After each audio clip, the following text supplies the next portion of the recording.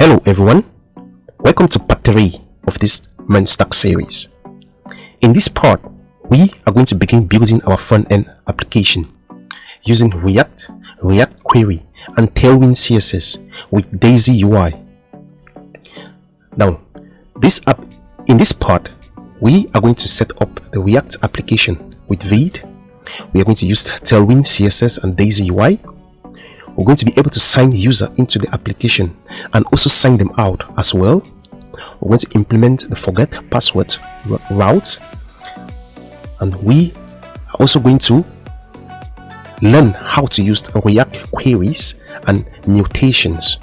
We're going to also see how we can intercept ASUS requests and perform some actions on those requests before they goes down into our application. We are also going to perform infinite scrolling with reactquery. This is actually very easy to do with reactquery. So in this part, this is everything we are going to be doing in this part, and it's going to be exciting, and it will be a lot of fun for me to build this application with you.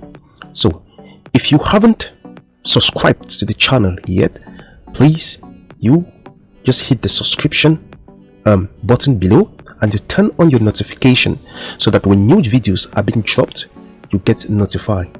And also don't forget to give a thumb up if you are liking these videos. So without wasting much time, let me show you the after and before section of this video. Before we began this section, we only have a bunch of data in our database which can only be called from this insomnia. We cannot call them from our front end, and we do not even have a front end. So we just have a bunch of data here that are only called by insomnia. Here you can see them here. So this is creating a product, this is getting a single product, and this is getting all products. So this is locking in a user, activating a user. So we only had some endpoints in the back end, and those endpoints can only be called here in insomnia. But in this section, we are going to turn it around.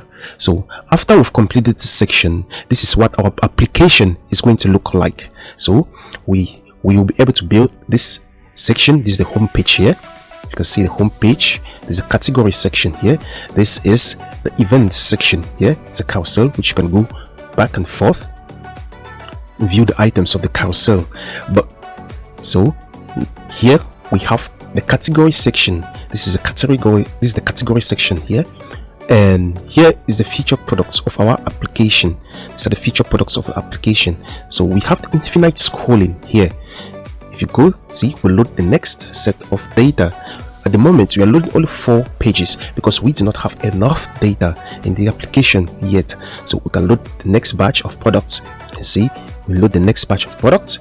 Here we have the last batch of products, and you see this button is grayed out. So by the end of this section, this is what we'll be building for now.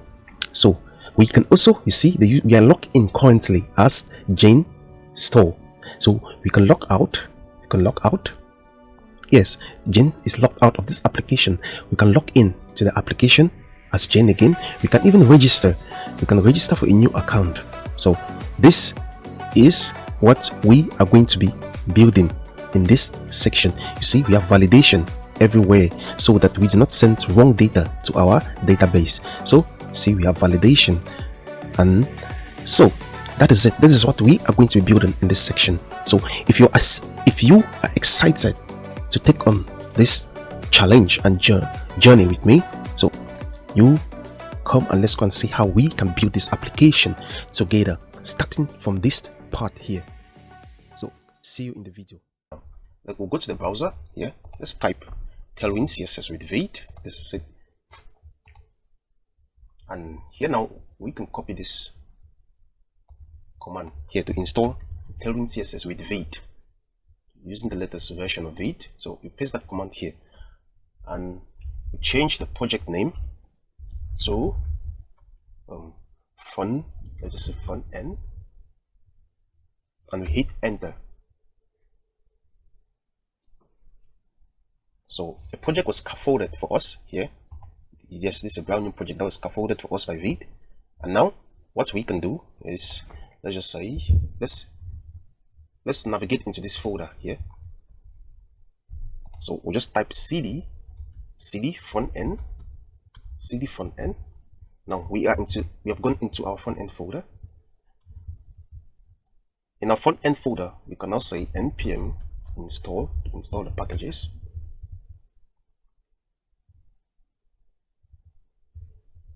While the packages are being installed, let's go and copy the next command. See, now we could say npm install tailwind css, post css, auto prefixer. So these are tailwind css. We're going to install tailwind css and these dependencies of tailwind css. So let's copy them. Ctrl C, and we come back to our project. Okay, it's finished downloading. So we can paste, hit enter.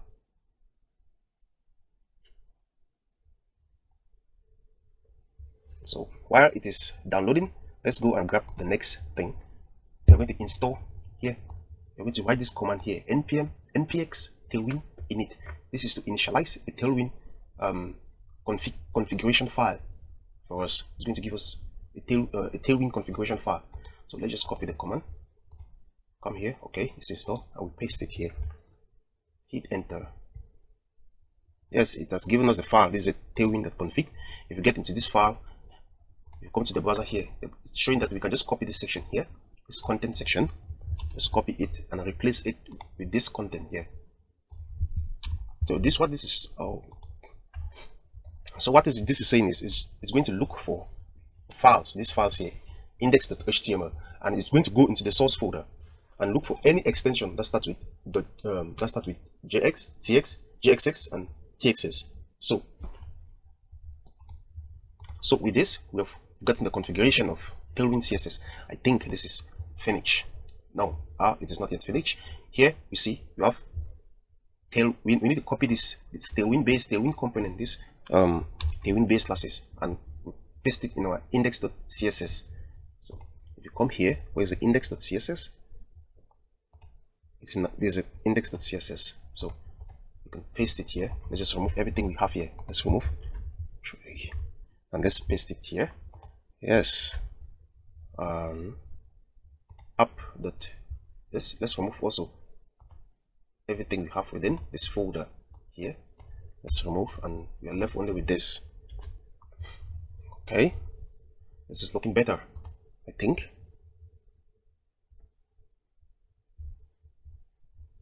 Now let's go back because we need to install daisyui. But before we do that, let's just run this application now and see. Let's remove all of this. Let's run this application now and see what we have at the moment. So we can say npm run dev, npm run dev. Okay, so go to localhost at this spot here. Let's go to this spot here in our browser. Let's open our browser and paste a pointer. Yes, click on the Vite and React logo to learn more. So you see, we are having, this is it. So our application is up and running. It's up and running. But now we need to install daisyui. We need to install daisyui. So let's come here.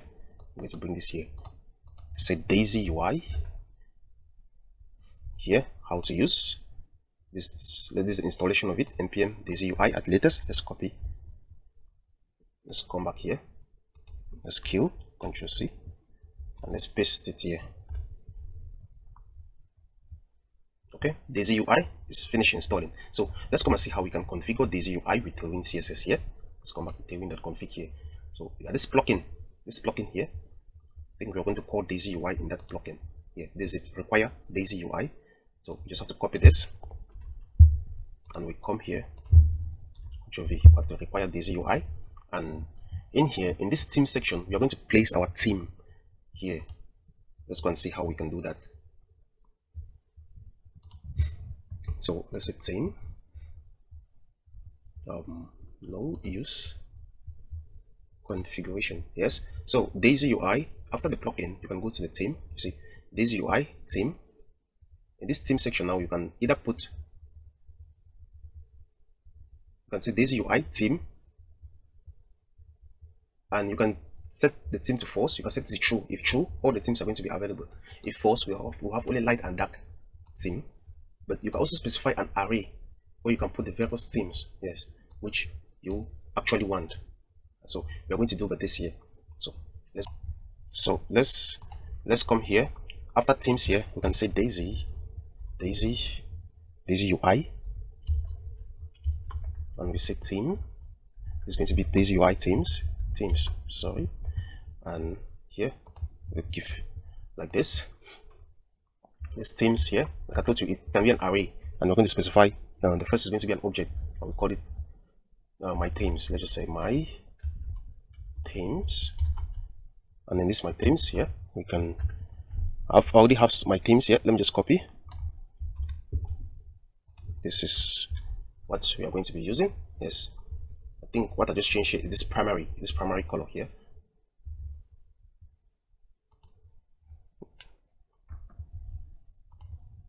This is my theme. It's okay like this. Okay, with this now we have our theme with tailwind CSS. We have our theme nicely integrated with tailwind CSS. Now I want to install some fonts. I want to install fonts. To install fonts, we are going to go to Google. So let's say Google Fonts. Google Fonts. Roberto. Yes, we're going to be using Roberto. As you can see, I've selected some of the fonts for Roberto. You have black, bold, 70, medium font, regular. So I've selected these ones here, these fonts here. So what I will do is, you can check the fonts. Yes, these are the fonts here. You can just select the ones which I've selected here. So I have this 700, 500. I have this italic 400 here. I have this 300 on here, light, and I have this teen on here. So those are the ones I've selected for Roberto. So let's search another one here. We're going to say Poppins. Poppins.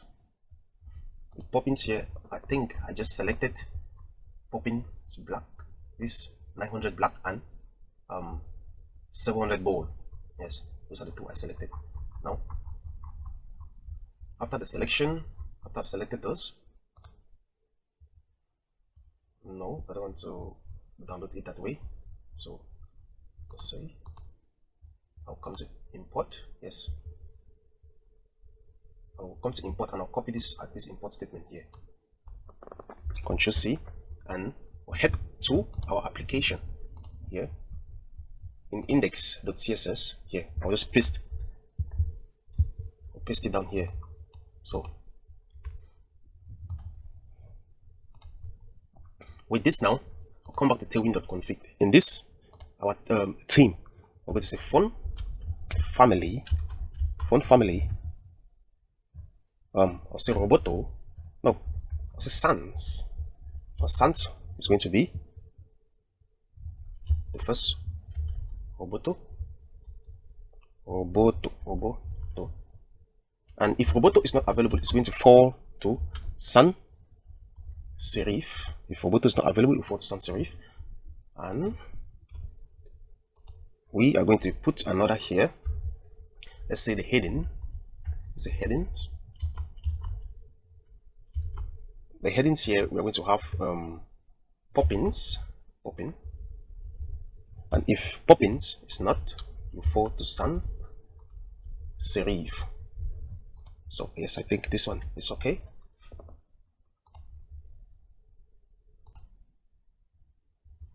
So with this now, I think everything is done here. Let's go. We are done configuring Daisy UI, and we have set up of our fonts. Let's check if our font is actually working. Let's get rid of this here. Let's come here. Okay, yes, this is it. If you inspect here, let's inspect here, you'll see that here, come to HTML. Where's our HTML?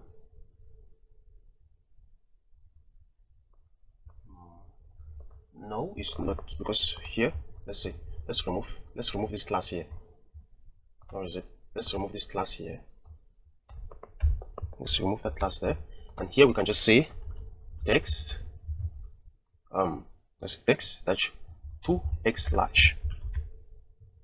and text that's red. Let's go back. Let's see. Oh, our sorry, our backend, we have not loaded up our server. Oh, sorry. This, what have I done? Let's say npm run dev. Okay, now let's go and see.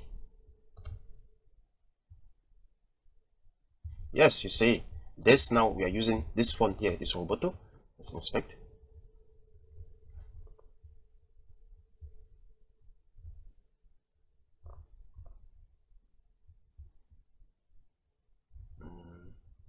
Let's come and check. Let's check HTML. So this is it. Our font family is Roboto. It's Roboto. So we can put a heading here also to check. Let's just put a heading here. Say h1, and we say let's say h1. Here we say welcome to brokang. Welcome to brokang. Here let's just say tag class name text of 4x large. Let's go back. Okay, let's inspect this heading.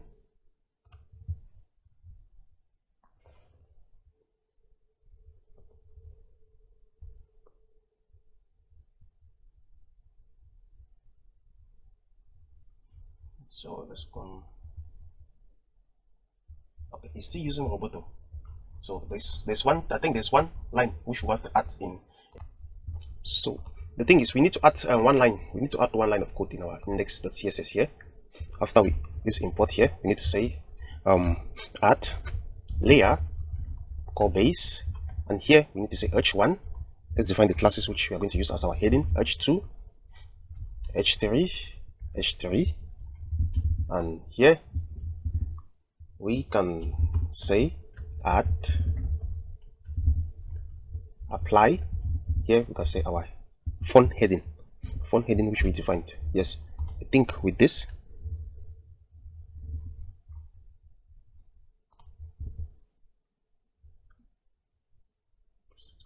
say add input proceed for other statements. Okay, yes, I'm going to fix that. Here we need to put add input at the top of Control X. Let's put it up here. Control V. Okay, let's come back. Okay, let's go back to our browser. Let's see. Yes, this is it. You see, these two fonts here are clearly different. So there's a P tag and there's an H1 tag here. So if you come and check now, you see that our font, this here is using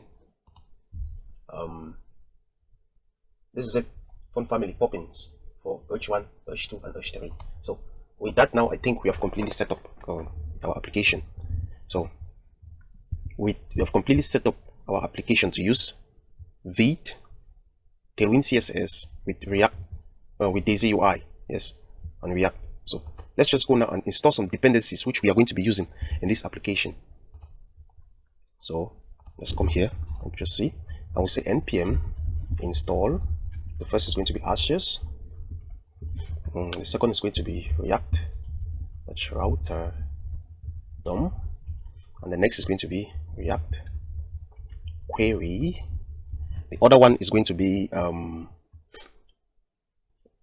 this, what am I writing here? React-query. React-query. Let me check if this React query is actually the command we're going to use. So let's say React query, tanstack query. Let's say installation, npm install React query. Okay, so it is React query, and we are going to install also fonts. So React icons, React icons, and what else are we going to need here? Let's install this one now. I'll pause the video and wait for when it's finished installing. We'll come back to it. Okay, I think everything is installed. Let's go to our package.json and check. Control P. Let's check package.json. Oh, this should be package.json front end. Here we have daisyui, yes, tailwind-vite, dependencies here, ashes, react router DOM, react query, yes, react icons. Okay, now I think with these packages we can start building the application properly.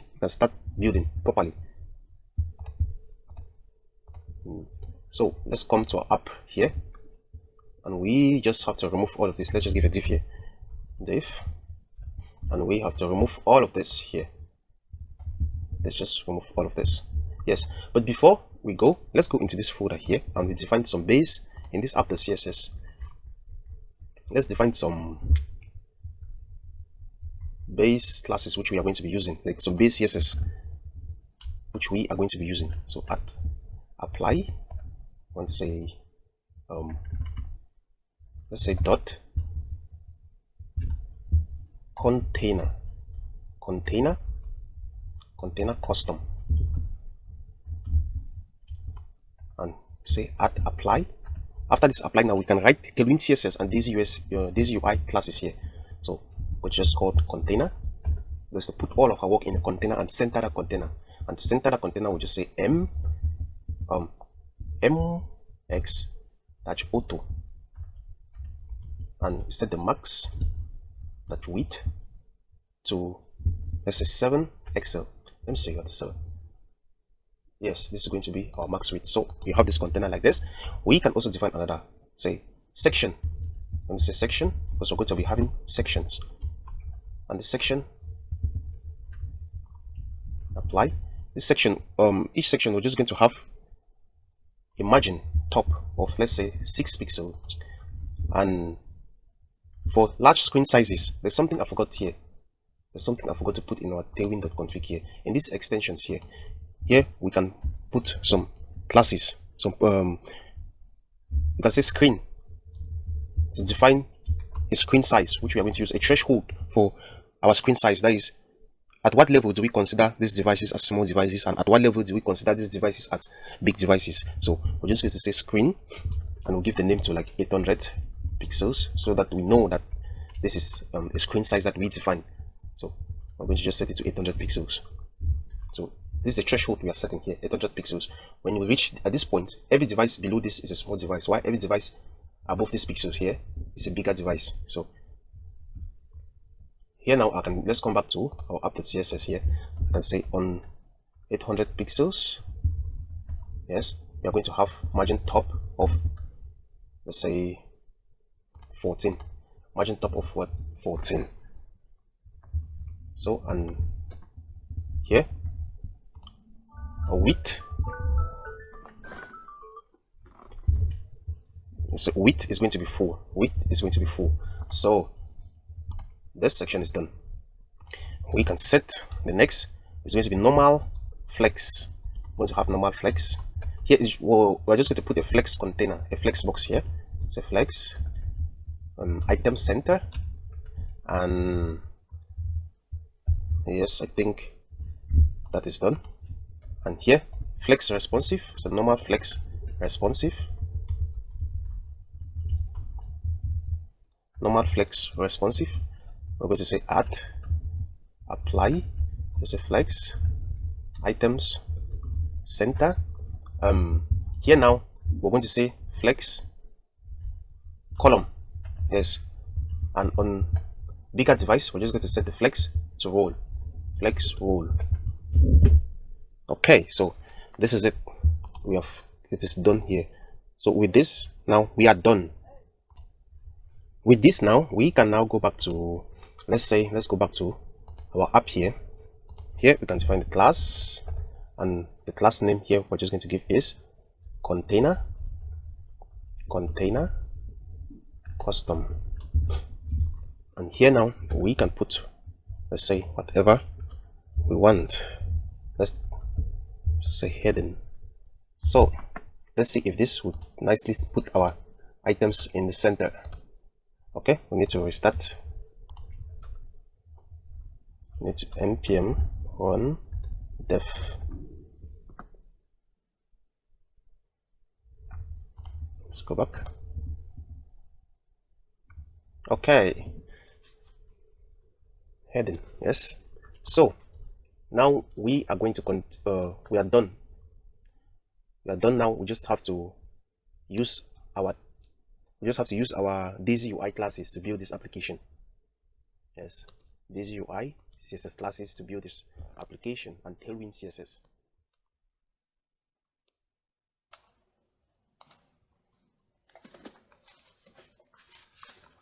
We can now begin building our application, and we'll start by going to here.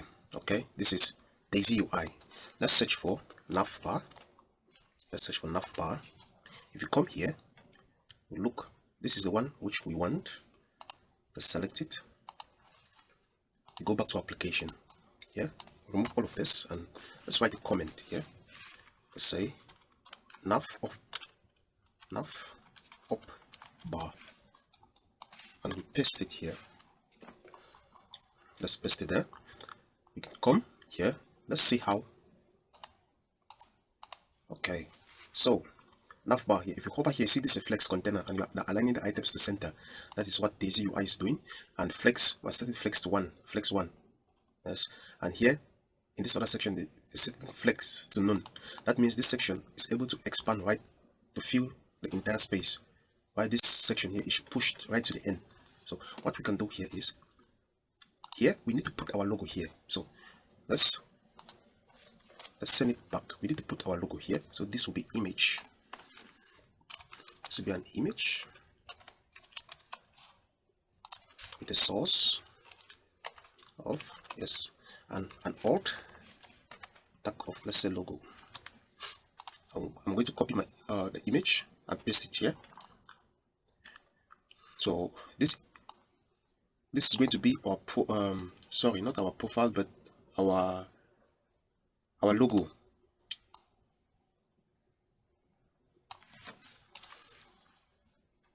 If you have your own logo, you can paste it here, but if you don't, you can go to the GitHub repository down in the description of this video and copy this logo from there.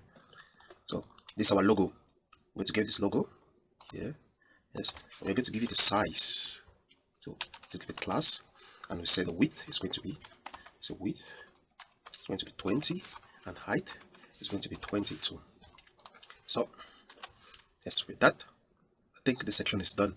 Now we can minimize it, and let's just give a comment here for clarity. This is going to be logo. Okay, we'll come down here. This section, if you look here, it's a drop down, and they're having a label here with this div that they're wrapping everything into this cat compact. Here the setting is to display flex also, but the position is relative. That means this body here is position absolute to this cat here. But what we do not want a cat here, because our application, we do not use a cat. This is like a traditional market where we only have a pay as you go. You just have to pay as you go. Yes. So what I'm going to have to do here is, I'm going to remove this. I'm going to remove all of this. Yes, I'm going to remove all of this. Then I'll come here and I'll copy this UL from here. Yes, and I'll paste it here. Control V. So this, let me say, Control V, UL. So okay, this is good now. Yes. Okay. So now here in this SVG, instead of this SVG here, because this SVG here, it is I think it is the cut button, but we don't want it to be a cut. But let's just first say we don't want, let's remove this 8 here, because we don't want to put a number to the indicators. So we want to take our icon from React icons. So because if you look at our application now, this is how it is. We don't have this image here. This is the cat icon, but instead of this cat icons, we want a notification icon here, and we want to make this dot to be smaller, and we also want to make this dot here to be smaller, and we want to put a space between this profile here and this notification items here, and we are going to add another item here, which is going to be the chat. So those are the things we have to do here. So let's just go and do them. Let's go to React icons here. This React icons, I'm just going to type here notifications. I'll just copy this one, come here. Instead of this, I'll just say Ctrl V, notifications. It's not importing, so if it is not importing, I'll just come and say import. Let's have to come down here, say import notifications from, where are we importing from? React icons. This is it down here, /io. Okay, so we can now come down here. Let's just give it a size. The size is going to be 25 pixels. And now let us reduce the size of that badge to XS. Yes. So, and now here we can give a gap. Let's give a gap to these items. Let's give a gap of 8 pixels. Yes. I mean 8. This 8 here is not in pixels. Sorry, it's about 32 pixels, which is 2 rem. So with these changes now, let's come to our profile here. We just have to change this image and this button, change from ghost to ascent. We'll change this image here. To change this image, we're going to come to Cloudinary, to Unsplash here. Let's just search for a profile on Unsplash profile. Okay, we'll get this. Come back. I will paste it here.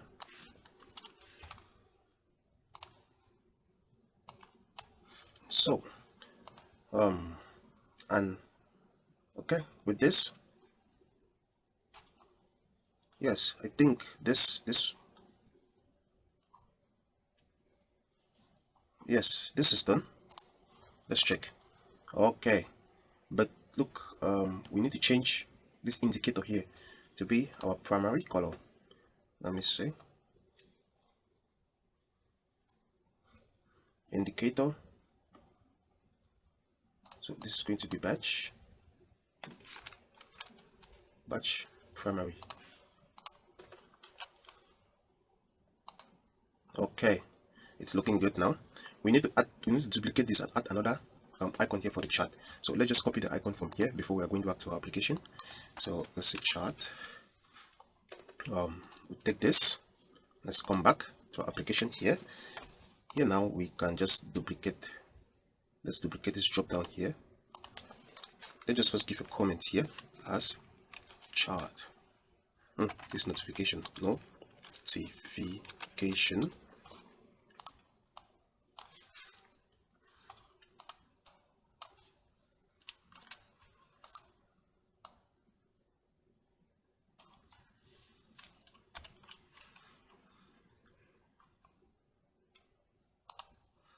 Notification, yes. Here we say chart, and now here instead of this we paste this and we just come and import it here, and instead of IO we have BS. Okay, this is coming along. Here in this part here we're going to put an indicator here, because when we are chatting with someone and the person is not currently chatting with us, when we send a message we want to notify them, so the number of messages that he has received, so he can just go and check his messages. So we are going to put a number here. So let's see how this is coming. Okay, this is too small. Let's increase this a bit. Let's increase this to MD. Let's see, let's check. Oh, MD is too big, so let's say SM. Yes, I think SM is good now. Yes, SM is okay.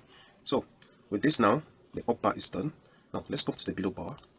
Let's come to the below bar. Let's come back here. is nav up bar. We come here now and we say nav below bar. We'll go back to daisyui here. Let's check for another bar. We're going to go with this because here we're going to have all categories and we're going to have a button here in order to sell our product. And in the middle here, we're going to have a search input. Yes. So let's copy this. Come here. I will just paste it here. So let's see what daisyui is doing here. Setting the width here to 50%, justify content center. And it's shrinking this middle box here, and this n, this navbar n, is giving a width of 50%. So what this is what's happening here is that this width is taking 50% of the width of the container, while this is also taking 50% of the container.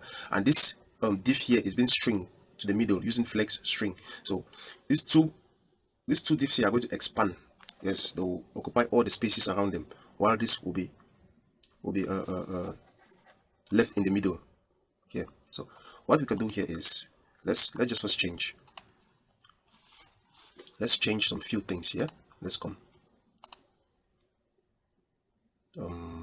Yes, there's a drop down button. Instead of daisyui here, we're going to have all categories. All categories, and yes, button goes no, it's going to be Hassan. Yes, now we also come down here. Instead of button, we just say sell your items, and here instead of BTN, we say BTN neutral. Okay, good.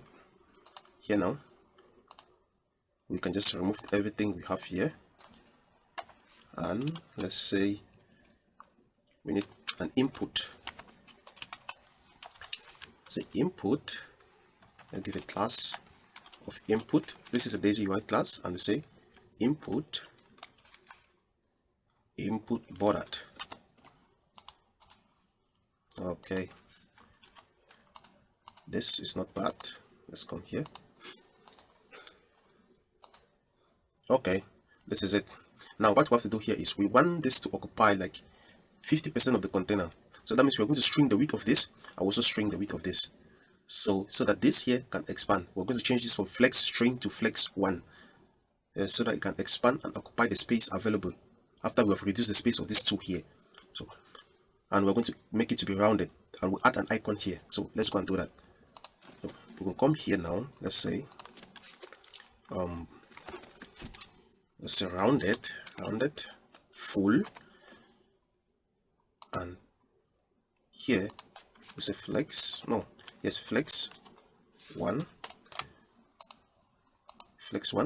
here we just give a width of 1/3.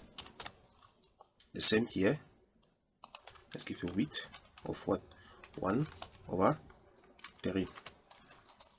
Now we can come here and give a width of full, and let's put this here in container, and we say relative. This container is relative, and I'll give it a width also of full. Here we can go and copy a search icon. Let's say search. Let's check this. Let's come back here and we paste this.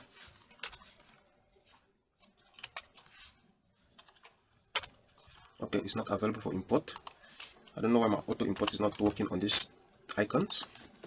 Should be here instead of BS, say BI. So let's come back here and we set the size. It's going to be 25. Now with this, let's give a class and we give the color to be text. It's going to be gray 400. So let's check this out. Okay, we need to position it in here, around here. So that means here we need to give absolute top, let's say 30, and let's give right, it's going to be 32. Okay, it's good now. We are good to go. So our up bar is done. We are done with this up bar. So you see, everything is nicely aligned to the center. Now, at this point now, I want us to talk about our file structure. I just wanted us to write some code in this app class here, yes, so that you see how we are going to be doing. But now, at this point, I want us to put our application in a file. Well, we need to have a good file structure.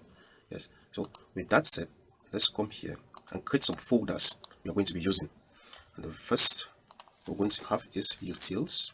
For our utilities, we're going to have a new folder for components, and we're going to have another folder called app of our application, another called features.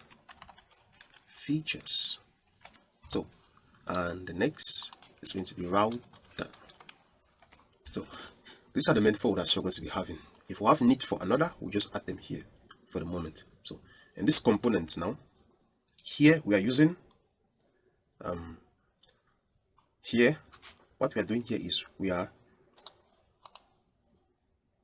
can write our header here as a component. So let's come back here and let's create a new file in this component, and we call it header.jxs. This is a snippet, guys. This snippet is just going to scaffold us a React component. Yes, a functional component. It's going to just scaffold us this component which we can use. So, and this is an extension. If you go to extension tab here, let me show you. Extensions. What is it? Oh, okay. This is my extensions here. If you type React, oh, this is it here. The ES7. See, ES7 React. This is it. So you can just type ES7 React and install the package. It's going to give us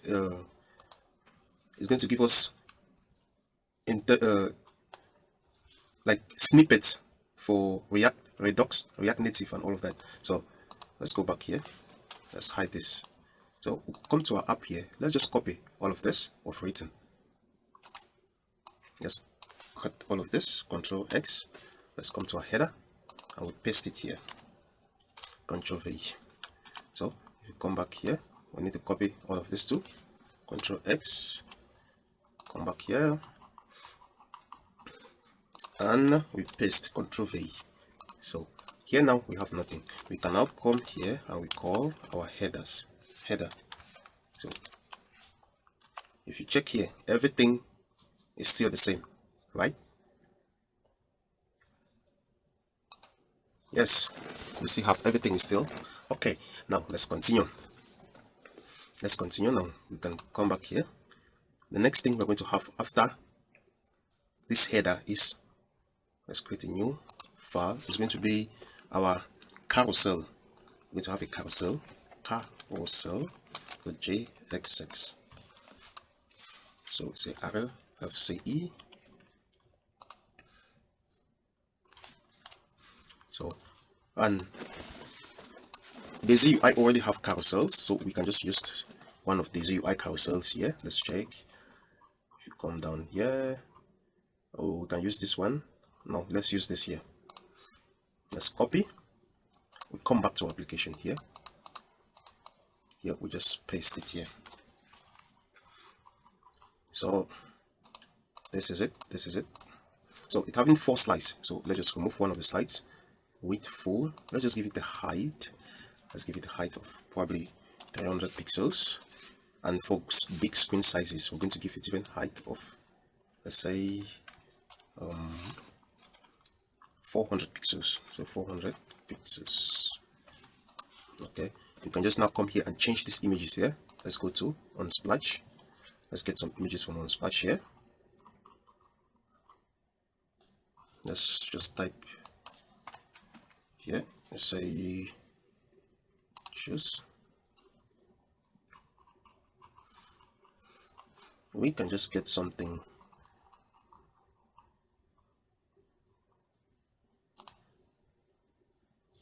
Yes, let's just copy image address here. Let's get the image address. Come back to our application here, and we just paste this here. Trophy. You are done with slide 1. You come to slide 2. You do the same. slide 2, you go back to here. We can check another if there is. Let's say this, copy image address, come back here. It doesn't really matter here, guys. Let's just copy any image we want, because we're going to change this in when we are writing the application. Yes, we're going to change all of these images. These are going to be dynamic. It's going to come from our application. So let's say, let's come to, okay, let's get this.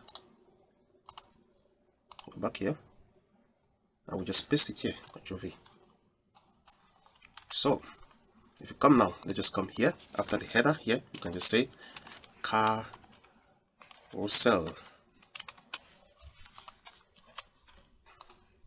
Let's check. Okay.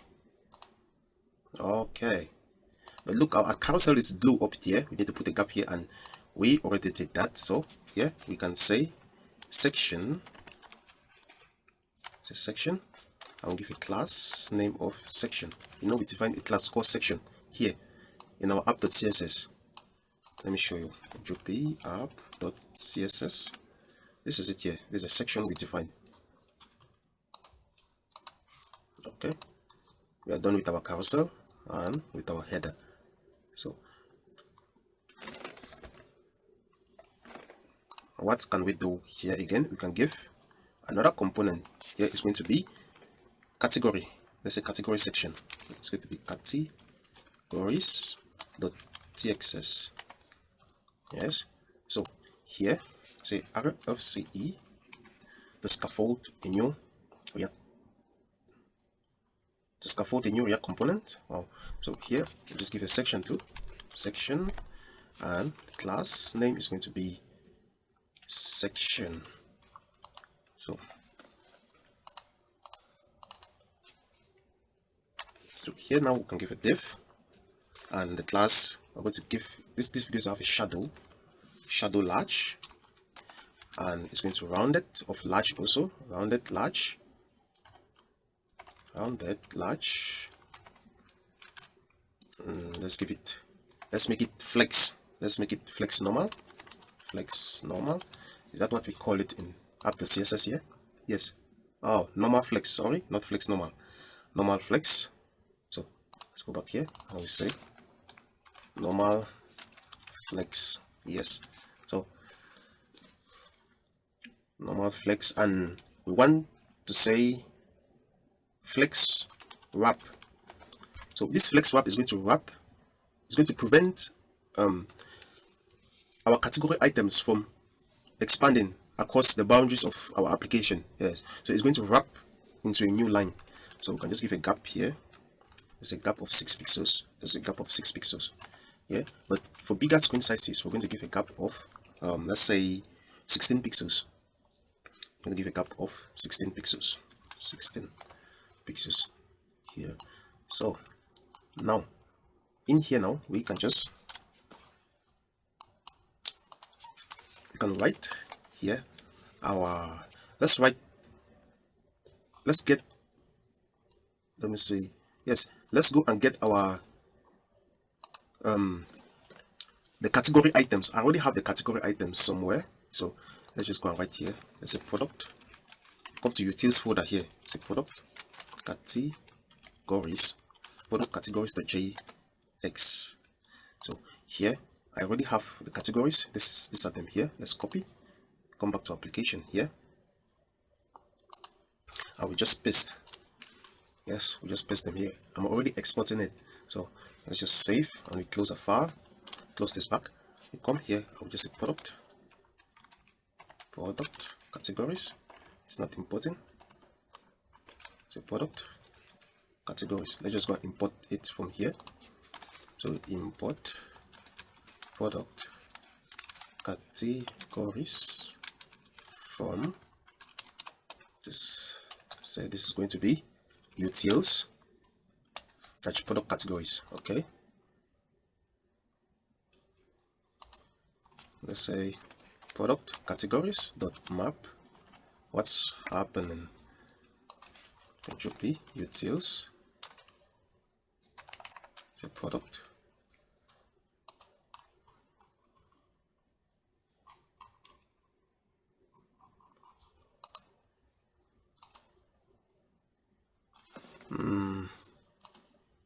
Yes, product categories dot map for each category. We want to say, let's create a new div,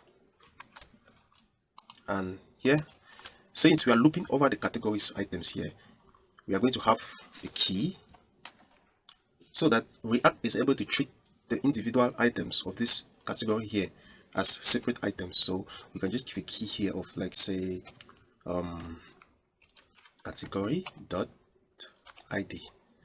Oh, import react form. Oh, this is, I think this is a name import. Yes. Okay. Here also we are going to put normal flex. Say normal flex. Yes, let's just give a gap of, say, 4. Why we are doing this is because we want to here want to give a text, then we'll give the category image. Yes, so here we're just going to give category the title. Just say category dot title, and down here we're going to say category image. Oh, sorry, this has to be an image. Say category image URL. Okay, so here instead of that we say category the title. So with this now, let's give a class. Actually, let's give a class here. Let's give a class of, let's say, width. So the width is going to be 70 pixels. 70 pixels. Then on bigger devices, the width is going to be 120. So width is going to be on bigger devices, let's say 120 pixels. So let's see how this is coming along. Yeah. We should not just write and go.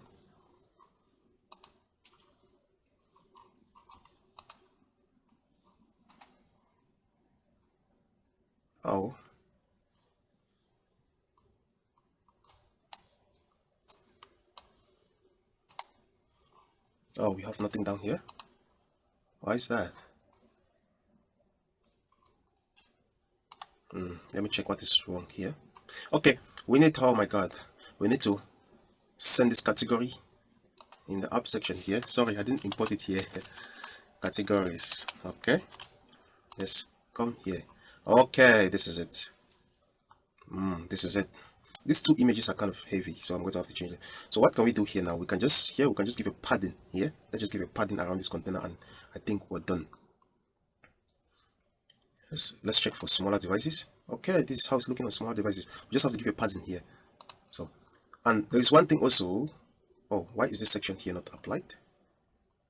It's applied down here, but the section is not applied up here. Okay, we are going to fix that too. One thing is that on smaller devices, we don't want to have this button here. We don't want to have it. All this below bar here. We're not going to need this below bar here on smaller devices. So what we can do is we're going to come here. Let's go back to application. Let's go to header. This is chart. Let's go to header. Where's below bar? Here, below bar here, we just say hidden. And on bigger devices, that's where we're going to put this nav here, this nav bar. So with that, that's done. Okay, now what? Let's just remove all of this because we are not going to be needing. We're not going to need this. This drop down here is for smaller device. So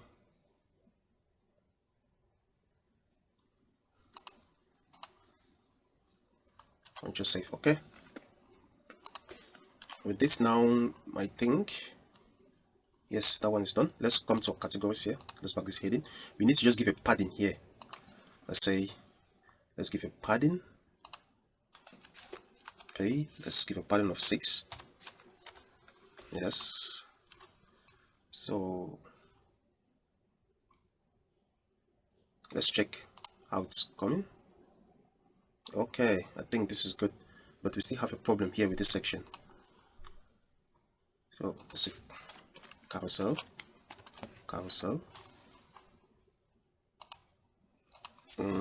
This was supposed to be a section, so let's say section. Okay, there is applied. Now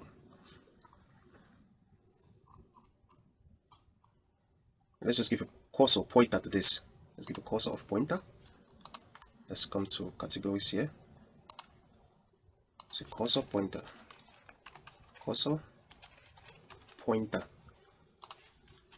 Okay, with that we can, what else can we change here? Let's check. Okay, we are going to go to the next section, and the next, what we are going to be building next is we're going to come here. Let's come to our features here. We're going to create a new folder and we call it products.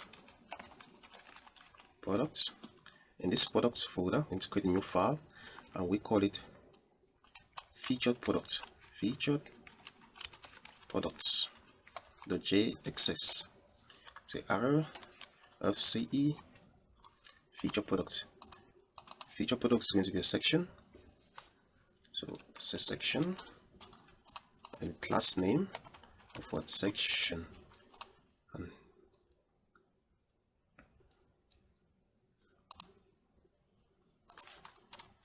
okay, here now in this feature product we can give a div, and this div is going to be the grid container that will hold our cart.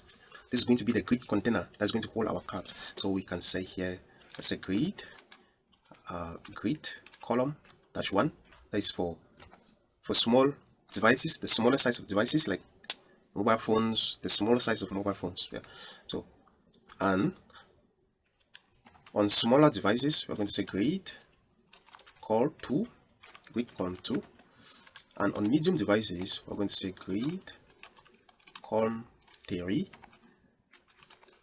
while on large devices we're going to say grid column 4. So with this we have our grid container. In this grid container now we can just come and put a card. Let's say card.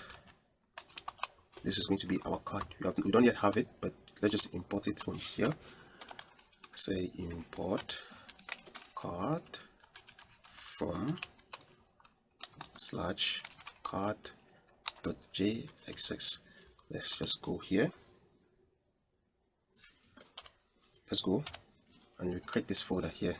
The arrow fce card.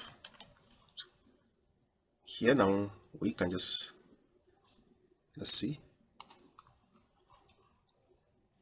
let's come here, let's call this in this app here. Let's say feature products.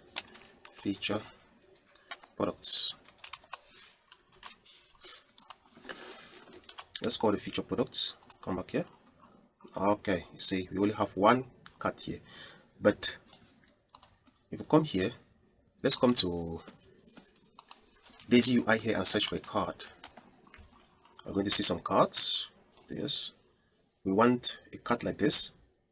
Yes, so we're just going to copy this one and customize it. Let's copy this. Let's come to card here and we just paste it here. Ctrl V. Let's see. Oh, we need to copy an image from Cloudinary. I've shows here. Let's just get this. Let's just get this copy image address. Come back here and paste.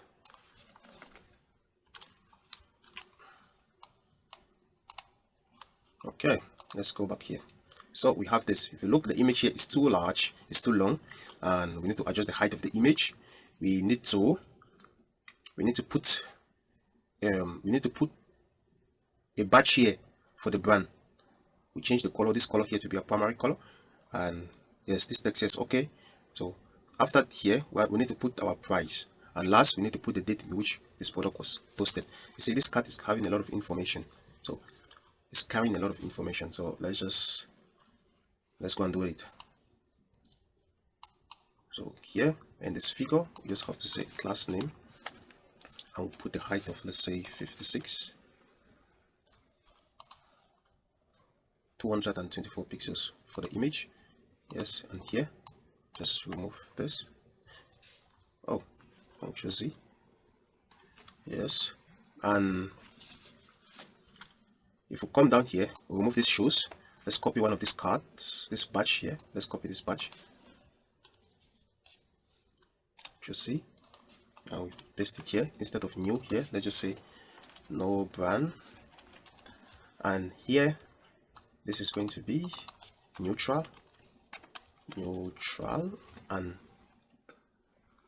we're going to give a padding of maybe 4 and rounded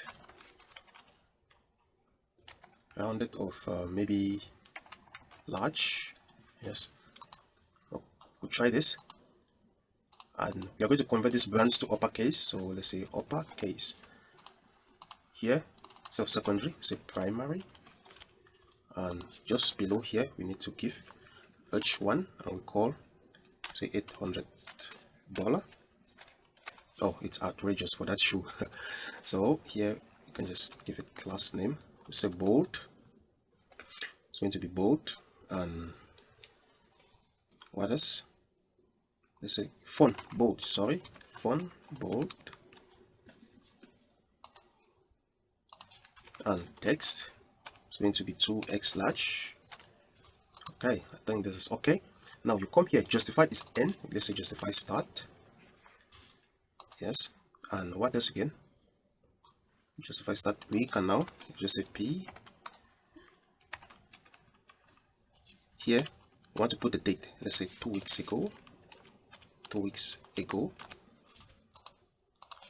and class name text is going to be dash sm. Font is going to be light. Yes, I think I'm going to give text that's gray 400. So something like this. Let's check. Okay, now it's slowly coming. We need to reduce this padding and expand, give a width to this image here. So we can come here, this image height, and give the width to full. Yes, and the padding for this body, let's give a padding of dash 4. But this 4 is for bigger devices. On smaller devices, we're going to give a width of 200 pixels. Oh, it's okay. Let's just let it be for now. Okay, the image is not looking good. So what we can do about it here is we can set object to cover. It covers the whole. Yes, that's why when we are posting our images, we are going to resize. We are going to try to reshape our images. Yes. So I think let's come to / here and change that image. Let me just get this here.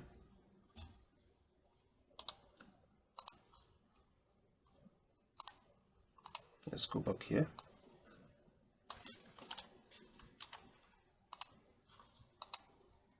Oh, okay. This one is not bad. We're going to change it after, so don't worry about it. Now, this is our featured product. We need a heading here. If you come to featured product here, after this card, we need a heading here. So let's just say H1, and here we're going to say featured product. This featured product is going to have a class font bold. It's going to be 2x large. So margin y is going to be 6. Margin y is going to be 6. So with this, let's go and check. See, featured products. This is it here. Okay, this featured product is here. Let's cut it. It's not supposed to be here. Control X. Let's paste it here. Okay, it's supposed to be here. Okay, this is good now. What we can do is here we can write a JavaScript here. We can write some JavaScript here. Let's say array dot from. I'm going to say array of 12. We just say 12 products which we are looking over. Say map for each item. For each item, we are going to call this card. For each item, we'll call this card here. So here now, we can, let me say, let's just give a div here, so that here we can put a key. Oh, let's have a key. Oh, yes, we can give a key here. Let's give a key of item.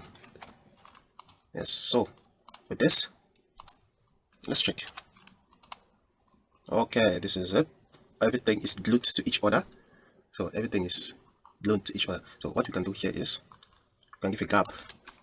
Let's give a gap of probably 2. Let's give a gap of 2. Come and check. Oh, the gap is only applying for down here. So we need a gap between these items. It's here like this because if you check, our card is having a fixed width. So let's just remove the width of this card here. So remove it and set no. Okay, so this is it. This is it. So we are done with this product section here. We are done with this section here. Now the next section is going to be our footer. Let's check our footer. And it's going to fall under our components. Go to components. Let's create a new file. I will call it footer.jxs. And we just go to here. I will copy a footer. Let's say footer. This and this. Let me say this is looking good. It's using our neutral color. So let's just copy this. You can copy this. Yes. Let's copy this. So RFCE. I will paste it here. Control V. Yeah, we can come now up here. After this footer is going to be a section actually. So let's just say here section. Let's come here and you bring in our footer. Okay, let's see. Let's go here and check. Okay, this is it. This is it. So here we can add another section here. We can add another section here where we have our newsletters. Yes, we have our newsletters. So we can add another section here to have our newsletters. Well, let's just leave it be here like this for now. Let's come to what else can we do here? Yes, I think with this now we are done. Let's go to our router. Let's begin to write our routers now. Here we click on router, we create a new folder. Let's go create a new file. Here we'll say router.jxs. Here we say import, browser create browser routes. Yes, let's import create browser router from react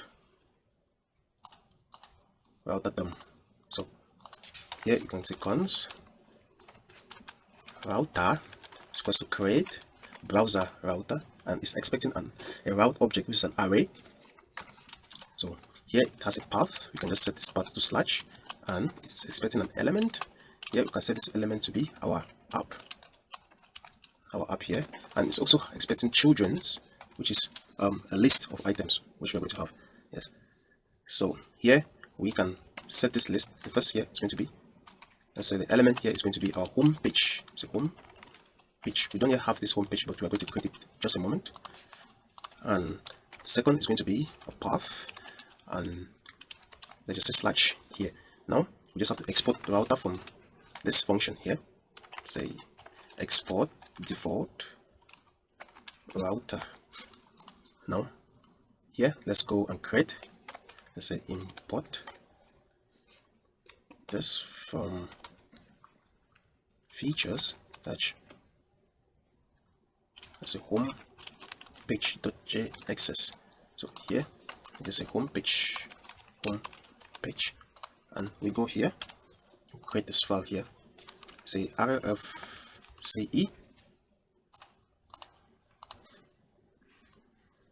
You have the home page there. So now, instead of all of this, we can remove all of this actually, and we are going to pass something here. It's a section. There's not supposed to be a section here. Here we're just going to say layout. No, let's say outlet from React router DOM. We call outlet here from React router DOM. Let's clean all of this here. So what outlet does is it takes all of the children of this router and pass it as pages for us. Yes. So we just need to put our routes here, and the job of this parser is just going to carry them and display them for us here under this container here. So if you go back to our application, you see that we are not going to have anything here. We're not going to have anything because we are not calling this router here in our we're not wrapping our application with React router. So we need to wrap our application with React router. So if you come to main here, we're just going to import a router provider. Yes, it's expecting a router. So router, so we give the router which we just exported. Now with these changes, now if you come, you see we have our home page here. So we have the home page here. What we can do now is, instead of home page here, we're going to say the first here is going to be our header.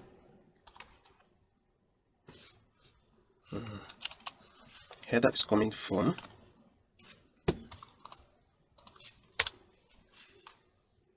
we're going to let's just import it manually. I don't know why it's not coming. Import let's say header from, there's going to be components / header. So the next is going to be our carousel. Carousel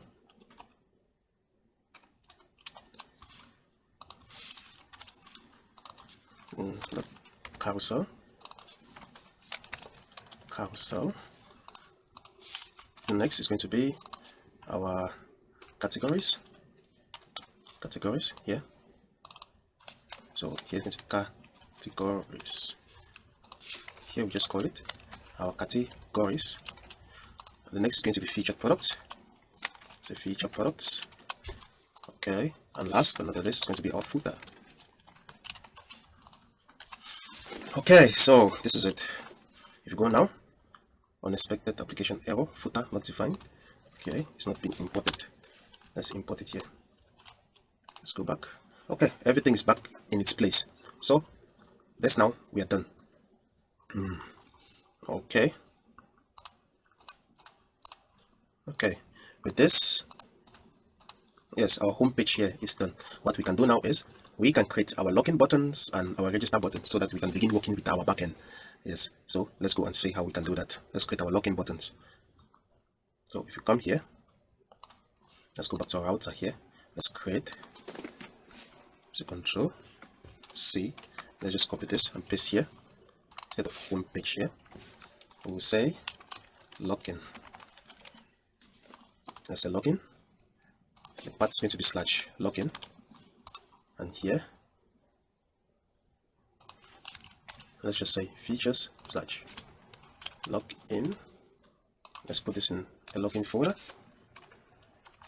Login features /login /login.css. Okay, let's go. We create this file here. So rfce. Okay, with this now, let's homepage already declared. Oh, what have we gone and done? So this is supposed to be login. If you come here and let's navigate to login. So login. Yes, so we have a login here. So now we are going to be writing our login. So let's go and build. Let's go and see. Let's come to login here. Okay, we are here, and what we are going to do here is, the first thing we're going to do here is, let's just say, let's bring this here. Okay, let's give it class here. Let's say min the height. Once you give a height here, it's going to be main dash screen text. Let's align the text to the left. We're going to say flex, and we want them to come after another. The items, or the login items, want to come after the other. So we're going to say flex column, and justified center padding. Let's give a padding, let's say 12, or probably padding of 14. Yes, padding of 14 is good. And on smaller devices, we want to give a padding of say 6. Let's give a padding of x, padding x of, let's say 4. While on large devices, we want to give a padding of, let's say px of 8. 4 and 8, half of this. Yes. Okay, now we can come in here. Since this is a flex container, the first thing we're going to have here is our title. So let's say h1, let's say log into your account. So let's just give it class. Oh, children, no, let's give it class. Margin top going to be 6. Margin top, yes, give it a 6. Text center, and text to 2x large, and font is no, we already define our font in our heading, so we don't need to. Let's just give a font of extra bold. Yes, so font of bold. Actually, let's say font bold. Let's check how this is coming along. Okay, log into your account. Good. Center in the middle. Yes. Let's go back to our code here. Now we can give a def here. This def, let's say margin top, it's going to be 8. Imagine this is going to be auto.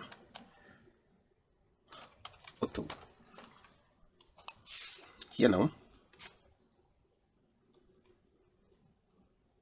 Yeah. MX auto. Yes.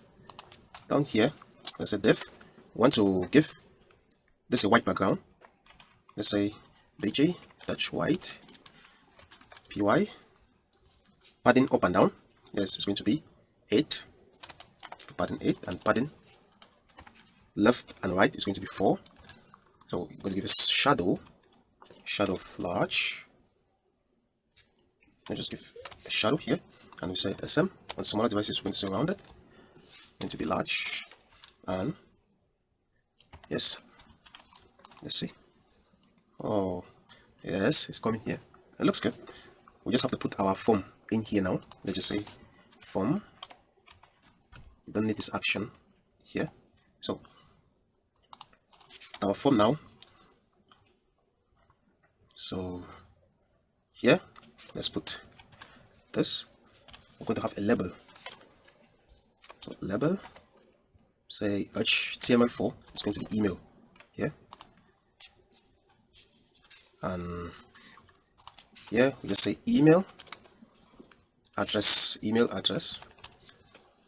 here.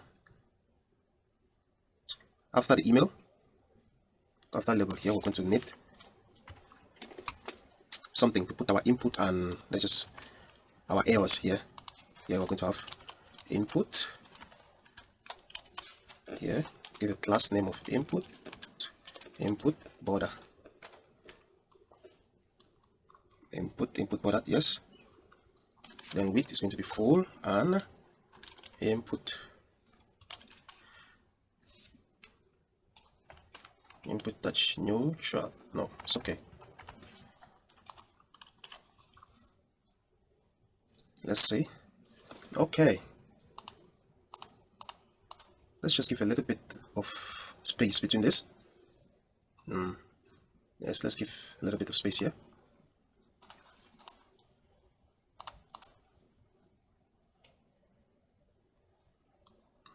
Let's give, what's the label? This is the label, and we have the input here, so just have to say empty. It's going to be 1. Margin top is 1. Okay, now all of this, we need to make all of this, let it be a little bit bigger, yes. So what we can do is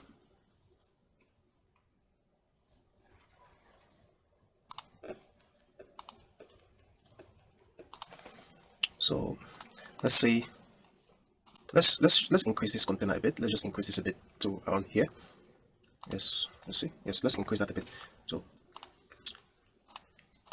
So this is our form here. First, let's give a class name here, and we're going to just say, and this form is going to be space dash y dash 6. Yes, and here let's just say let's give the width. Let's give a max that width to be MD 4. Look, MD here is 448 pixels. Yes, so let's see. 448 pixels. Yeah, so max width. So here we can just say now here that the width is full.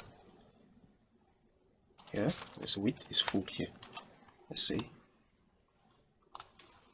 And here, the width also here is going to be full.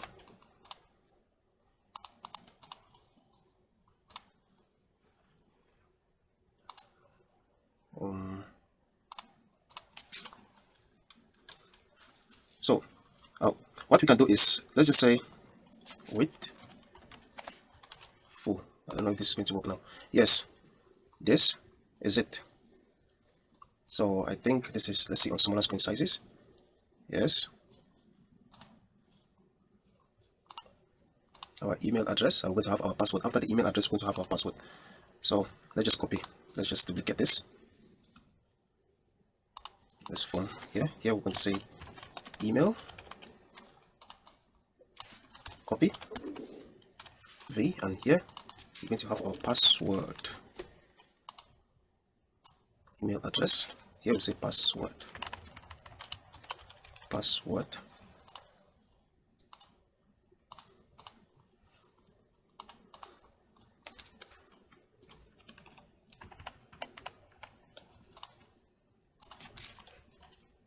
Type here will be password.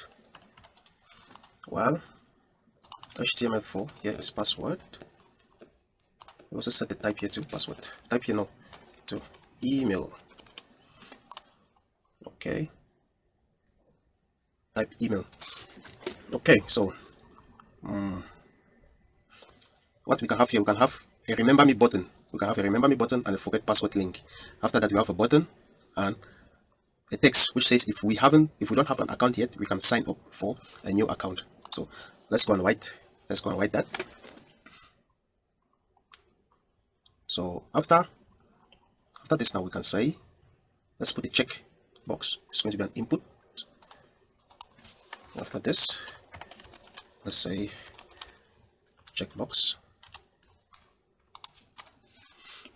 Okay, here now we can we're just going to say def, this is flex normal. Let's say normal flex. This is going to be normal flex, and here we just say justified between, and in here we have our input, and now the input is going to be, the type is going to be of checkbox,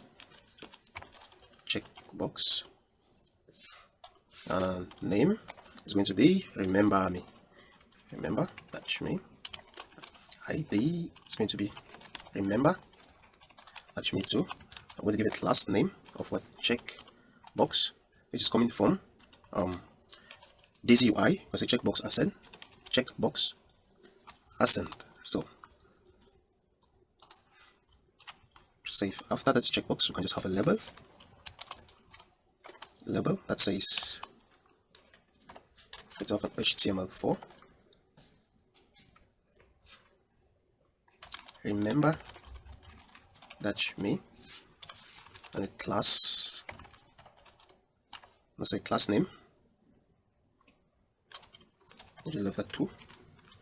Block, it used to be a block. It's a text dash sm text gray dash 900. So let's see.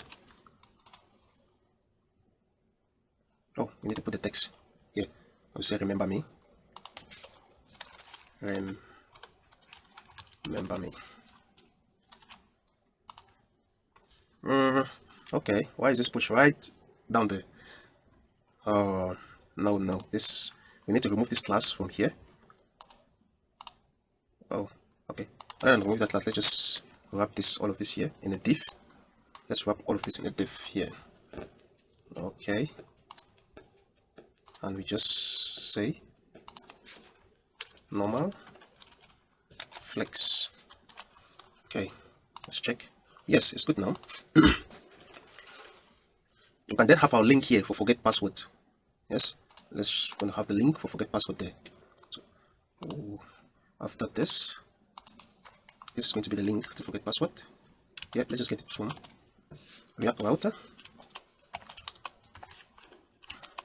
So let's say 2. Let's just give it anything. Let's just direct it to the home page for now, and let's give it class. It's a font touch medium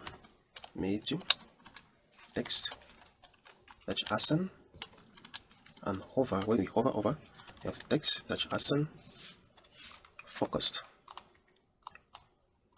And this link now we'll just say forget.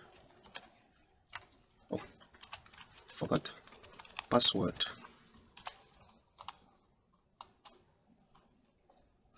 With that now, with this done, let's come here and we can have our button. Come here and we say we have a button and type. It's going to be submit. Type is going to be submit. Let's give it class of btn that's neutral, and width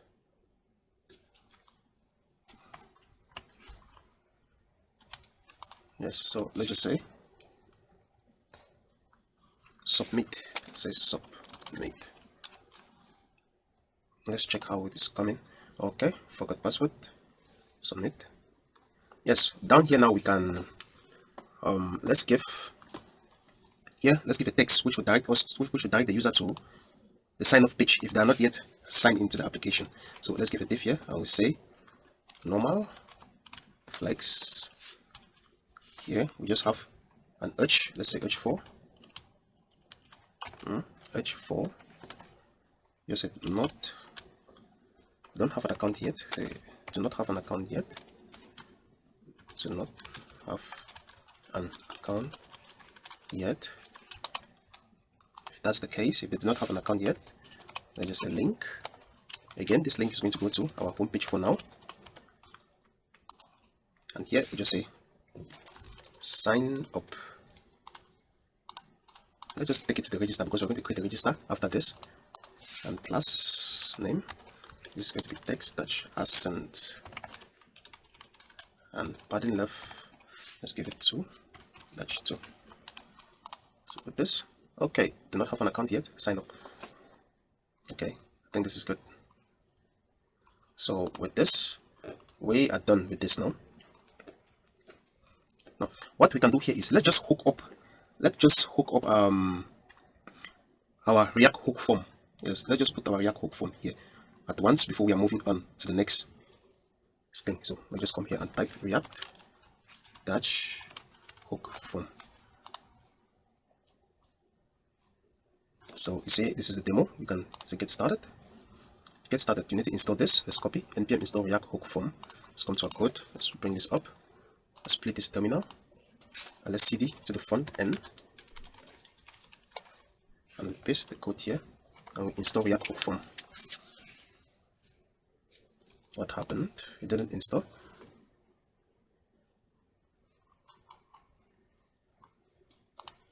Okay, let me see. Let's kill this terminal.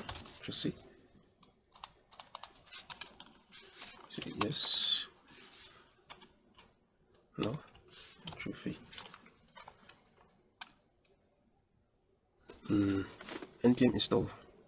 Operation failed. Invalid response body while trying to fetch.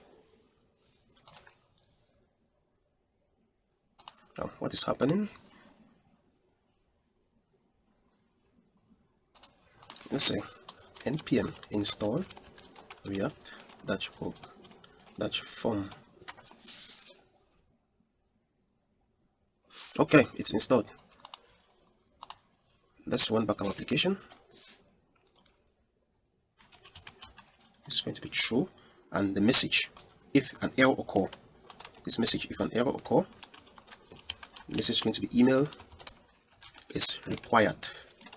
Email is required. So here now we can pass as a last thing here, after this required field, we can pass a pattern here, which is going to be a regular expression for our email. You can put a regular expression that will check our email to see if our email is valid.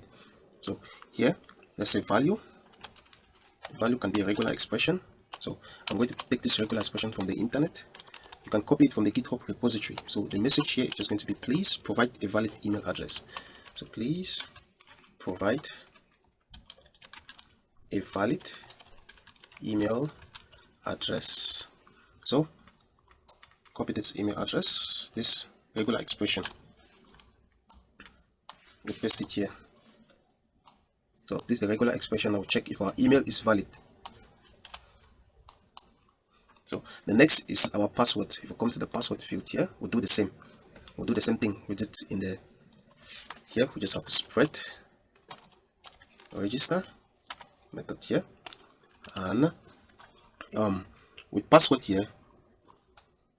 Now with the password here, we're just going to give a min length for the password. Yes, a min length for the password, and it's also going to be required. So let's say required value is going to be true, and the message is going to be password is required. It's important we do this so that we do not send wrong information to our database, even though we have validation in our at the level of our backend. But the front end here should be our first line of defense against any attack. So if somebody is able to bypass this little security measures we have placed here at the back end, we are still validating whatever we are receiving from here in the back end. So this is just our first line of defense here against attacks or malicious users. So it's important we do this. The next is going to be a min length, and the value is going to be 6. Value 6, and message is going to say password must be at least 6 characters long. So password must be at least 6 characters long.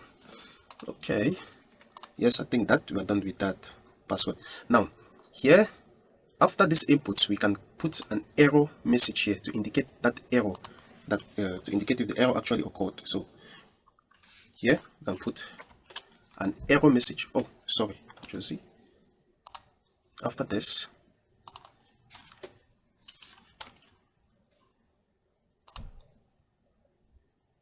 yes, after this, now we can put an error message here.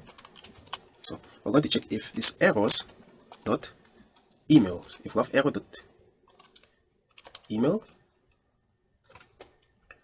if only we have error dot email, we're going to have a span here. Let's have a span here. Here we're just going to say errors dot email dot message. So this, and here let's give a class name, and here we're just going to set the text here to red. And this red 500, sorry, and here we can let's just give a star here. Okay, we do the same. Let's copy for passwords. Where's our password? This was for email. Okay, this is our password label here. So after this input here, we do this here, and instead of email here, we have password here, password. Okay, so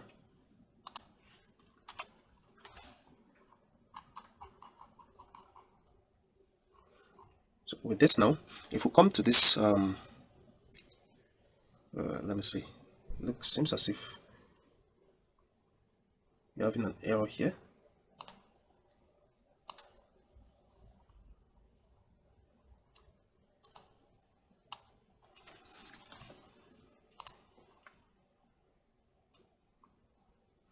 our input. This, okay, this is fine. Let's just cross check this before we move forward. Okay, now everything is fine. Everything is fine. Now let's come to our form. Let's come to our form. Here we are going to pass. Here now we can. We're going to say here that this submit handler here, this submit handler, we are going to pass it here in this form here. So what we do is we say on submit. On submit. Here we just passed our handle submit. So let's say handle submit handler here. It's expecting a submit handler of value. So we're just going to create, let's say if we come here, let's say const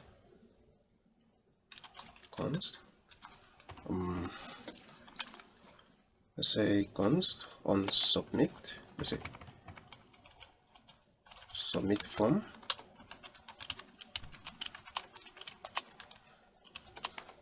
It's going to be data.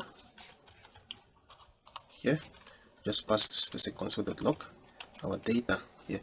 So here now we can just pass the submit form here, say submit form. Okay, with this now I think we are done. Yes, I think we're done with this.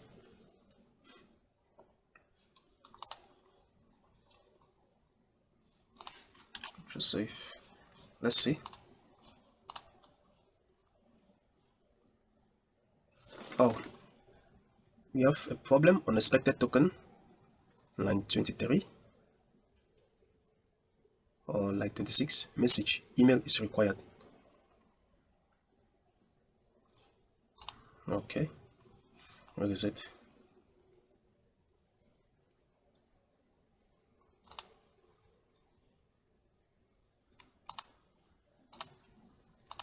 So okay guys, the problem is that here in this register we are calling this register, and if you look, we are passing these options, but in this object here we're just passing this option, this object. Why we're supposed to pass these options is for in this register method here is taking an options. You see these options here. So but we are just calling it without passing the options. Instead we are passing the options outside. So here now we can say, let's remove, let's copy this, let's cut this, and you put it here.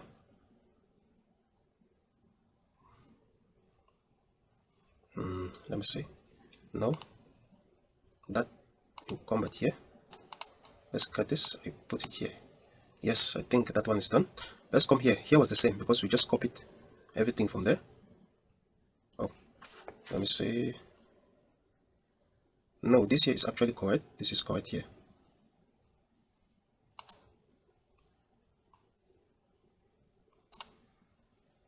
Register.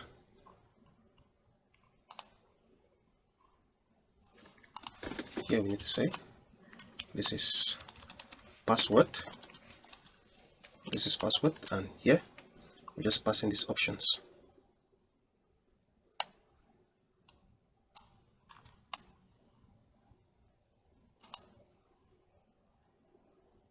Remove this comma from here. Okay, I think with this now it is done. I think so. We're still getting an error here.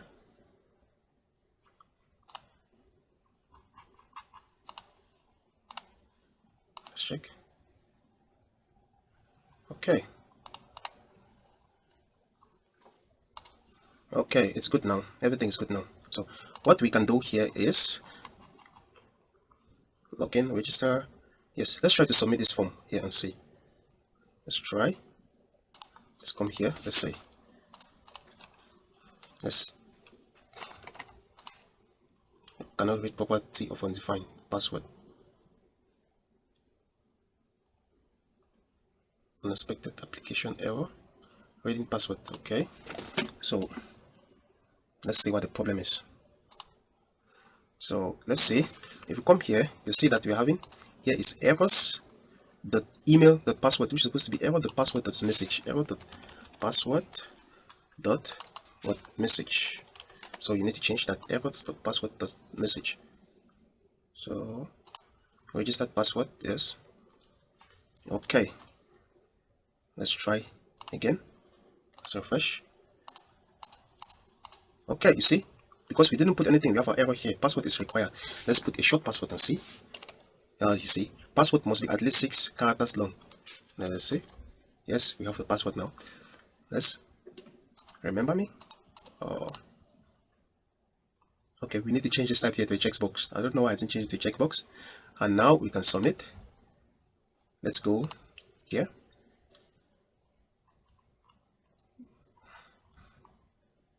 Let's go to our browser and see if we are having the data which we just logged. Object. Okay, these are them. Yeah, it's an object here of the email and the password which we just get. So you see, it's working. So let's change this. Remember me here. Remember me. Let me see. Where was it? This is the checkbox. Input. Type. Checkbox. Good. Okay. So let's go back to login. /login. Let's type back this. Let's give a one. See, please provide a valid email. So submit. 12. Voila, you see, these are our items here in the login. So this, we are done with the login. Next, we're going to look at register. So we're going to look at register, then we can now work in with our backend. Let's go now and write the register page. Let's go and write the register page. So if we come here down in this features, here we can create a new folder. I will say register. This register, we're going to write the new file here. Is going to be register.jxs. Here we just copy everything we have in the login here, and we come to register here because it's similar. We're going to have very similar things here. So we just have to change this function to register. So what now, our register function, what is it going to contain? It's going to contain these two fields here, the email and the password.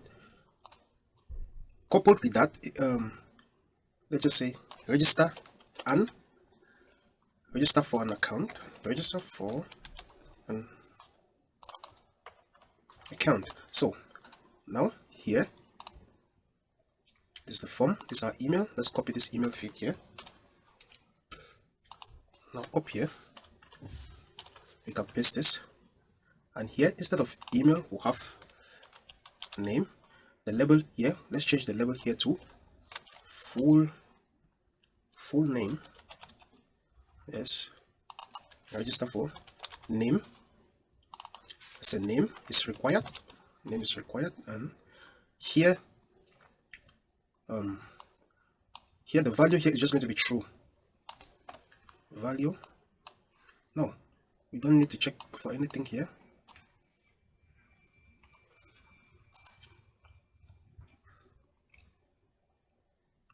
Okay, so instead of type here, we're going to have the type here is going to be a text. Input border. The error is going to be for name, and we say name dot message. So with this now, I think everything here is okay.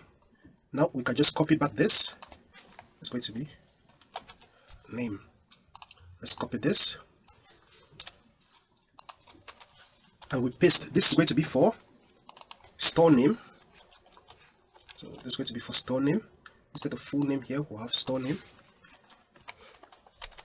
It's a store name. Input is going to be for store name. So store name is required, and error is going to be for store name.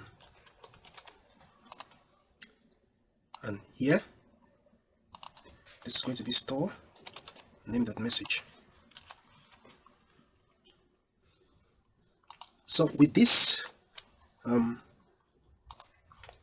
before we go and hook up this method to our route, there is something here. In addition to this error here, we're going to get here is dirty, and is loading,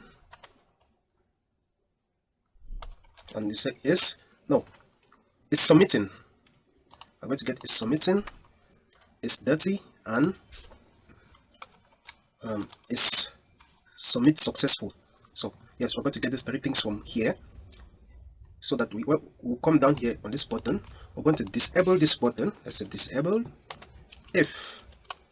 I'm going to disable this button if it's submitting, if it's dirty, actually, if this form is dirty, or is submitting. So we disable this button here. So here down here also we can remove this. Can remove the sign up link here. Oh, we'll remove this forgot password here. Let's remove this forgot password, and down here, instead of, let's say, we're going to say, let's just say have an account. Say have an account. We just say login, and now we can just go to the login page. So yes, I think with this is good. Oh, looks like we've deleted a div here. Let me see. Need to put one div here. Okay, I think it's good now.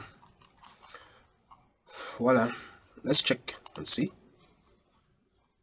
Okay, we cannot check now. Let's go and hook up this register handler with our route here. So we can come here, instead of login here, let's just copy this, Ctrl V, and here we just say register, and here this is going to be register. Okay, so now if we come here and click on this button, yes, we have gone to the register page. Okay, this button, I thought we deleted this readme here. Oh, store name is required. Okay, now let's deal with this. I thought I deleted this readme here, and this is not going to be flex here. So let's check. If you come to register here, read me. Oh, let's remove this here with this button now.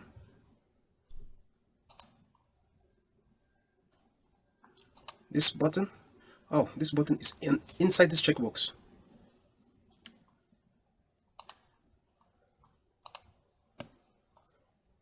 Oh, this button is inside the checkbox. We don't want that, so Ctrl X. Let's remove that. Paste here, Ctrl V, and remove this also.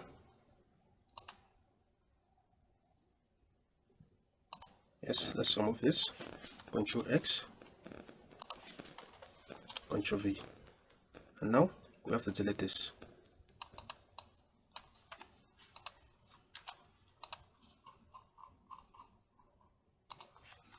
Okay, let's go now and see. Okay, we have it here. Okay, submit. But look, our form is not disabled, but it's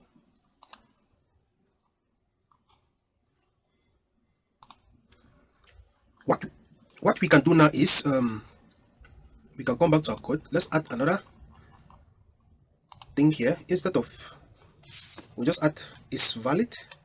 All of this is coming from this use form here.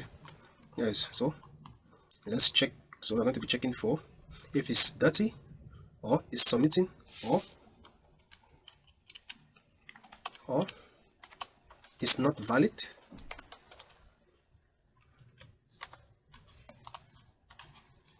So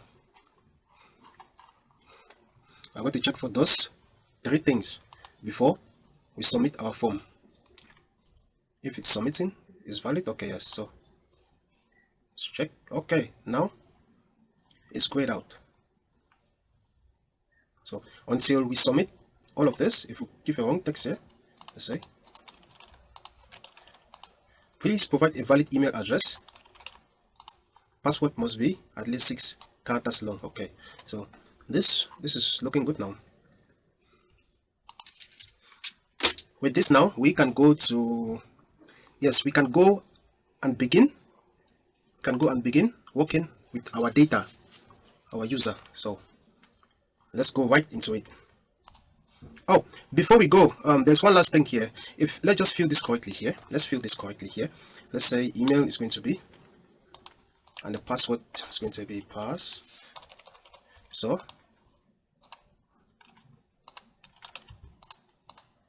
is valid, is submitting, but we can't click here. Let's come here. Let's remove this, is submitting.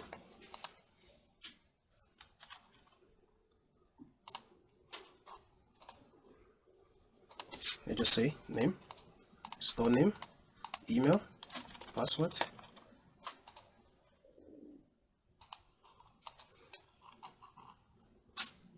Okay, but this form is not dirty.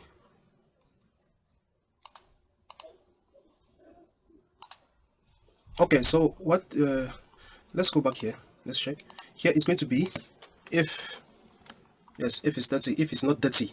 Yes, so the thing is, this form, if this form is not dirty, then we can submit our form. Let's go back here. Okay, it's okay now. If we remove this, you see now, yes. So let's submit and check if we are getting our, so let's just remove this, is submitting here. Let's go to our browser.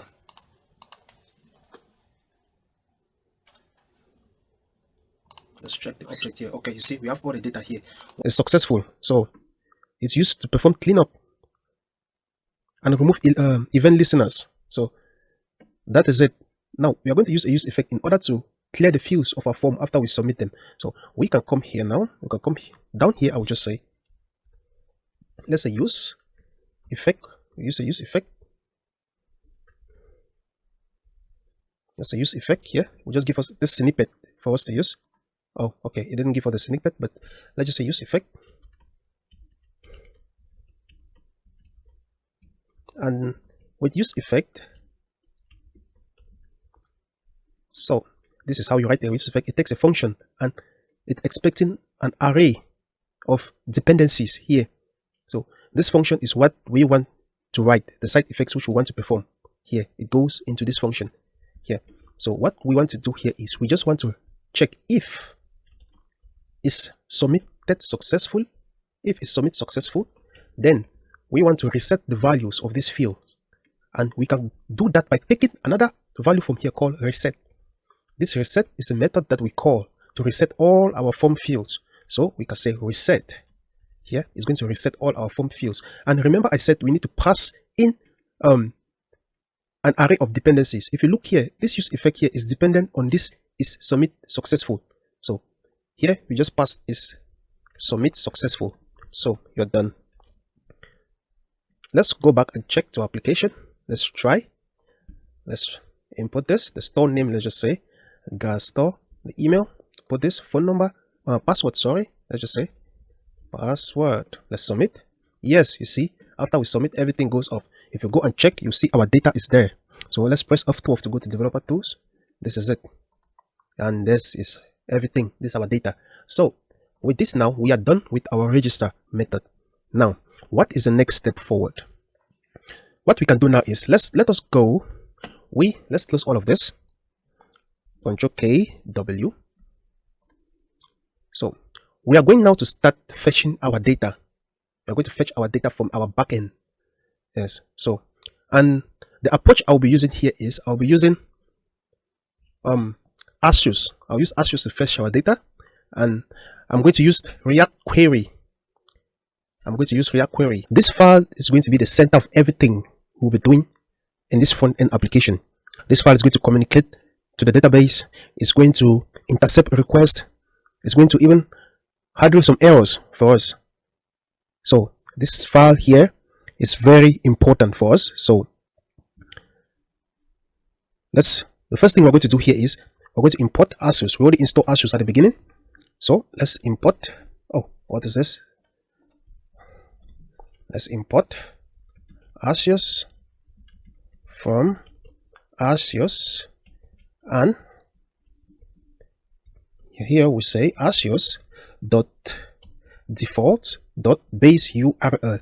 Here now we are going to give our backend URL, which will be http://localhost, and we give it as 4000, I think, /API/version1. So this is how our base URL will be.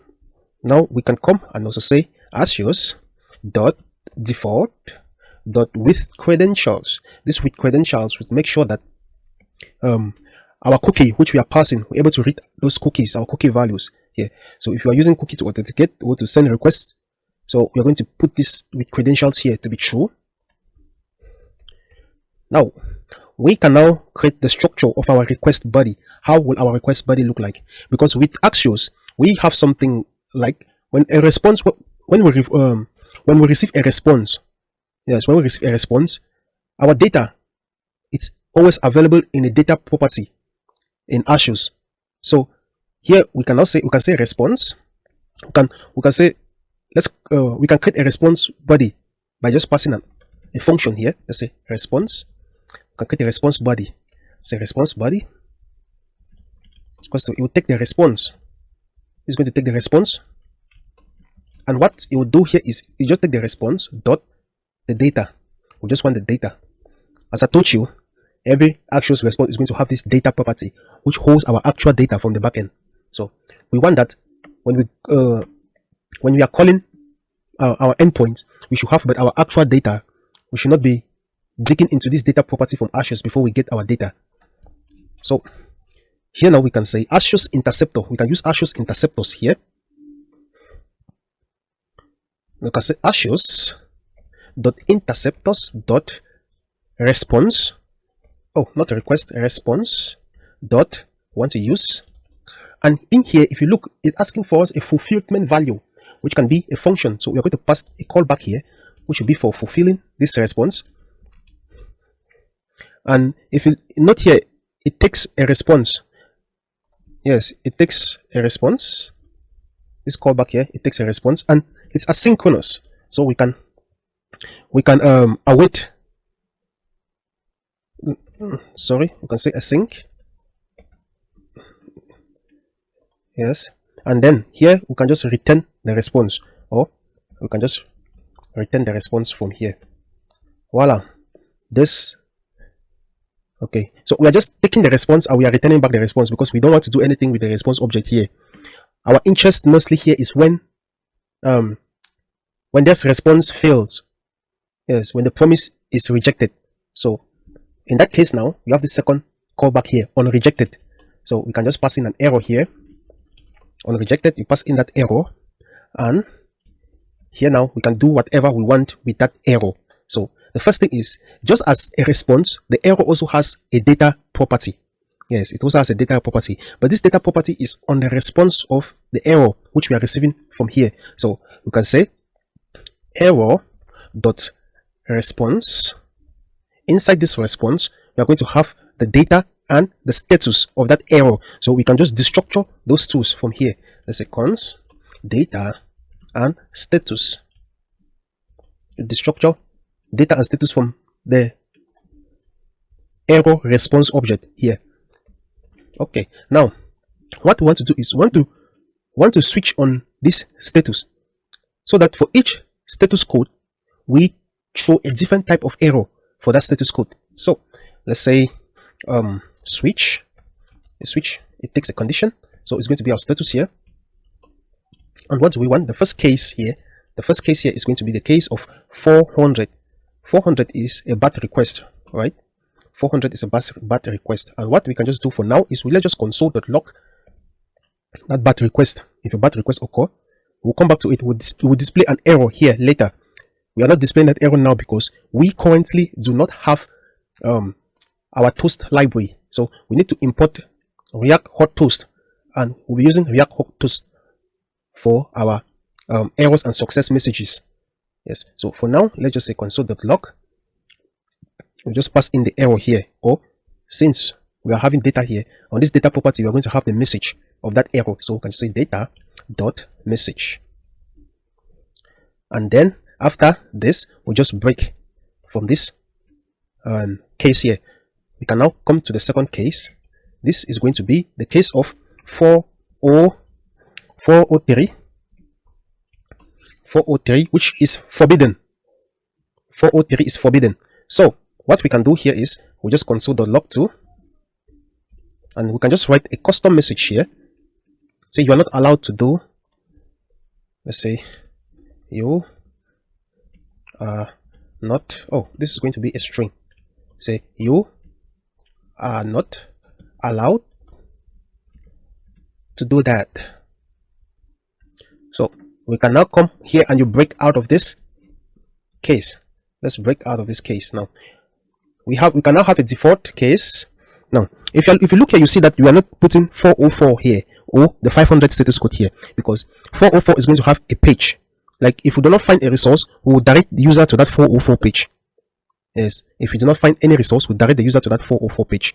So here you can say case. No, this is not going to be case, it's going to be the default. So default here is going, let's just break out of this. Okay, so with this now, with all of this, after this switch, what we can do now here is we can return a promise, because here this error, when you leave this error, want to return a rejected promise, is dot reject, say error dot response. Oh no,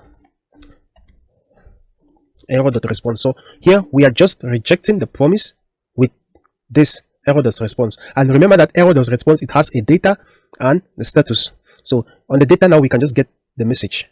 Yeah, so we are rejecting the rejecting the response after this with error dot response. So here now we are done with this here. What we can do again, we can come here and as a const request. Here we want to create some handlers that we will use to call our request methods. We want to define some handlers that we use to call our request method. And the first is going to be the get. Let's just call it get. And it's going to take a URL, because our get methods always takes a URL, which is a string. And optionally, it can take a params, which is going to be our URL search params. Yes, this params is of type URL search params. So, and it is optional.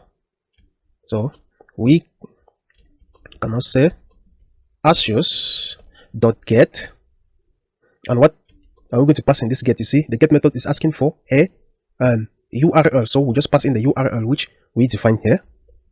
And the next is configuration files, and this configuration, it's the first is going to need these params. So this params is going to be our query parameters. So let's say params, you give our parameter there. So with this now, we can just say there dot then we pass our response body, which we defined up here.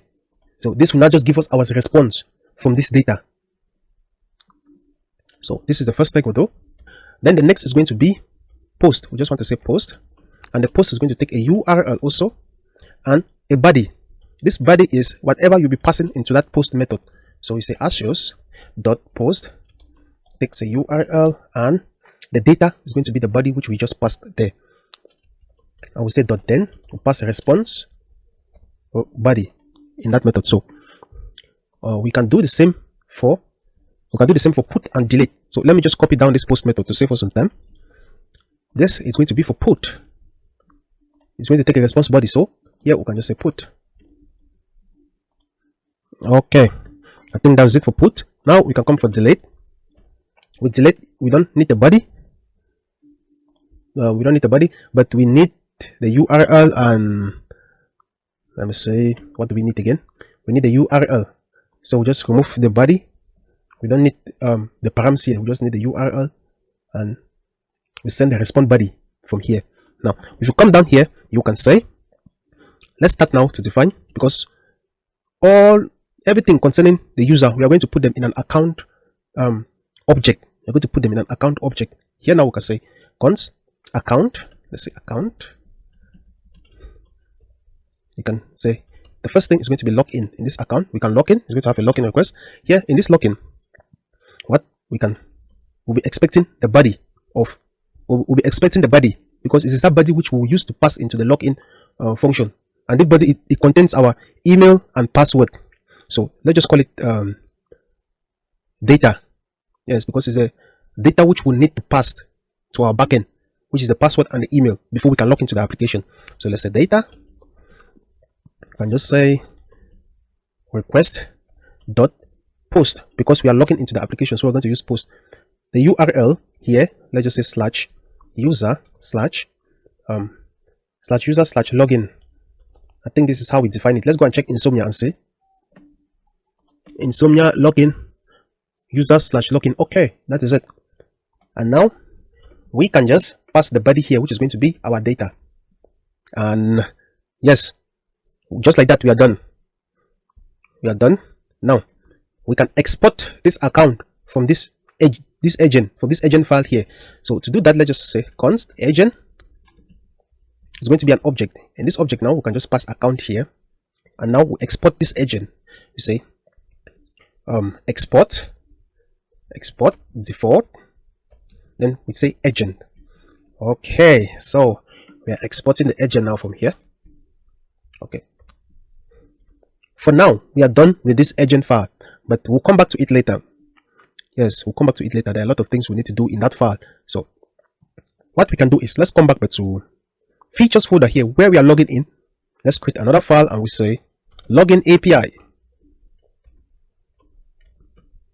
Login API.js. So in this login API, we're going to say const login. Let's say yes, login is equals to, it takes a response body. Let's just call it data. This is the data which we are going to pass into the login method. So here now, what we can do here is we can just say, let's call our agent agent.account.login, and it's expecting data. So and it also returns a promise. So say data. So, and here will be async. I will just await whatever we are taking from here. So wait, and here say data. Let's say const. Let's call it a response. Okay, now here let's just wrap this in a try catch, because we're going to try this, and if this was successful, we return this response. We return response. If it wasn't successful, it comes to this catch block here, and let's console.log. That's error. We log this error to the console, and then we throw back the error, so that the library which we are going to use in fetching our data, which is reactquery, will be able to catch this error. Yes, so we just throw back the error, and remember that this error we are throwing here, it contains the data and our status. Yes, so with this yes, I think this method we are done now with this login. So let's just say this will be login API default export. But if you look, we might add something to this class in future. So let's just export it as a named import from here. So let's just export cons. Yes, export it as a name import, as a name export from here. Okay, so with this, okay, now API, and this login API, now we can pass in our data. It's expecting the data of type any, and it returns a promise. So let's say data here, and okay, let's see. Oh wait, guys, I'm going to make this method an async. because it's returning a promise, and we just await here. Okay.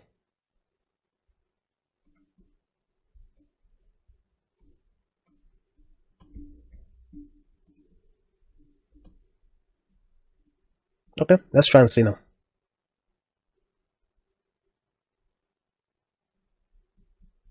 Say new dependencies optimize as used, optimize dependency changed, reload. Okay, let's just reload. So our changes have been picked up.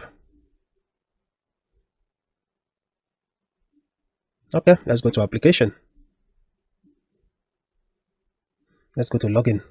Now let's start the login by giving a wrong email, and let's just give a password that is not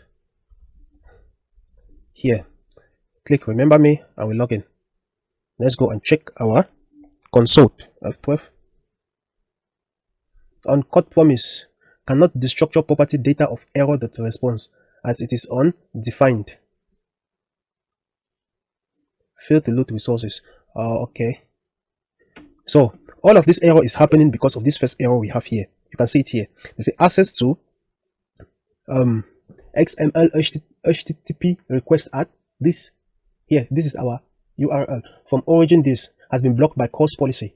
So they say this request have been blocked by course policy. So we need to go to our backend and add this front end URL to our course. Yes, I think we did not do that. So let's head over back to our backend. So Control B, let's say app.js, which is the backend. Okay, we are calling course here. Here now we can pass, we can say, we can pass some options here. Credentials, let's first pass credentials. We'll say credentials is going to be true.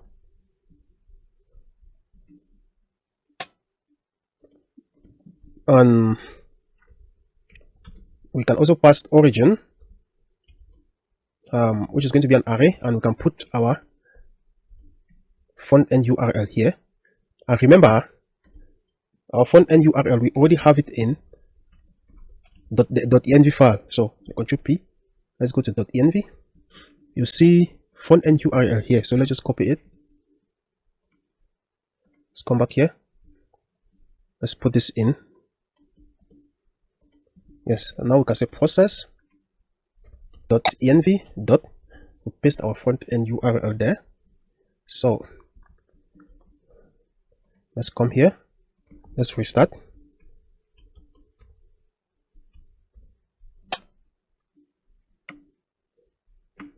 Okay, let's go back here and reload. Let's try again. Random password, submit. Let's go back and check. Okay, we are still getting that error. Oh, this is our port here, but I'm putting port 3000 in the backend. So 51, this is it, 5173. So let's come back here. It's going to be our .env. So let's just paste it here. 5173.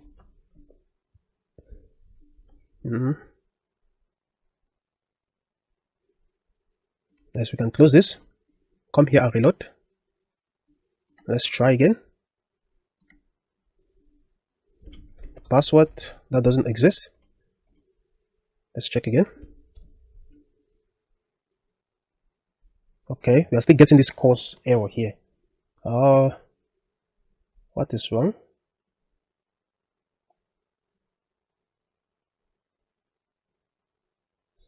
Okay, see, has been blocked by course policy. Response to pre-flight request. Okay, what you can do is you can go to the back end, you restart the server here. Let's say, because we just changed the .env file, so we need to restart for the changes. We need to restart the server here for the changes to pick up, to get picked up by our backend, by our front end. So yes, you can restart the server. Okay, server restarted. You come back now, refresh. Let's give a password that doesn't exist. Send. Go back and check. Okay, the cause error is gone, but we are receiving a different message here. We say not found. HTTP 4000 API version 1/user/login. Not found. So here we are receiving a 404 error. And come and check this error message here. If you come here, you see we don't have a user with that email. We don't have a user with that email. So this is the error we are receiving. So okay, the reason like this should have been a bad request. This error message here from our backend would have been a bad request here, but it is coming as a 404 error. So let's go and say, if we go to our login from the backend, Control P, it's a login. It's login controller. Sorry, Control P. This will be auth controller. And let's come to login. Let's register login. Here, this is where we are sending that message, but we are putting 404. Let's just put a bad request here. And let's come back. As the the changes, I think the changes will be picked up here. Let's send back. Submit. Let's go to our DevTools. Okay, now we are getting the bad request here, 400. Okay, and this is the error message. You see, we are just getting the error message from here. We don't have a user with that email. So you know where this is coming from? It's coming from the agent file here. That's why we're just receiving the message immediately. It is this message that will pass now to our toast. It's going to give us the error here.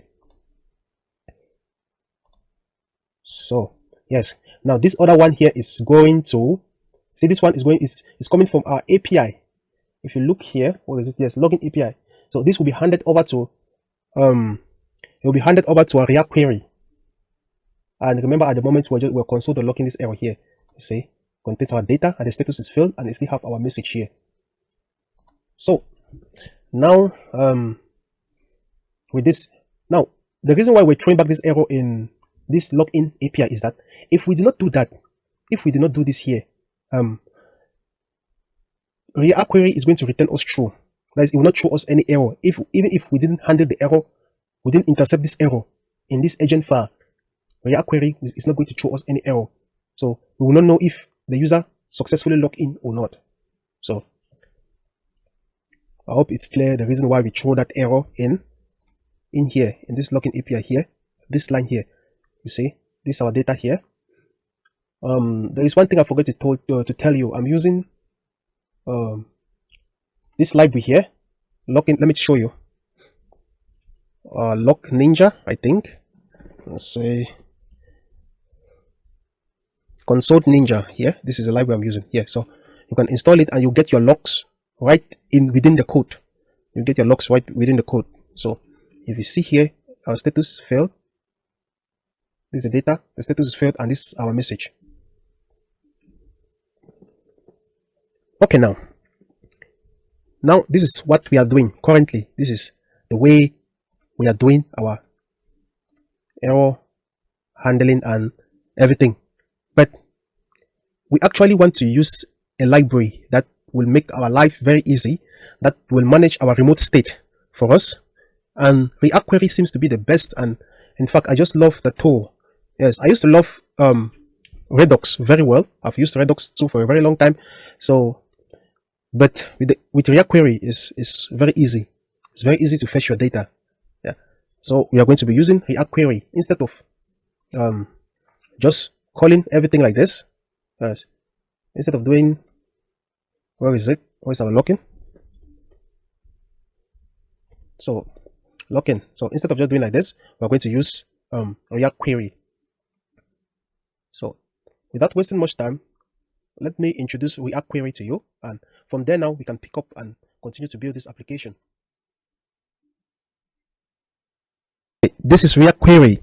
Now, if you were to ask me what is React query, my answer to you will be React query is a data fetching library that lets you manage your remote state effortlessly. And that is it. And I'm done. So that is React query. It's a data fetching library that helps you manage your remote state. Remote state is your server state. Yes. So that's the main difference between React Query and tools like Redux, Mobex. Yeah. They manage our client state, but React Query actually manages our server state data. So React Query helps in caching. We all know how difficult it is to perform caching, especially with backend in the backend. So, but with React Query, this comes out of the box. So React Query does this in very few, and in fact, the steps are so easy. Yes. So we can cache our data. It helps in updating out of date data in the background. So with React Query, you can set an interval of time which the query will update automatically behind the scenes without you even knowing, without sending requests to the browser all the times. So no performance issues. So, React Query performance optimization with lazy loading. So with React Query, performance is at its optimal. Yes, because it uses lazy loading. It memorizes query results and keep your state in sync. Yes. So it also uses the garbage collector for the server. That means when our data is cached, there's an interval of time which our data is always cached, which is about 5 minutes. So after that 5 minutes, after all of our components must have mount and all our observers must have been destroyed, now the garbage collector can remove that cache from its memory. Yes. So there's prefetch and revalidation. We can prefetch queries and we can revalidate queries so that we get fresh data coming back to our application. Yeah. So these are just some of the cool things that some of the cool benefits which we get by using React Query. And these steps are really, really easy. We can perform infinite queries. Yes, we can perform infinite queries. Pagination, all of that, it comes to React Query. It's all built into React Query. So it's really a very fantastic tool to use. So before we move forward with React Query, there are some key notes I want you to take on React Query, or some key points which I want you to remember very well. We have still time and cache time. Still time is the duration until a query transitions from fetch to still. That's the still time. Is the duration until the query transitions from fetch to still. Now, if you look at these two queries here, the still time here is set to 0, while the still time here is set to 1 minute. Here, because the still time here is set to 0, this query here is always going to be receiving fresh data. Yeah, so the data here is always going to be fresh because there is no still interval. And actually, this is the default settings for React Query. This is the default setting for React Query. So the data is always fresh. And this does not mean that we are not going to receive background update. No, our queries are going to be updated in the background also. Yes. So, and here, no network request is being sent to the server at all. Yes. So, if you come down here in this other query here, you see the still time is set to 1 minute. Yes, to 1 minute. This still time is being defined in milliseconds. So the still time here is set to 1 minute. This means that after every 1 minute, a new query is being fetched. That's when a new data will come in. So after 1 minute, our query is stilled. After 1 minute, our query is being stilled. So here, network requests are active after every minute. So, and cache time is the duration until inactive queries are removed from the cache. To here, now the cache time is when queries, the time which all our queries are going to be removed from the cache. And generally, it's been set to 5 minutes. You can change that cache time, but it's not advisable to, because I think React Query really did a good job in calculating the time interval and all of that before they set that time to 5 minutes. Because within that time, you see that most of the job have been done for you in the background already. And with it, before that time is reached, no, the data at that point is not that useful for you anymore. So this is the duration until inactive queries are being removed from the cache. So that is still time. So when you are setting your stale time, you should have this in mind, that when you set it to 0, you're always going to be receiving fresh data from the server. But if you set it above, from a value above 0, that means when fresh data will come, and after a time, the data will be sent to a stored state. Yes. So until something change, or until a changes occur on your data, then the query can now refetch your data. So React query can now refetch your data. But at that point, everything is happening in the background. Your query is automatically fetching in the background after every minute, So I think that is still time. The next is the query key. Query key is just an array of strings, numbers, or serializable object. As you can see here, React query uses query key, yes, to track your queries, yes, in the background. So query keys are very important in React query. So you should make sure that when you are writing a query, always give a query key to that query. And also, the query key can be a string, a number, or a serializable object. As you can see here, quick have a string, it can also be this object. So, and one thing you should know about query keys is that they are hashed deterministically. Query key are hashed deterministically. That means if you see the query key, if you look at these two query keys here, if you look at this object here and this query key here, this one and this one are the same. Yes, if you see, you have product, ID, and page, product, page, and ID. React query will see these two query keys here as the same. So if we had the data that was fetching the product based on this ID and this page number, if you interchange the ID and the page numbers, React query will still give you that very same data. But that's not the case with this here, with these other two query keys here, because these here are just strings and numbers. They're just strings and numbers. So you should keep that in mind. Yes. The last is, if a function depends on variable, include it in the query key. Oh, here, if you look here, you can see we have a function here. It takes a variable to do ID. This to do ID, it has query key to do's. It has a query key to do's, and it is having this to do ID here as a key. Yeah, it's having it to do ID as a key. So this query function now also is accepting this to do ID. So what they're saying here is, if you have a function that is dependent on an ID, make sure you include that ID in this query key. So you can think of the query key as the use effect dependency array. So yes, you can think of it as the use effect dependency array. So wherever you have an ID or something that modifies this function here, you make sure you pass it to this query key. So you can say it here. So don't forget this. This is very important. If not, if you don't do this, you're not going to get, you might not get the data which you want, or the accurate data which you want. Yes. So query function and background update. Now, query functions must return a promise that either resolves the data or throw an error. I already talked about this to you when we were writing the login API. So I said, with React query, a query function must return a promise, or it must return either a promise which is resolved or a rejected promise. So you should never forget that. So do not store the result of the use query in a local state. For example, use state hook in React. So this is very important to note. Now, if you store the result of a use query in React query in some place like use state in React, you lose the advantage you have. The advantage which React query gives to you by updating your data in the background. You lose it because you have disconnected yourself from React query. So never take the data which you received from React query to store them in a local state. You can only do that in situations where you see that we don't have frequent background update. Yes, you can only do that in a situation where you don't have frequent background update, like filling data on a form or getting data from a form where you anticipate that there will not be frequent activities being taken place by the users at that time. So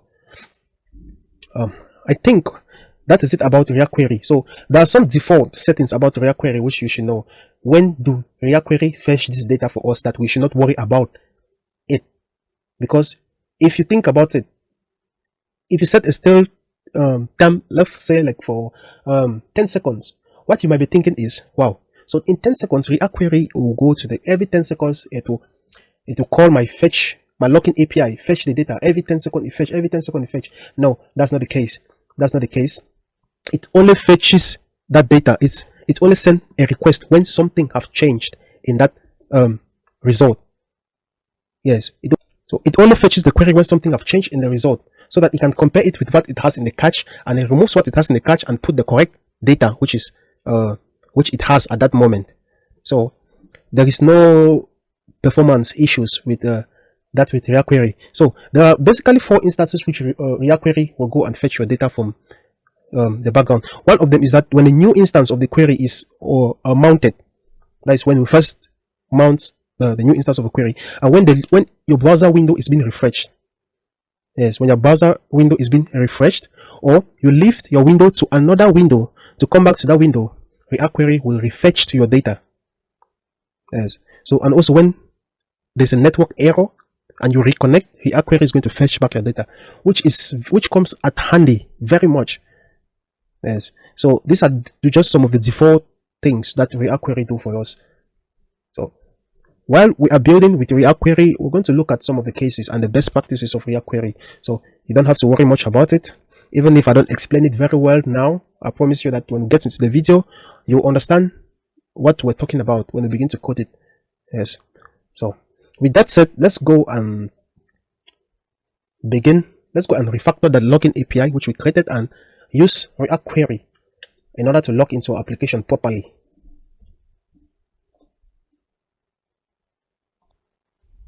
Okay, guys, let's go and use React query. So one thing before we do that is, if you come to our package.json here, you see that we are actually using the version 3 of React query. Control P, package. Oh, so package.json, front end. So React query. So we are using version 3 of React query, but we want to use version 4 because currently version 5, I don't think version 5 is still in, that's still experimenting on version 5. Yes. So this is it. This is the installation guide here for version 4. npm tanstack /react query. Yes. So we are going to install this. If you check version 5 here, you say v5 is currently available as a release candidate. We do not anticipate any major API changes from here on out. We encourage you to try it out and report any issues you find. We do not want to use version 5 because we are learning. This is a learning forum, and I think in your extra time you can try and use the version 5 to say if you see any breaking changes, any difficulties, you report them to React query. But now, for now, we'll just go with version 4 here. So let's copy this and go back to our application. Let's go to the terminal here. Let's kill the terminal and paste npm tanstack react query. Let's wait for it to install. Oh, what happened? We have this error. Okay, what we can do is, let's first go and uninstall the other one. Let's go, let's say npm on install react-query. Okay, let's go to package.json and see if it was installed. React query, okay, it is gone. Now let's reinstall back this package using this npm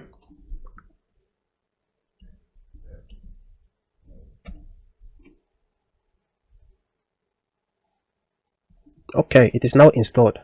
So this is it.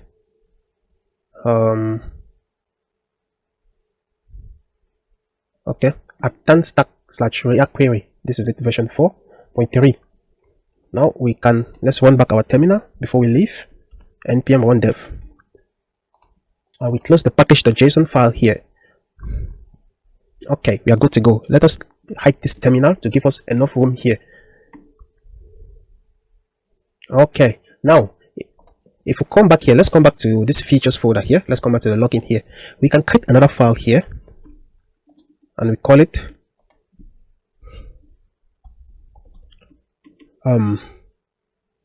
login. Let's say login, or Yes, let's just say login.js. Yes, login.js. Here now, in this login.js,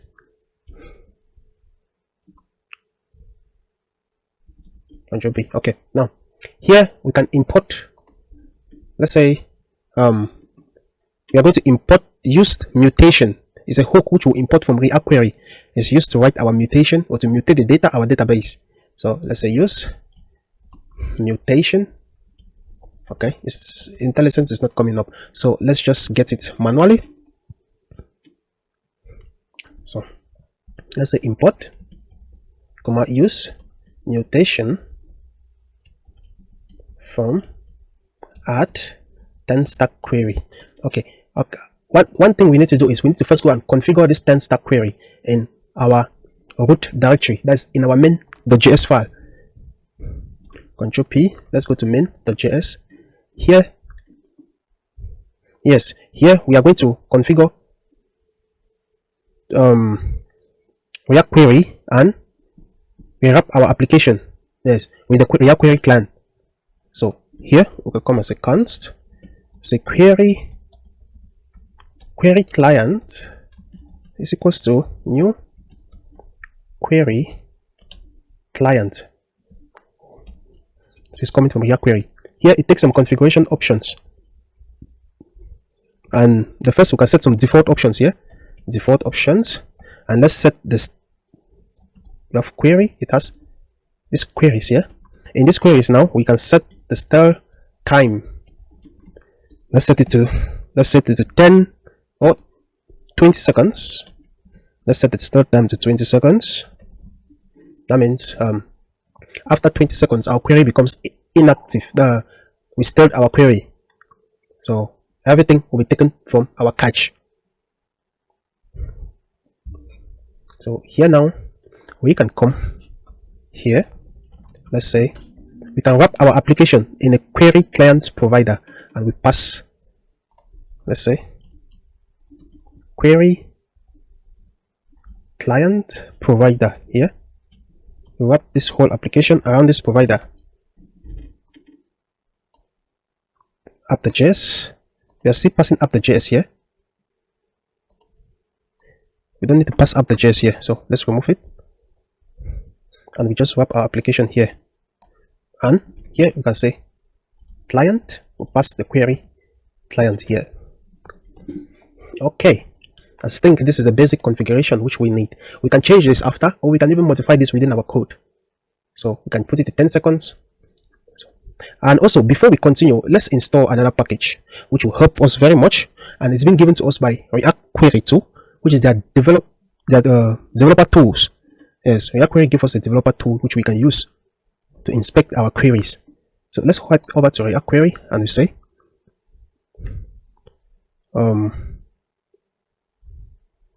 let's search for dev tools,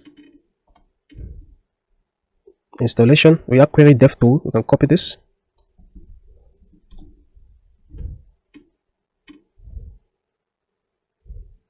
Yes, let's copy this and come to application.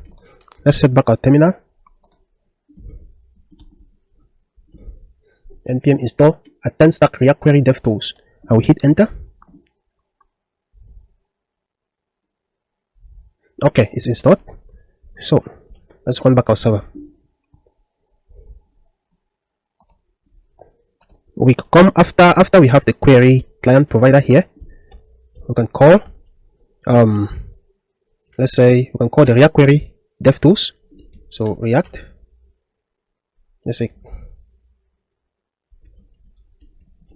query dev tools. Oh, it's not coming. So the tanstack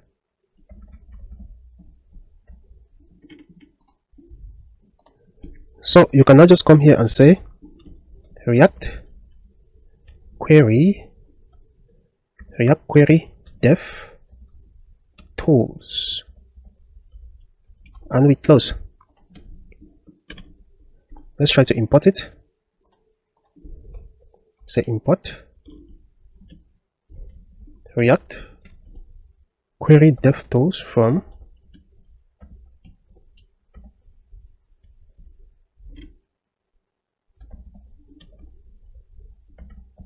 add tanstack reactquery dev tools.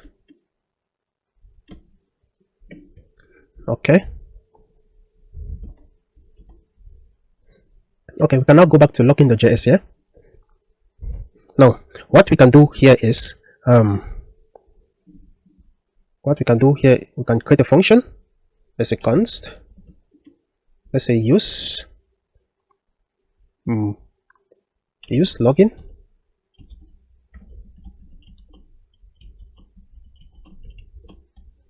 No. Okay, use login, yes. And this use login is going to take our data. Going to take data. Oh, besides, we can just let it be for now. For taking this data, we can say use mutation. Say it's taking some options, and the first option here is going to be the mutation function. And this mutation function we're going to call our login API. Let's call our login API. And remember, our login API, it's expecting data, right? Yes, it's expecting data. So here now we can just say data, wrap this in the function data, and then we pass in this data here. Okay, now there is another option called on success. If this function executes successfully, let's take the data here. It say this on success, it access data variables which can be false and the context. So you can say it's on success. On success now, what do we want to do if we successfully log in? If we successfully log in, we want to store our, let's first log the data to the console. Let's first log the data to the console window and see if we log in successfully. That is actually what we'll be needing. So now here, this mutate function, we can destructure a few properties here. We can destructure here the data itself, and let's just say this data is going to be, let's just call it mutate. And we can also get this state here is loading. We can get is loading. The status can reset. So, oh, instead of data mute, okay, you have mutate here. Yes, this is going to be the mutate, not the data. Sorry, mutate. And here we can say is loading. Yeah. So here now we need to export this tool from this use login method. I'll come here and say let's say return. Sorry, we need to return mutate. Say mutate, comma is loading from here. You can just come here and say use login. Oh, what am I calling this? And export it from here directly. Say export const use login. So with this, okay, with this I think we are, yes, no, instead of say use login here, let's just say login user. So let's say login user. In that way we really know if we're logging the user in. Yes. So let's come to, let's come here to this login here. Instead of calling this API directly, we can come here outside of this, all of this, and we caught a mutation here. You can say login user. So it's this login user. So const, it's expecting, we need to destructor mutation from here, mutate, and is loading from here. So with these two things destructured from here, you can come now in this submit handler here. Instead of this, let's remove this. You can call mutate function here. So you see, it's expecting some options variable, which is actually our data. So here now we can just pass data here. Okay, with this implementation we are done. With this is loading, we can come now to where we actually lock the user. Where's our button? You can say disabled, let's say disabled if is loading, and also we want to disable if, let's remove this. We also want to disable if this form is not valid and is not dirty. So sorry,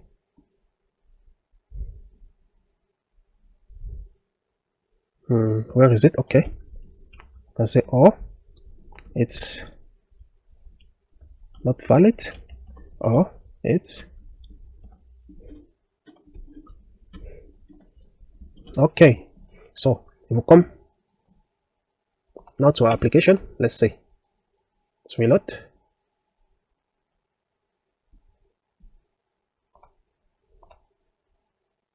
Oh, what's happening? Let's go back. Okay, here we can, let's first hide this, let's first hide that, and now okay, here we are intercepting this response here. Now we can intercept the request. Say Axios dot request dot use. Oh, Axios dot interceptors dot request dot use, and on fulfillment of the value, we're just going to say config, because we just want to configure our request headers, nothing more. We just want to configure our request headers and put the token in our headers. So here we can say const token is going to come from local storage dot get items, and here we can say brokang token, that's the item we're going to be getting. Oh, Control B. Now we say if we have this token, if only we have this token, then we want to configure,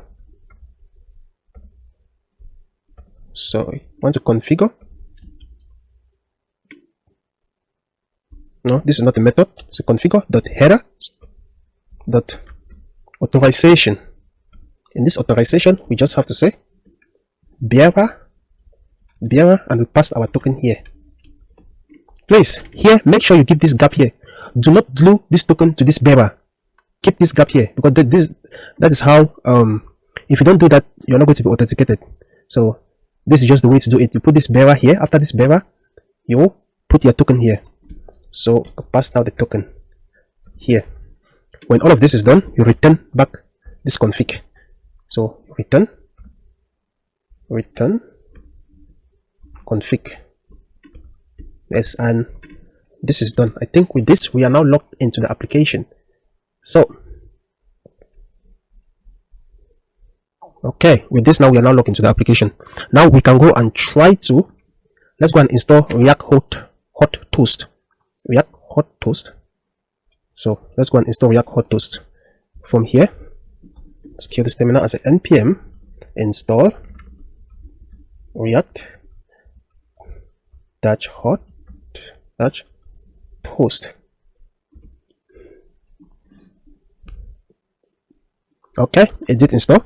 We say npm run dev. Now to configure React hot toast, we need to go back to our main.js, because that's the entry point of our application. There we can configure React hot toast. We can set some default properties of React hot toast. So if you come to main.js here, I'll remove app.js, we don't need it here. So here now we can say let's import React hot toast first. Here we can say toast, let's say toaster React toastify. No, that's not React toastify. Oh, let's come here, let's just import it manually. The importation is not coming, so let's import it manually. Let's say from react that hot toast, and here we can just say toaster. Where is the toaster here? toast. Okay, this is a toaster. We can come here and we just pass our toaster. Now let's just give it some configurations. Let's give it some configurations. Here you can set the position, and let's set it to top dash center. Let's say Gota is going to be, you can just copy what I'm doing here. These are just some CSS configuration for React Toaster. You can say container styles. We can say margin. Let's give a margin of 8 pixels. 8 pixels. And next we have the toast options. The toast options. Here there's a success. We want the duration of 5,000 milliseconds, and for error we want the duration of 7,000 milliseconds. We can come here and we say style, the font size, let's say 16 pixels, so 18 pixels, and max width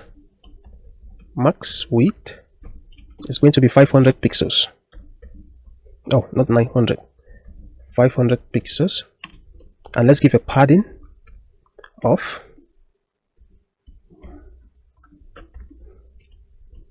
16 pixels and 24 pixels. 16 pixels left right, 24 pixels top up. So rather 16 pixels top up, 24 pixels left right. Now if we go now to our agent here, where we are intercepting the response, instead of giving console.log here, we can say toast from React hot toast dot error. Then we just passed data dot message, and here the same thing, toast dot error, and here we passed this. Now let's go and try. Let's try.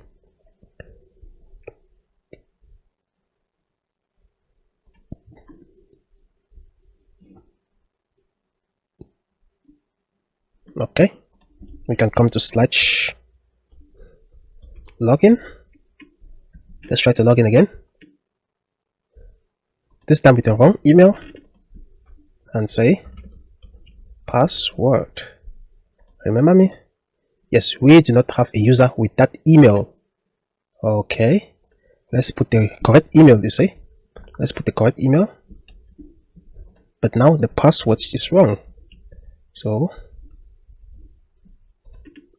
password or email is incorrect. Yes, so now we are just giving the user a blind eye to whether the password or the email is correct. So you see, we are logging successfully. What we will do next is we're going to get this currently logged in user, yes, so that we can display the user information when we need them. So let's go and do that. Now let's put the right password. Let's put the right password. I'll say pass1234. We submit. Okay, we are logged into the application. Yes, now we are logged in. If we go and check, let's check our application here, because actually now cookies, if you check our cookies, you see that you see this cookie here. There's a big cookie. You have that cookie there. You see when it is expiring.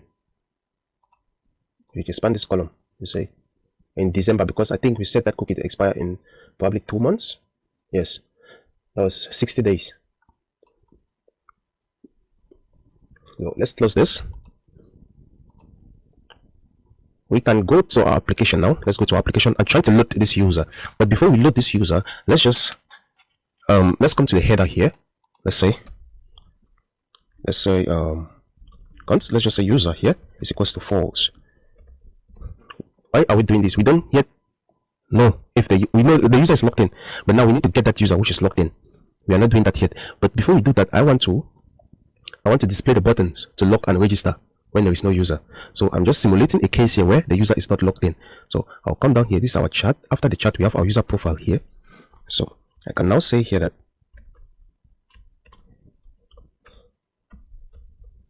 user, let's check if there is no user, then do something. If there's a user, we do something. If there's no user, we show the buttons. If there's a user, we show our profile. But if there is no user here, we're just going to show buttons. Let's say div. Let's just give it and this divs, we can just say link. Let's give a link. This link, please don't import this link from Material UI. If you see this link coming from any other place, don't import it. You want to import this link from React. Want to import this link from React router. So if you come to the top here, my auto import is not coming. I don't know why. So let's say link from. It's going to come from React. React-router DOM. Okay. There we can set to, let's say log in, and let's just say login. Let's give a class name. The class name here, let's give button, and button ghost. Okay, let's just duplicate this, and now button here, oh, will still be ghost, but instead of login we say register, and here it's going to be register. Here let's just give a margin right of 1 pixels. Okay, let's go and check how that is coming. Okay, you see these are our login buttons here, login and register. Okay, now what we can do now is we can go and load this user, and we are going to be doing that in the agent file here. We can say load user, so request dot, this is going to be a get, and we pass slash user, oh, user slash load user. This is, so if you go to our backend, you see that this is the load user. This is the URL here. Now if you come here, we are going to create 2 additional folders in this app directory here. Let's create a folder, and we call that folder API. Let's create another one, and we call this other folder, let's call it hooks. Okay, in this API folder we want to create a new file, and we call it load user dot load user a, oh, let's rename this load user api.js, load user api.js, and here we're just going to give this going to be a function as a const load user. First, this function have to be asynchronous.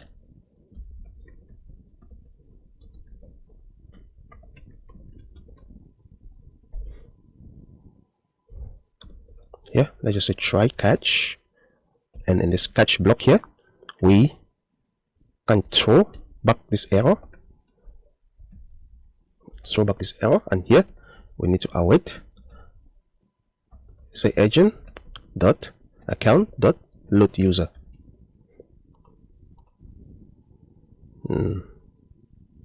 Okay, and we could just return from here.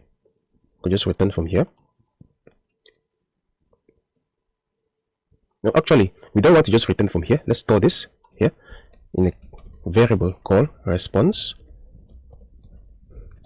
and what will be returned here is response dot user. Remember that the response we are expecting, it has a message and a user property. So let's say return response dot user. So you can just export from here. So export const load user. Okay. Yes, I think with this we are done with this API. Let's come to the hook to create a new file, and we call it load user.js. Let's just say use user. This is going to be a function, And in this function, we are going to get use query. Let's say use query from react query. So let's go and we say import use query from at tanstack react query. Now this use query, it takes some options, and the first options we are going to pass here is our query key, which is an array. As I told you before, I will just say user. The second is going to be the query function, and here we can just pass our load user. Here, this load user is coming from our load user API function, which we just created here. So use the user. With this now, we can come and destructure whatever React query is going to give us. Let's say const React query will give us our data here. Let's say data, and let's give an is loading state. Let's just rename this data here to user. Okay, we can now come and return whatever we are getting from React query, which is user and is loading. Now let's just export from here. Okay, with this we can go to the home page and try to see if we can load this user. Okay, Control P, let's go to the home page. Here, let's say use user. You see it's expecting we need to destructure the user and its loading state. So what we can do, let's say so const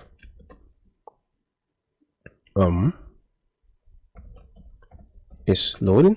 Oh yes, it's loading, and user, it's coming from use user here. Let's lock the user to the console and see. Say user.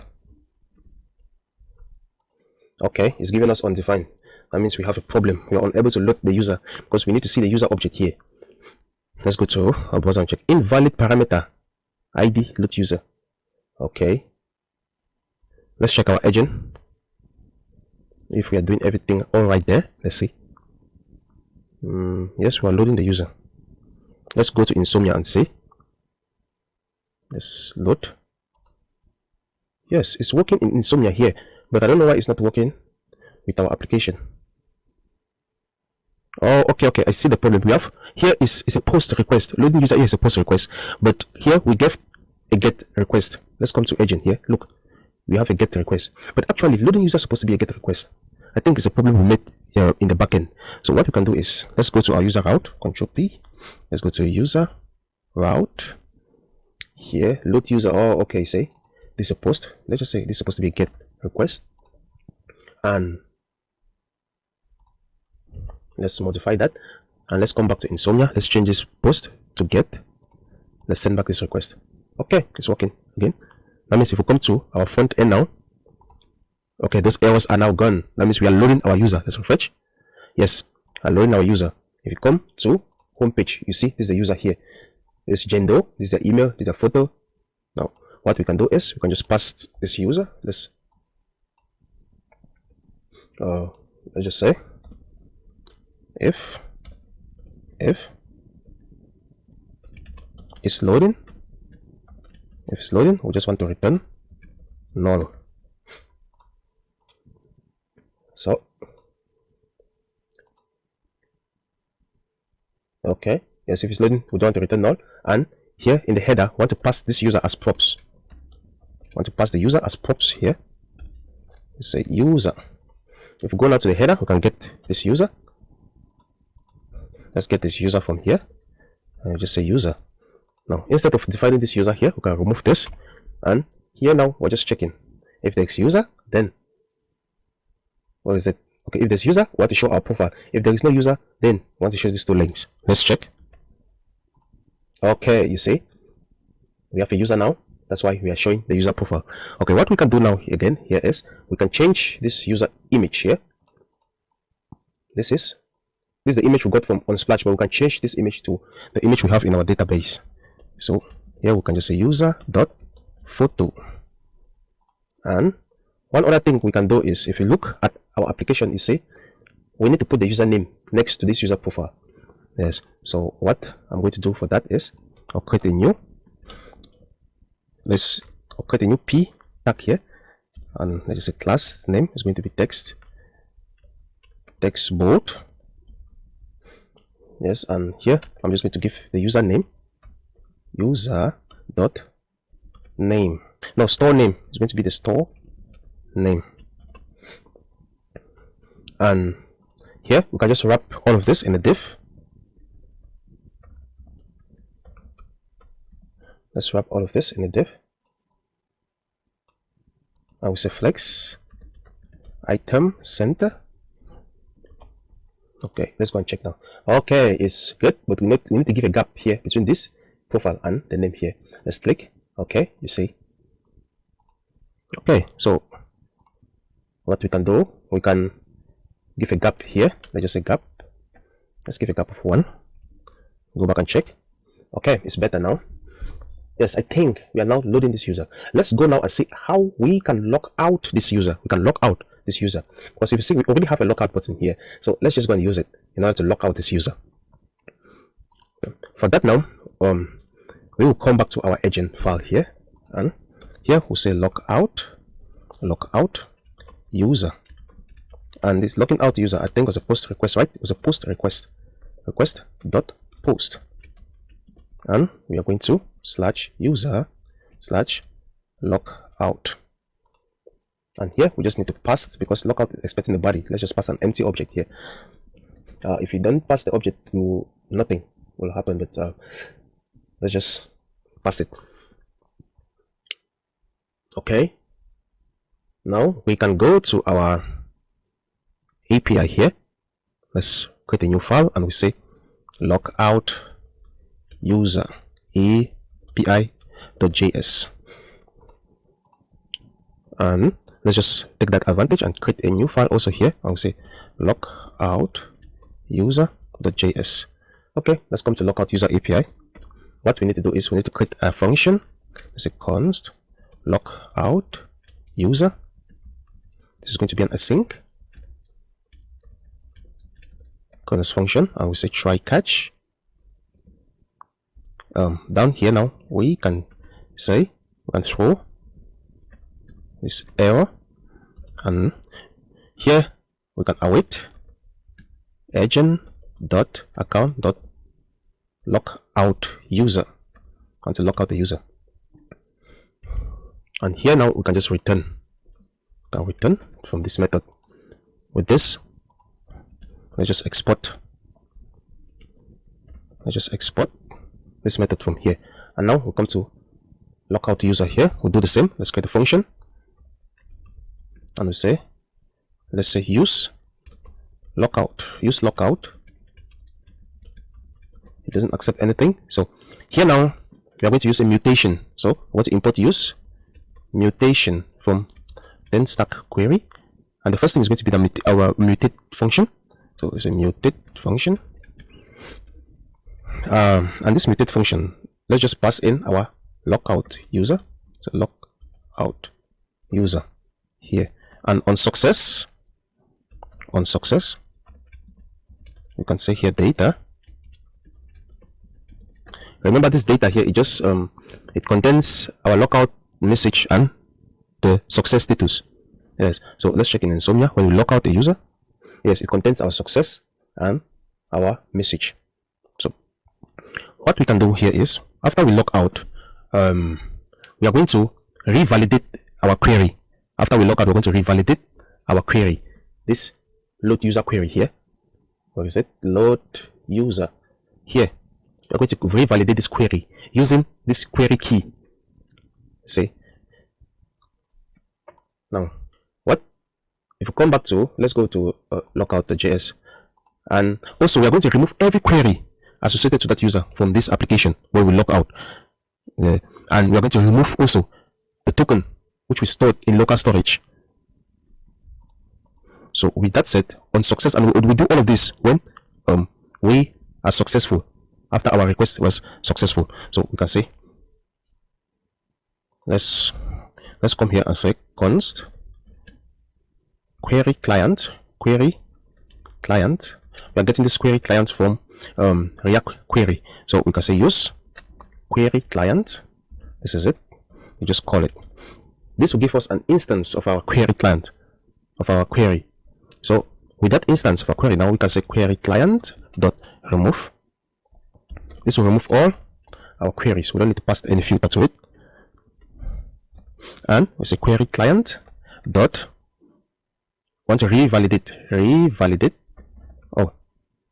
query clients dot invalidate the queries. And you see it's expecting a filter. Now we can pass a filter because we want to invalidate only the user. Yes, want to invalidate the currently user. So it's asking for us a query key. So if we pass a query key here now, whenever we log out, reactquery is going to call back this use query. And when it's calling this use query, you'll see that there is no user. There's no user associated with this. So it's going to return us undefined. And you say we will be logged out of the application. We will not have any user in the application again. So now we can say local storage dot remove items. And what do we call that key? It was brokang token.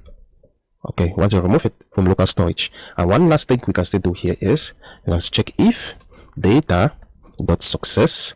This is just because already we are in the success function here. If we reach here, then we know that we were successful. So this additional check here is not even necessary. In that case, now we can just say let's const navigate, want to navigate, use navigate, and here we just want to navigate. Here we want to navigate to the login page. So whenever we log out, we want to navigate to the login page. And here we can just export this. Let's export whatever. Okay, now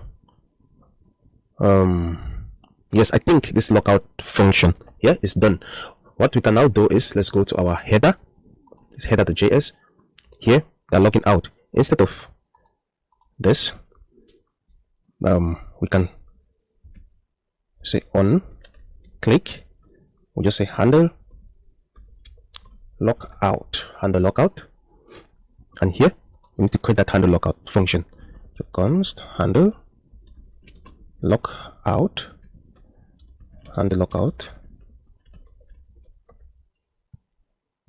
and now we can just call our use logout here. Oh yes, there is something. Yes, we called our use logout, and we destructure our logout function from here, which is going to be mutate. But we are not having mutate here because we didn't export it. We didn't export mutate from local.js here. So after this mutation function, this use mutate, we need to say const, we need to get mutate from here, get mutate, and with this mutate, let's just rename it to logout.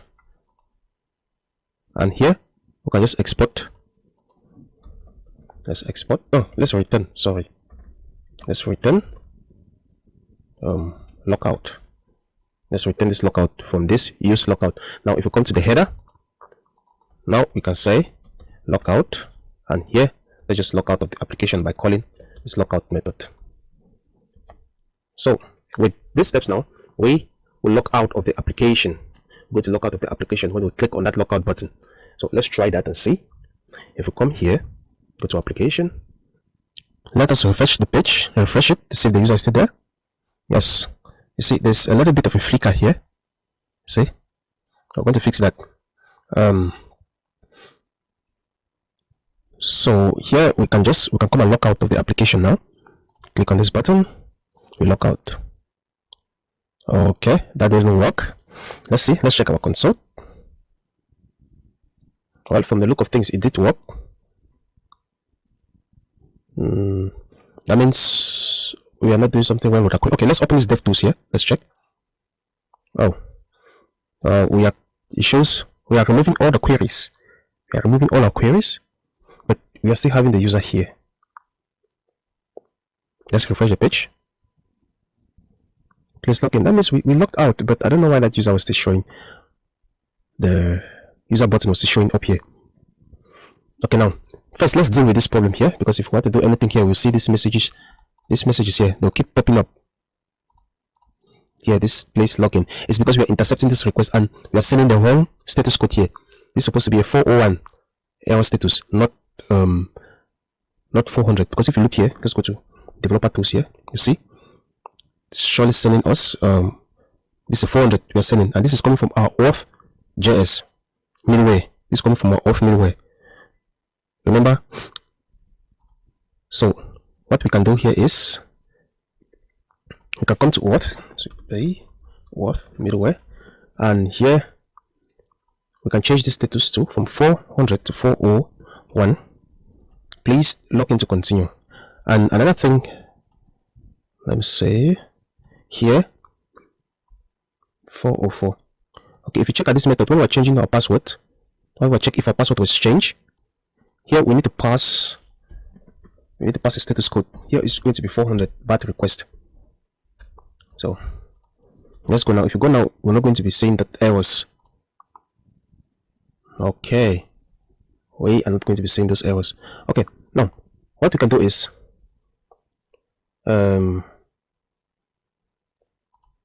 let's log in back. I will say pass 1 2 3 4. Let's submit. You see our data is fetch.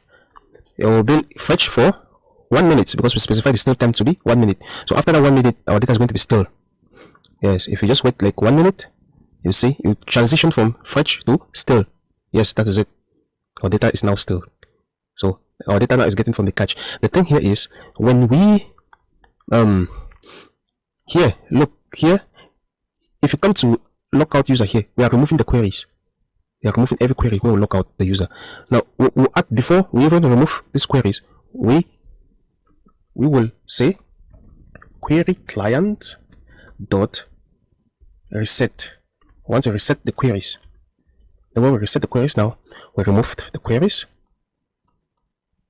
Yes, we invalidate the queries. Then this is just to make sure that we actually remove the user from. Yes, we actually remove the user. So actually, yes. So with this now we can go and try. We don't even need this remove queries here. We don't need this. We don't need to remove these queries. We don't need to invalidate the queries and or reset the queries. Okay, now let's see if this is going to work. Let's go back to our application here. Let's try to log out. Yes, I will log out.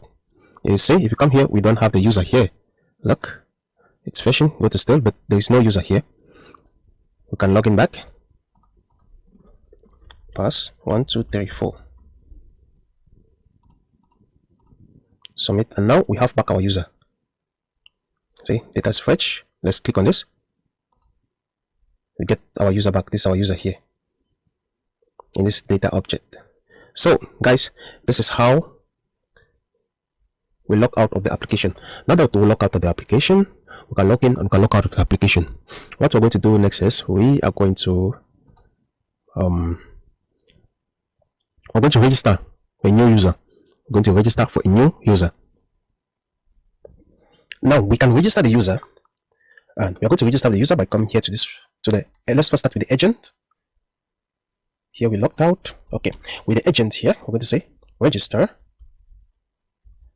user. Register user.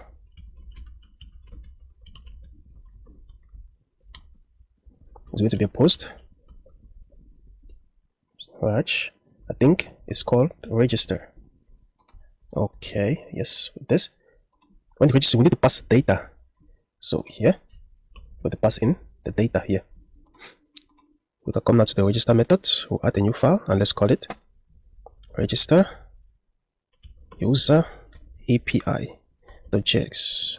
Not the JS. So say const register user to try catch. Going to be error, and here you can let's just throw back this error, and here I'm going to put async. Here we can just return. We just return and say await agent dot account dot register user. It takes the data, so we can pass the data here to this method. Say data. Okay, now we just need to export from here. Now we are done with this. If we come here, we add another file and we called register user register.user.js, and here we say use to register.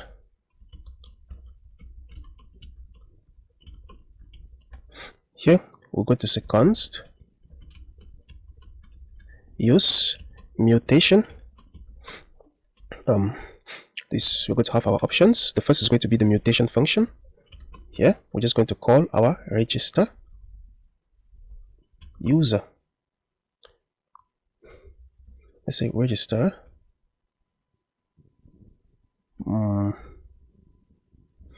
how did we call it here? Register user. Okay, this is I. This is supposed to be I here. Register user. Come here. Let's say register user. Okay, it expects a data, so we can pass data, and here we'll just get the data from here. Okay, this is our function here. Upon success, say on success, we want to get data, and here we just say toast dot success, and we say data dot message. This is so because what we are expecting from this method is going to have this message property. Let's go and see. If we go to where's register, yes, we'll register for a new user. We're going to have the success, status, and our message. So with that now we can yes, I think we can just export mutate from here, and is loading. Oh, mutate, and let's call this mutate register, and is loading. Here we can, let's return register and is loading. Okay, and we just need to export this. Export. Okay, with this, let's come here. Let's go to register. This is where we are going to be registering. So here we can just say const use register. Yes, and here we're going to take register and is loading. Okay, since we already have register and have register here, let's just say register user. And now we can come here. Where are we? Yes, we are submitting the form here. Instead of login, we can just say register user, and now we passed in data. Yes, we pass in the data. We can come down here where we are submitting the form, and we use that is loading to disable the form when we are submitting. So with this now, I think we are okay to go now, but we need an activation page. So what we're going to do is we'll create another. In this features, we need to create another folder.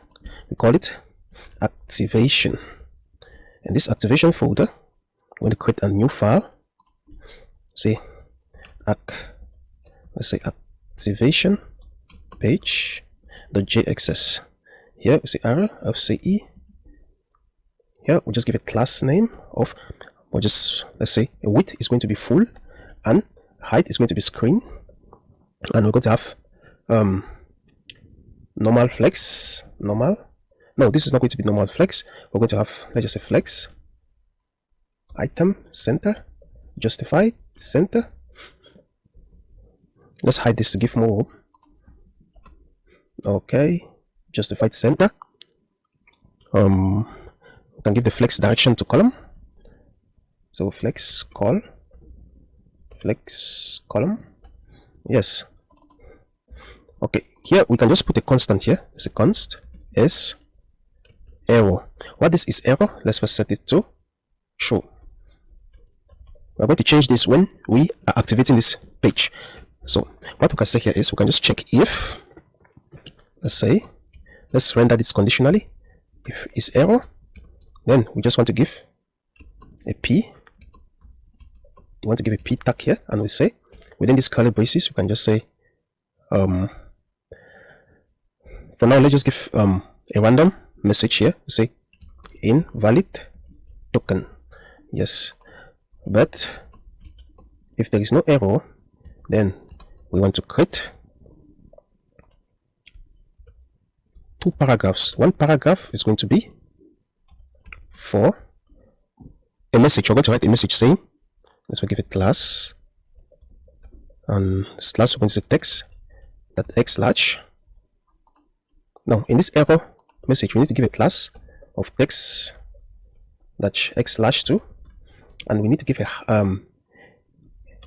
the color text that's red 500. So here what we'll put in this class is we just say your account has been created successfully. So your account has been created successfully. Let's duplicate this, and here let's just give a margin top of, let's say 2, margin top of 2, and the message we have here is you can now close this window and return to your login screen. So as it close, yes, it close this window and return to login screen. Okay, so this is how we have our activation page. There's nothing actually here. We're just writing a bunch of p tags and centralizing those p tags. Now what we can do now is we can come to register. No, we can come to route here and we create a new page. C, and here is going to be activation page, and here we just say activation. Let's say it is what, if we go to our back end, let's go to our back end, Control P, and we go to Auth controller. Let's see what we name this. What is activation? Activate user? No, register user. Okay, this is it. Our front end URL / activation. We need to define our front end URL exactly as the same here. It have to be the same here, but we are not going to be putting this query string here because we can get this query string from the front end. So we're just going to include this activation. So make sure the spelling is the same, activation. So we can come back to, let's come back to here and we say this is activation. Okay, it's correct. Now let's go and check. Oh, we have a problem. Route.js. Okay, what activate? Where is that coming from? Okay, we are at register now.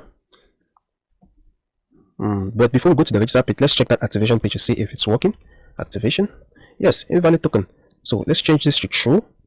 It's activation page. Let's change from true here to false and see the message you get. Yes, your account has been created successfully. Close this window and return to login screen.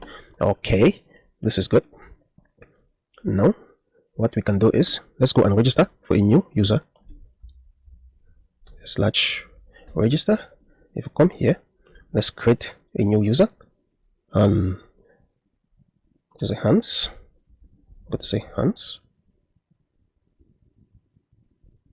The email is going to be, let's say gar. The password, say pass 1234. Submit. Please go to your email this and activate your account. So if we come here, okay, this is our message here. Now this is our message here. What we are going to do here is before we click on this, we need to get this activation token from here. So if we click on it, let's see. Yes, it's taking us to this account here. What we need to do now here is we need to extract this activation token. We need to get this activation token. Here, what we'll do, let's come to activation page. The first thing we're going to do here is we're going to say activation. Let's say we're going to use use URL search param, URL search param, URL search. Let's use search param, search params, and here we'll just const params. This is to get that query string, to get a query string from the URL up there. Here we can now say const activation token is equals to params dot get, and you just give the name of the token. And if you check up here, the name of the token is activation token. So you can say activation token.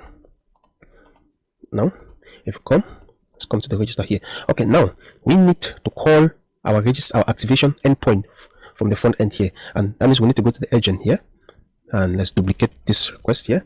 Instead of data, instead of register, here we have activate.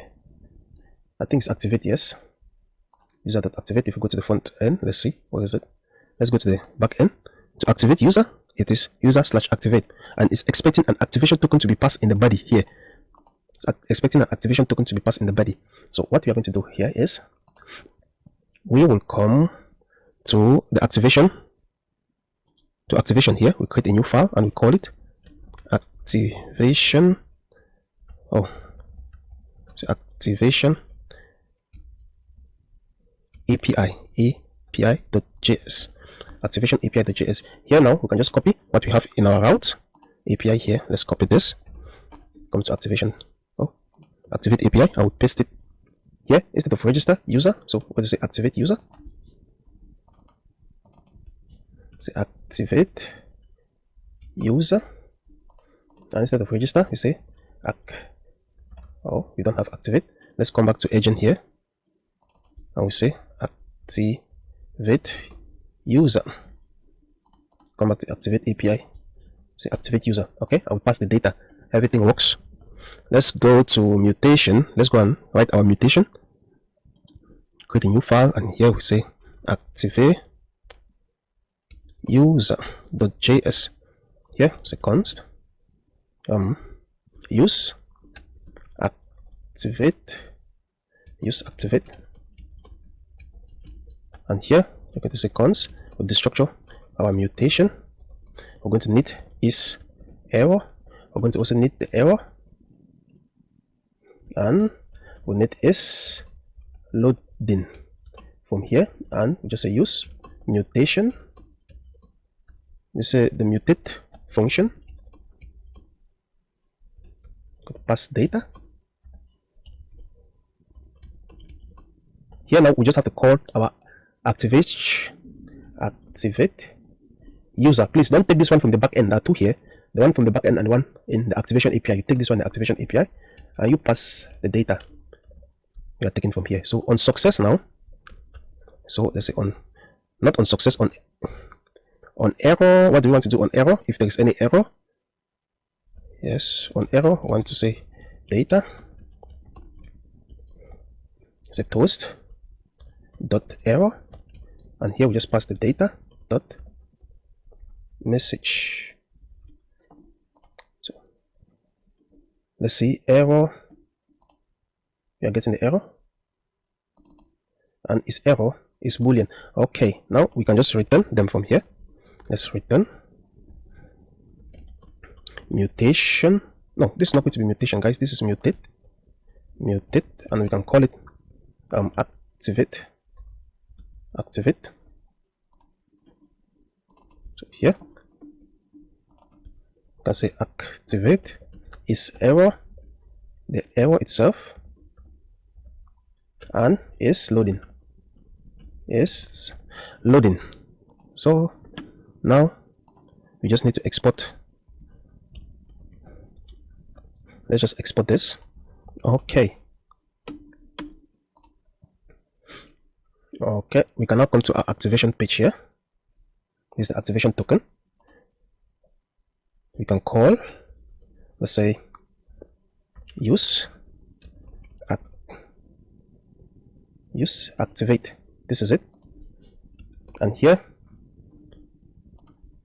say const, and with destructure, whatever we want to destructure from here, which is going to be, the first is our error, is loading, and our activate here. So now here we can use a use effect here. Let's say use effect.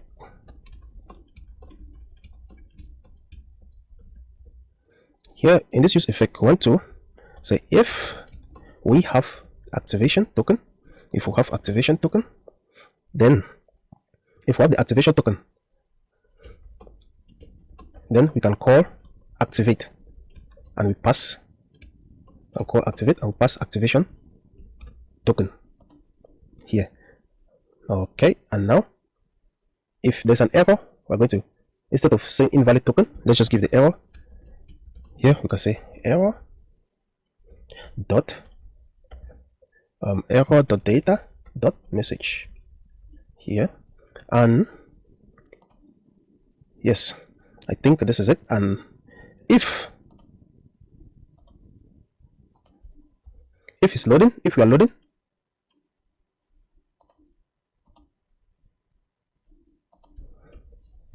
if let's say if it's loading, because we need to display something when we are loading, so we can just say, let's just return, we don't yet have a loading spinner, so let's just return a div here. So loading,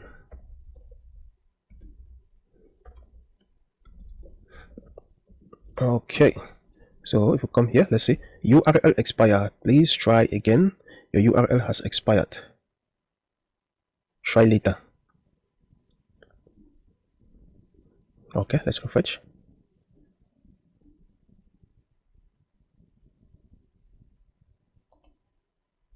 Okay, so we are getting an error there that our URL has expired.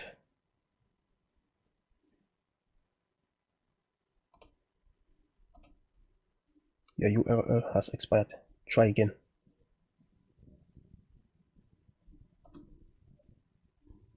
If we go back here, let's click.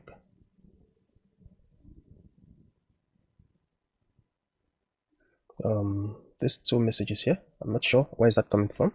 Let's check.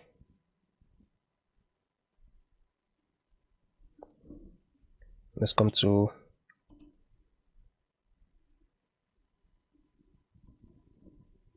here.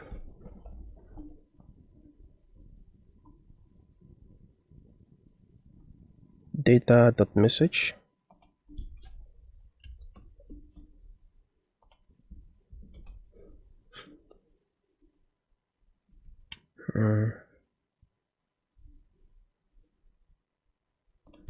Let's say if only we have data.message, then we can send this toast here. Okay, the URL has expired. Try again later. Okay, guys, let's see what is happening here. Let's go and register for a new user and say maybe the token is expired. You know, we said yes, the URL is expired. Yes, let's register for a new user. I think it's going to work after that. So let's come back to our application. Let's go to our application here. Say hands, and we say hands. The email is going to be password pass 1 2 3 4. I will register. Please go to your email and activate your account. Let's go to that email. See, this is the new email. Okay, this was sent at 1722. So let's click on it. Say email card already exists, try a different value. That means our user was created initially. Let's check. Yes. Okay, our user was created here. Oh, that means the first attempt to try it, our user was created. So you see, we are able to create a user now.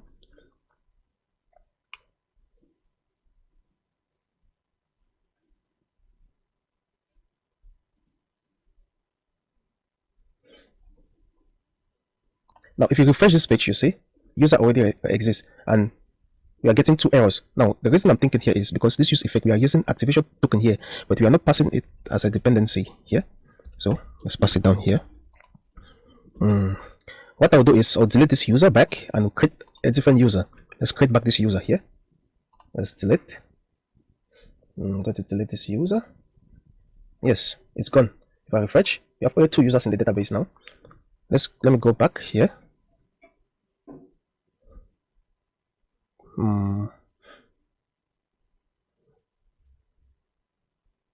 Let's go back. Let's click this. Let's go back to register. Say Hans store, the email, password, pass 1234. Submit. Let's go to that address. Let's go. This the message. You can click on it. Come down here. Click.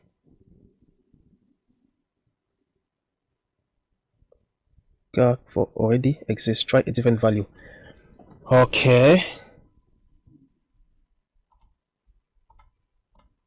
Here the user is created. It will be created. Yes.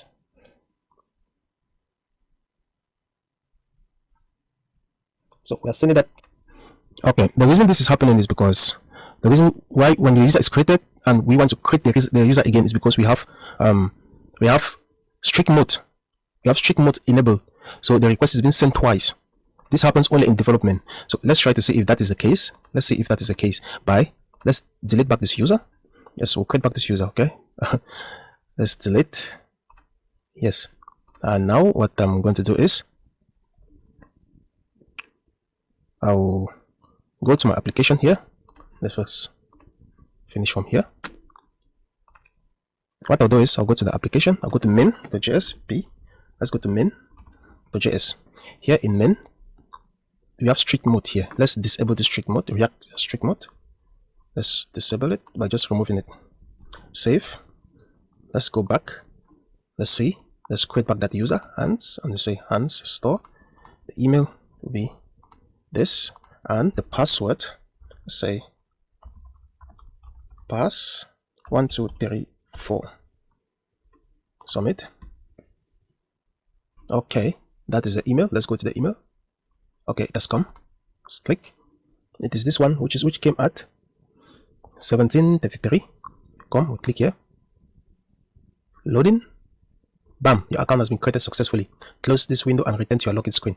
You see, we did not see the other message who came as a result of the next request which was sent to the server. So you see, it's working fine, guys. There was no problem. It is just that strict mode that was enabled that's causing our code to send 2 requests to the server. So with this, we are successfully registering the user. Hello guys. Now we are going to finish with our forgot password and reset password lines. Yes, so if you go to our application here, let's go to login. Here we have a button here to forget password, but currently it is pointing to the home page. It's currently pointing to the home page. What we can do is let's go to the login and first change that. First of all, let's clear everything here and let's go to the login page, and here where are we getting the forgot password? Remember me, forgot password link, and let's go to forgot password. Okay, now to begin this section, we are first going to create these pages. We are going to create those pages, and we can create them here. Let's create a new folder. Sorry, it's going to be a new folder, and we call it forgot password. Forgot password. In here, we need to create the file. We say forgot password.jsx, Here now, we are just going to copy the code. Yes, because it's not something really difficult. It's not something for us to waste our time. So right, I'll just copy it from here. So let's go back to our code here, and I'll paste it here. I'll just explain to you.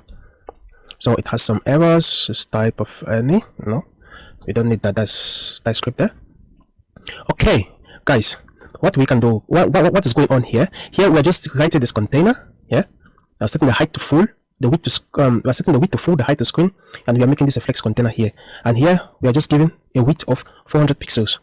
Yes, and we are giving a shadow of Excel around that container, and just had a hidden called forget password. Yes, so in there we have a form, and the form has only one field called the email field, where we are going to put our email. So this is a pretty simple form, and down here we have the submit button. So let's go and check how this is. Let's go to our code here. You can say instead of this, let's say forgot password. Okay, let's go and first link up our route. Control P, let's say route there, and here forgot password. Yes, it's the same. We can now say instead of activation page, say forgot password, and here we just say forgot password. Here now with this, I think if we go to our application, let's click on forgot password here. Okay, this is it. We are taken to this forgot password page here. Here we just need the email. We just have to put our email here, and we click the submit button, and let's say our data will be logged to the console window. Let's say, okay, a bit about that later. Now what we can do is, let's go to our agent. Let's say agent, we are going to say forgot password, and this, it takes data. Yes, and here we're going to say request dot, going to be a post user slash forgot password. I hope so. And here we just passed our data to it. Okay, let's check in Insomnia and see. Forgot password. Okay, this is it. Forgot password. Yes, forgot password, and it's expecting an email to be passed as the data. So we are just saying data here. Okay, if you come now to this folder, we are going to create a file to fetch. Say forgot password api.js. Here we are going to come to the login here. Let's just copy this. We have been doing this. Here we're getting the agent instead of login API. Here I'm going to say forgot password, and here instead of login we say forgot password. And if you look at the response body, is a message, so this is okay. And what else? Okay, this is good. What we can do again here is we can create another file here, and we say forgot password.js. So it's a const use forgot password, and here we're going to say const, here we say mutate, which is going to be forgot pass. I just say forgot pass, and is loading. All of this is going to come from use mutation, and we have our mutation function here, which is just going to be forgot password, which is coming from this forgot password API here. Let's click on it. Here we need to make it this a function so that we accept data, and then we just pass the data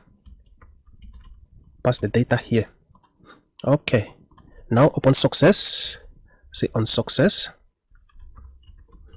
say data, such that we just want to say toast dot success, and we say data dot message.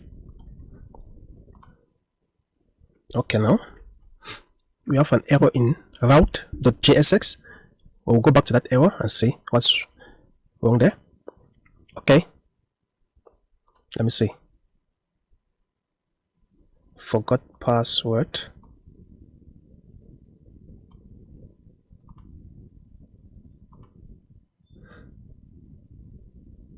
already included file name.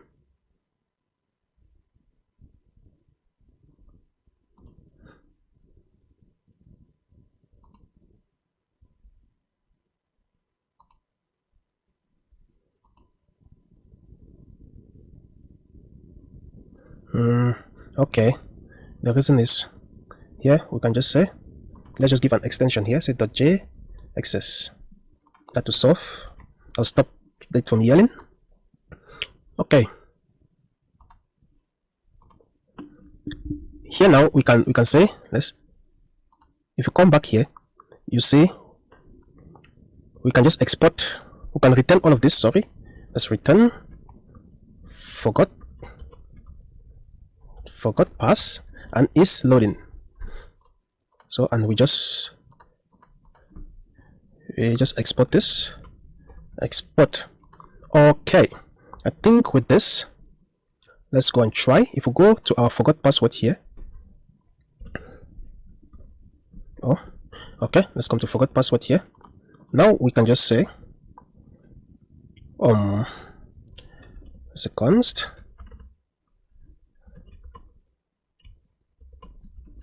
use forgot password, and here we say forgot pass and is loading. So down here we can just say forgot pass and we say email. I will pass our email in here because this forgot password, the data which we are passing here is just the email. Yes, and here down here we can say disabled when is loading. Okay, with this now let's try and say let's send the email here, and we're going to say ga. Let's send the ga. What was that guy's email? Let's go to the database. We want to reset this email here, this password here, sorry, for this email. So let's come back to application, let's paste it here, Ctrl V, submit. Okay, this page is refreshing. That's why we are unable to see that value, to see anything here. So what we can do here is we'll say e, we need to pass this e here, say e.prevent default. E.prevent default, okay. Let's come back, let's refresh. Let's pass it again. Let's send. Okay, see, it's disabled. Yes, check your email ga for link to reset the password. If you come here, yes, we have, this is it. Reset your password, expire in 10 minutes. So we see the message here, Hans, we have received a request to reset your password. Click on the button below in 10 minutes to proceed with your request. So if we click on this button, it's going to take us to our front end. And let's see. Okay, unexpected, not found. So this is the page it's taking us to, but we don't yet have this page. This reset password page. We don't yet have this page. So let's go and write this page now. We can come. Here we're just going to say, after forgot password, we're going to create a new file here in this feature. Let's create a new folder, and here we say reset password, and already I have the code for that to reset password here. Just to save us some time, I'm going to copy it, drag, Ctrl C, and I'll bring it here. Let's create a new file, and we say resetPassword.jxl, and we paste the code here. Ctrl B. Okay, so this is the code here to reset our password. E.prevent default. We'll just pass our E here. Okay, what is this code doing? Again, we are just centering everything in the container in the middle of our page, and the width again is 400 pixels. We are giving a shadow. It's the same code as before, so nothing too going on here. Yes, there's nothing going on here. We just have two text box inputs, yes, which are both passwords, which the types are both passwords. We can put our password. This is the user's password which he wants to change, and a confirm password for the user to confirm his password before changing the password. The user have to confirm the password before changing. So let's see, reset password, yes, the user password and the confirm password. So with that said, what we can go and do now is let's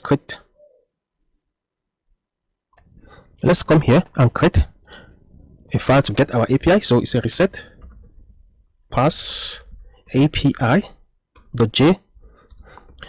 Sorry, this is not JXS. Let's rename this F2. Let's just say .js. Okay, now we can copy what we have here. So reset pass, I'll put it here, Ctrl V, and this is just going to be reset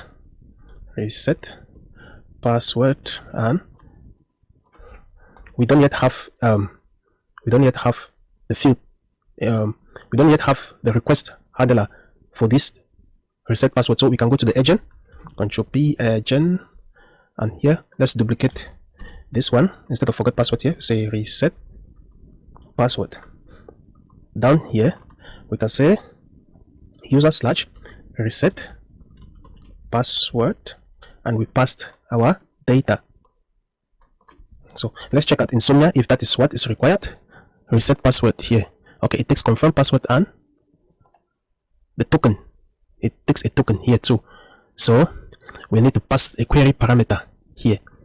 So we need to pass a query parameter here, which is a token. So what we are going to do here is, oh, what is wrong here? Reset password, reset. Okay, we have an S here. It's not supposed to be there. So we're just passing our data here. This data. Okay, everything's fine now. Let's go to the reset password. It's forgot reset password. Okay, here now instead of forgot password, you can say reset password, and you pass the data. Okay, and we return the response. Let's see what the response is returned here. It's a token and a success message. Okay, which is not that important for us for now. Here we can now create a new file, and we call it reset password resetpass.js.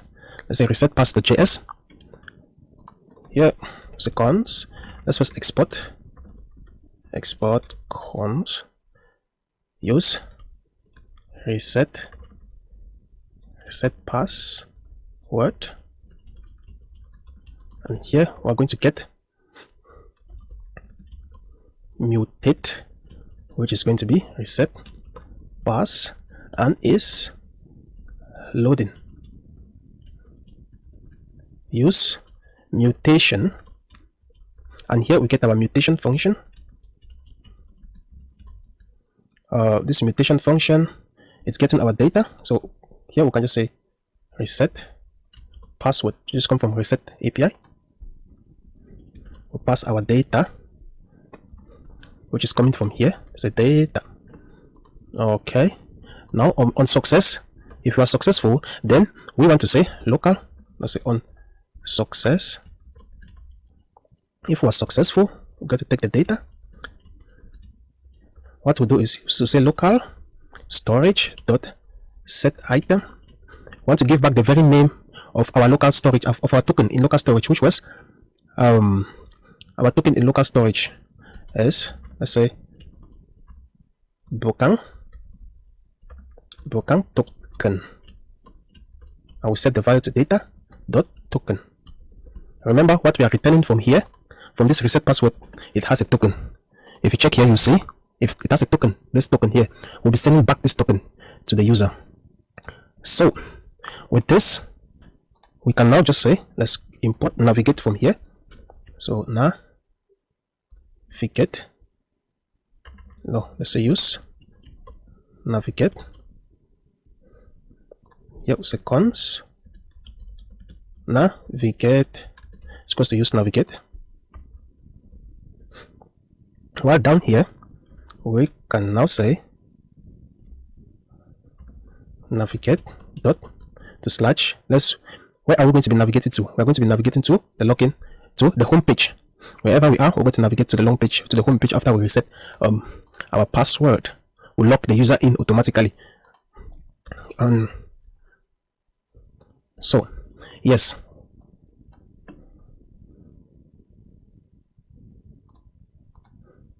okay, now what else can we just have to export this from here. Let's say return reset pass is loading. Let's put this in an object. So this is how this method is going to look like. Reset password Yes. Also, we can put a toast message. We can just say toast.success. Say password reset successful. Password reset successful. Okay. With this now, I think we are ready to go to the front end. We are ready to go to this reset password here. Now, here now we can just call, let's say const use reset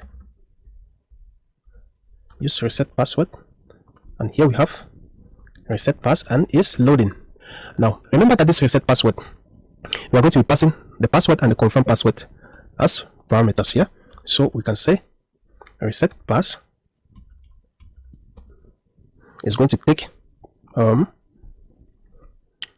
password and confirm password. And also there's one thing is going to be taken here also. What we're going to take the token. Yes, we're going to be taking the token from here. So let's say token. Why is the token? Because if you look here, we are sending the token to this as a request parameter, as a parameter to the request. That means here, if we go to our agent file here, what we are doing here currently is not correct. To reset this password, that means we need to pass here an extra parameter, which is going to be our token. So here, let's just put the template string here, and here we say slash. We can now say data dot token.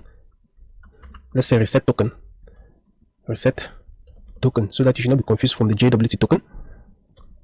Reset token. Okay. If we come now to forgot password, reset password. Sorry, reset pass. This is it. If you come down here, instead of token, we say reset token. We'll pass it here. And where are we going to be getting? We are going to get this reset token from here. You see, from here. This is it. We are going to get the reset token from here. So after this, we'll get this. So in order to get the reset token, we're going to use a hook call. No, you not use the hook here. Handle submit. We're going to use a hook here. Say const param is equals to use params, and this use params. It returns an object of key value pay. So let's lock this param to the console. Let's say params. But before do that, let's go to our route. Let's go and set up our route for this reset password. If we come here now, we just have to duplicate this. Instead of forgot password here, we say reset password, and here is going to be reset password slash. What is the parameter here? Let's check the name of the parameter here. If we come to this, you see the name of the parameter here is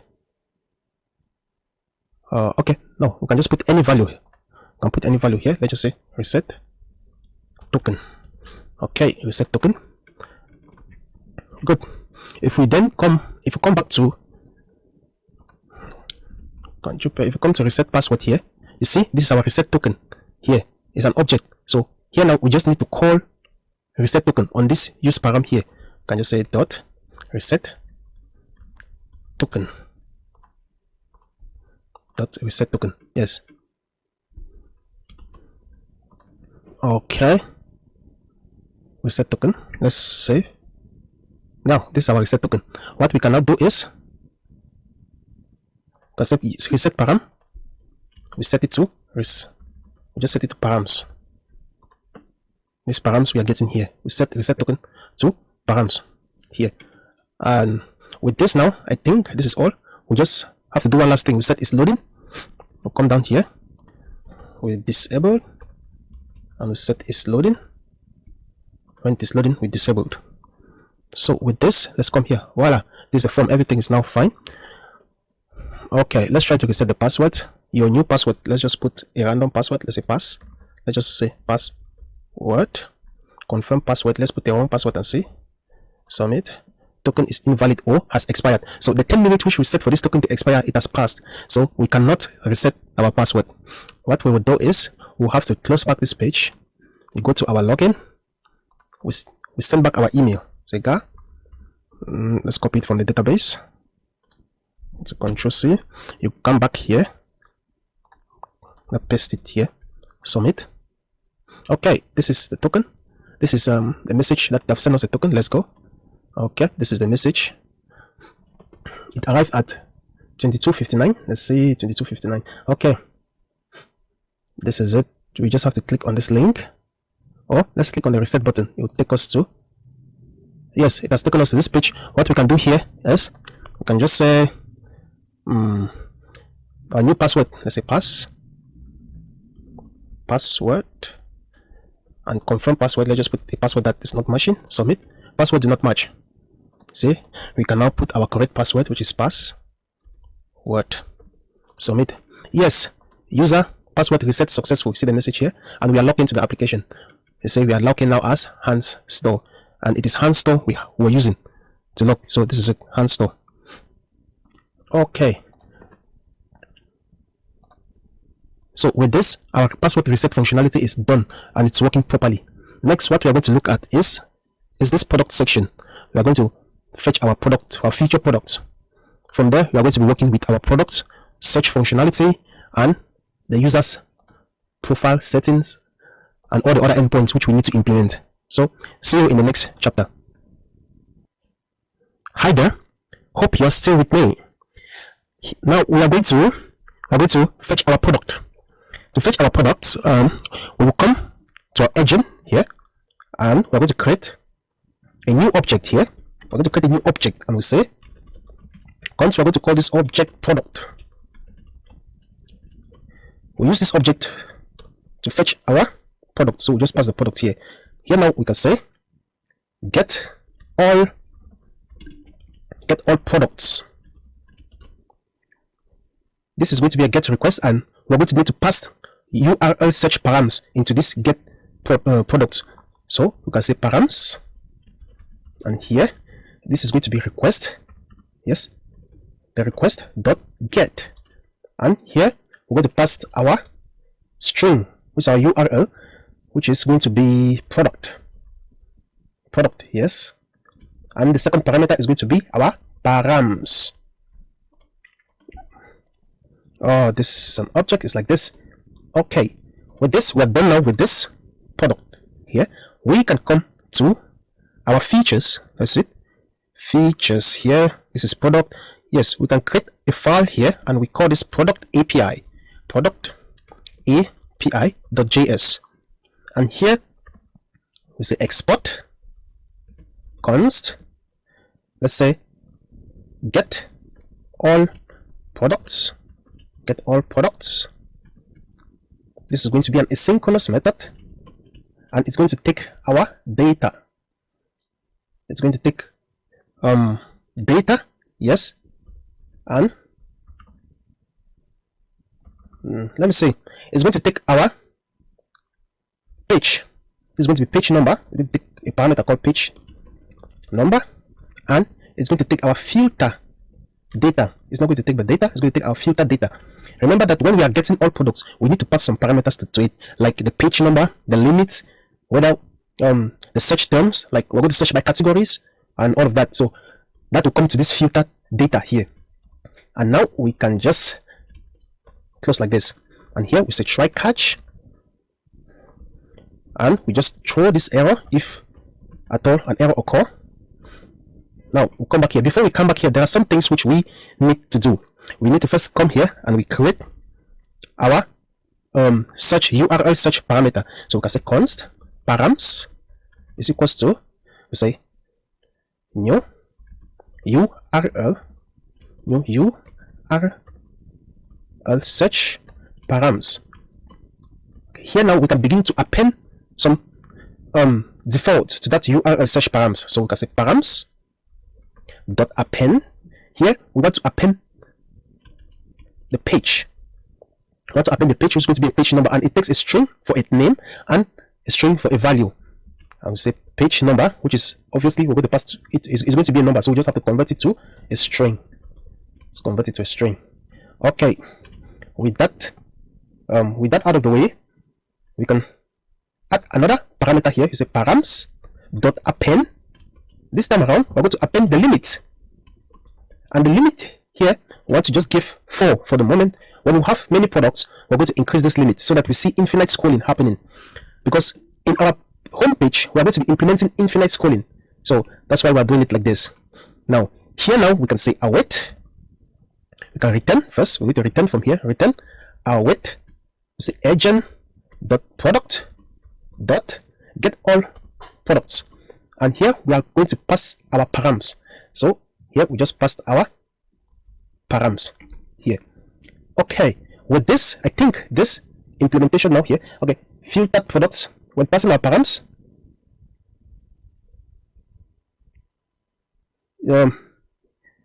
Yes, this filter data. Okay, filter data. We need to add it here, but we don't have use for it now. Yeah, when we'll be filtering our product, like using the user's ID or the category, that's when we're going to need this filter data. But for now, let's just leave it here. Yes, let's just leave it here like this. We'll come back to this later, don't worry. So with that, we are done with this. So we can come and create another file. Here we'll call it get all products. So get all products. Not really get all products, because we're going to be doing a lot of things in this controller. So we can just say products. Let's say product, or we can say use product, use product.js. Here now we can say export const use all products, use all products,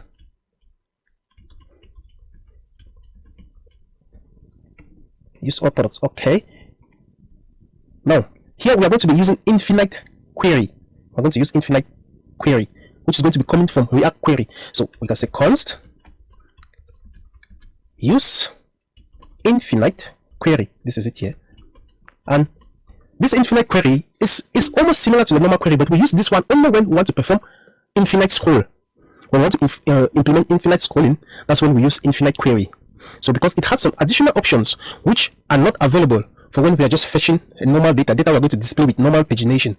Yes, so with this here, the first thing we're going to put here is our query function, right? So we say query function. This is going to be a function like this, and we are going to call this product. You see, we're going to call get all. Let's say get all products from product API, and get all product. It's accepting. It needs a page number and filter data. So it needs a page number and filter data. The page number is going to come from this query function here. If you open, if you say, let's say, if you look here, you see it have some parameters we can pass here. We can pass a signal, we can pass the page param, we can even pass a query key here. But what we want to pass here is this page param. I'll pass the page param here, and we set the default page param to 1. The default page param to 1. And now in this get method, since we are expecting a page number. So here we're going to pass the page param here as a page number, and the second argument is the filtered data, which is actually optional. But let's just get the filtered data from here. It's a filtered data, and we pass it down here too. It's a filtered data. Good. The second thing here is, let's give some more space here so that we see what we are doing. The second thing here is our query key. We pass a query key here, which is of course going to be an array, and we'll just say get that's all products. We say get all products. This is going to be our first query key, get all products. When we implemented filtering with category and getting the users based on the currently logged in user, we are going to add more query keys to this method here. For the moment, this is okay. Now, the difference between this use infinite query and use query is that it has this extra method.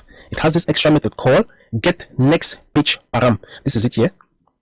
Get next page params. So you can click on it. Here it accepts a last page and gets page. And this get page is an array of any. That is an array of what you are receiving.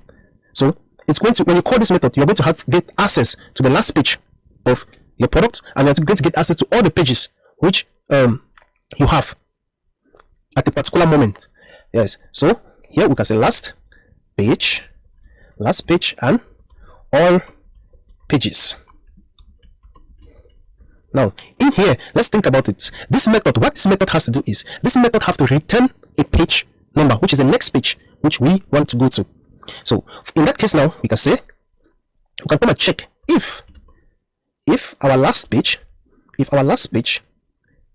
dot, let's say if the last page dot, let's go to Insomnia here. Let's get all our pages. Let's send this response. We are taking page 3. Okay, we are getting, so this is our response here. Our response contains, we have total pages. This will give us the total pages we have in the application, and we have the product count, the total number of product, and we also have the product length. But what we are interested here is this total pages. We want to get this total pages here. What they say, if total pages dot, if this last page dot the total pages is equal to, if last pages or total pages is if it's equal to all pages dot the length, if it's equal to all pages dot length, because this all pages is going to give an array of all our pages. It's going to give an array of all our pages. So the thing is, if we're on page 1, it's just going to give us one array, which stands for the first page. If we're on page 2, it's going to give us 2 arrays, which stands for our 2 pages. So just like that. Here now, what we can do here is, let's just remove this if here. We're going to do, let's say, okay, if last page the total pages is equal to all pages dot length, what we can do here is, we can just say undefined. We can return undefined, because if we return undefined, that means that's the end of the pages. This means this is the end of the page. We don't want to do anything. We don't want to increment the page, so we just return undefined. But if it is not equal to if it's not equal to all pages dot length, we want to increment all pages dot length. We want to say all pages dot length plus 1. Yes, because if we're on page 1 and there are 4 pages, the total number of pages is 4. What we want to do is, we want to get this first page, we add 1 on it, which will give us the second page.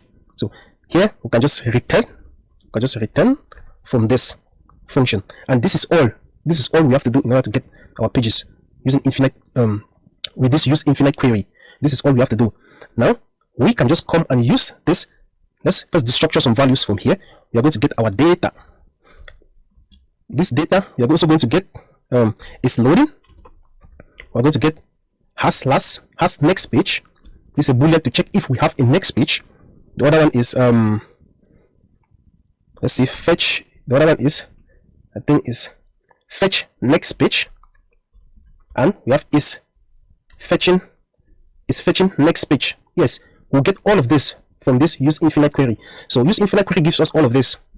We can use it in our application, so we can just return all of this from this use all products. We can return from this use all products. Now with this, we can come to the home page here. Now if we come to the home page, we can just call, let's just call this as a const yes, let's say use all products from use products. So we're going to pass our filter data, but we don't have any, so let's just leave it as blank. Here now we can destructure data. The next is going to be the fetching next is loading, and has next page. We're getting all of that from used all products. Okay, when we get this, let's try to lock the data to the console and see. Console.log. Let's lock data. Voila, we say this is it. We have our data here, the pages. All of our data is stored in these pages here, which is an array. Yes, all of our data is stored in these pages here, which is an array. You can see here. If you, let's dock this here. So if you see, we have pages, is this array. We have this first array. Now it's giving us only one array because we are only on the first page. If we go to the second page, we are going to get the next. We are going to get the second batch of products. So now we are only having only one, but if we go to the next page, we have 2. So that's how it's going to be. So in the first page, we have everything which we sent from our backend. We have a product length. Okay? We have the product count, which is 14, and the total pages, which is 4. These are all the things we sent from our backend. So they're actually helping us here. So now let's get rid of that, because we can get we can see everything from here. What we can do is, we want to get the product. Since this pages is an array, we are going to use a trick in order to get all our pages from here. What we can do is we'll come here and we say pages. Let's say I want to store this actually. Let's say const products. We want to get all our products is equals to pages. No, data dot pages. Data dot pages dot want. There's a method called flat map. This is it, flat map. What this method does is it simply calls a defined callback on each element of an array. Then it flattens the result into a new array. This is identical to map followed by flat with depth of 1.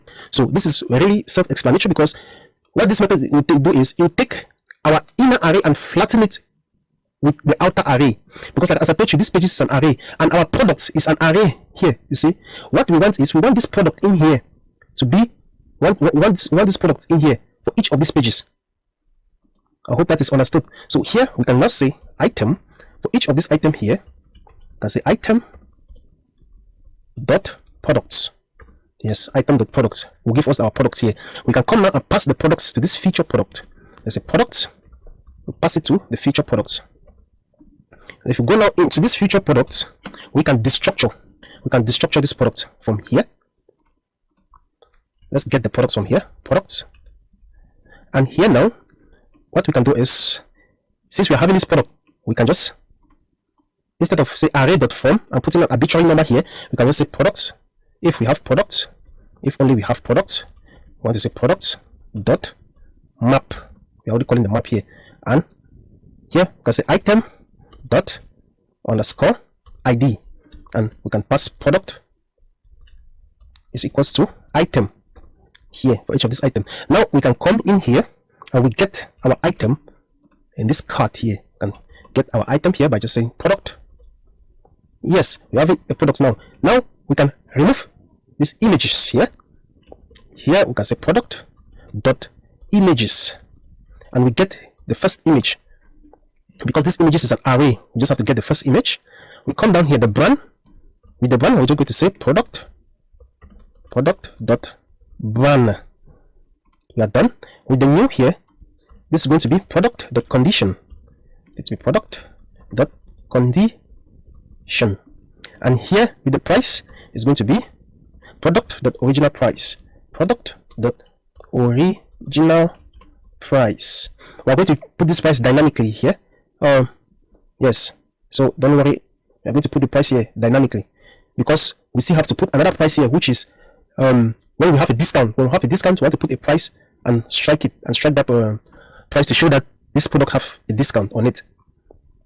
So we have this fashion batch here. Okay, it is going to depend on whether our product is a product which you are shipping, or it's a shipping free product, or it's a paid product. And this last batch here is just going to give us the size of our product. If actually our product is a product that contains, that we can measure the size. Yes. Now this 2 weeks here, okay, we are going to use a date library here in order to calculate this date, the date in which this product was created. Now for now, let's just leave this as it is. Let's put the name here. Sorry, we need to put the name of the product here, the title. Sorry, here this is going to be product dot title. Okay, with this, let's go and check. Okay, this is it. We have it here, guys. This is it. This is everything we specified. We have the logo. This product is appearing too, because I created 2 of this product. So this is it. We have the products here. Now what we're going to do here now is we're going to put a button down here. This button, when we click this button, we're going to simulate an infinite scroll. So whenever we click this button, we're going to get the next batch of products down here. Whenever we click the button, we get the next batch of products. But after, we're going to fix it when we have a reasonable amount of products which we can see our infinite scrolling. Then we're going to remove that button. But for now, we're just going to put a button down here. So what to do? Let's come to home page here, and just below this, we are going to put the button here. And yes, we'll put the button here. Let's say button, and we call it go to next page. Let's just say go to, let's just say next page. Next page. And this button, let's just style it a bit. We'll give a class name of button, and we say button neutral, button neutral. Yes, good. And we can just give a margin top of 6 here. Okay, let's see if we have that button there. Okay, this is the button here. Next page. Good. Let me close this. We can come here. If we come here now, let's think about what to do. If we click on this button, we want to load the next batch of our pages. So let's come and give an on click here. Say on click. We'll say handle next page. Want to handle next page. Let's come here and we call and we create that handle next page here. Handle next page. This is going to, what we are going to do here is we're just going to check if we have next page. Let's check if has next page. If we have next page, what we'll do is we just fetch. We'll just call fetch next page and we are done. We don't need to do any other thing here. We're just done. And the other thing we have to do is here, when we get the next page, we want to make sure, we want to display this button here dynamically. That's to show a loading spinner. When we are displaying this button, we want to show a loading spinner. So how can we achieve that? We can come here. Let's say, let's check if, where is it? Okay, if we are fetching next page, we want to show a loading spinner. If we are fetching the next page, we want to show a loading spinner. If not, we just want to show that text. So let's say if fetching, let's say is fetching next page. If it's fetching next page, what we'll do is we'll just create a div here, a span. Sorry, let's create a span, and in this span we want to give a class of spinning. I think no, loading, yes, and loading spinner, yes. Okay, this is good. And if it's fetching next, if we are not fetching next page, we want to create another span. In this span, we just want to give our text here, say next page. Will take us to the next page. So, and one other thing is this is loading. We have to pass this is loading here. We have to pass it down here. So is loading. Let's say is loading, and we come to feature product, and we take the is loading. Is, make sure you spell it correctly. You are not using TypeScript. So it's loading.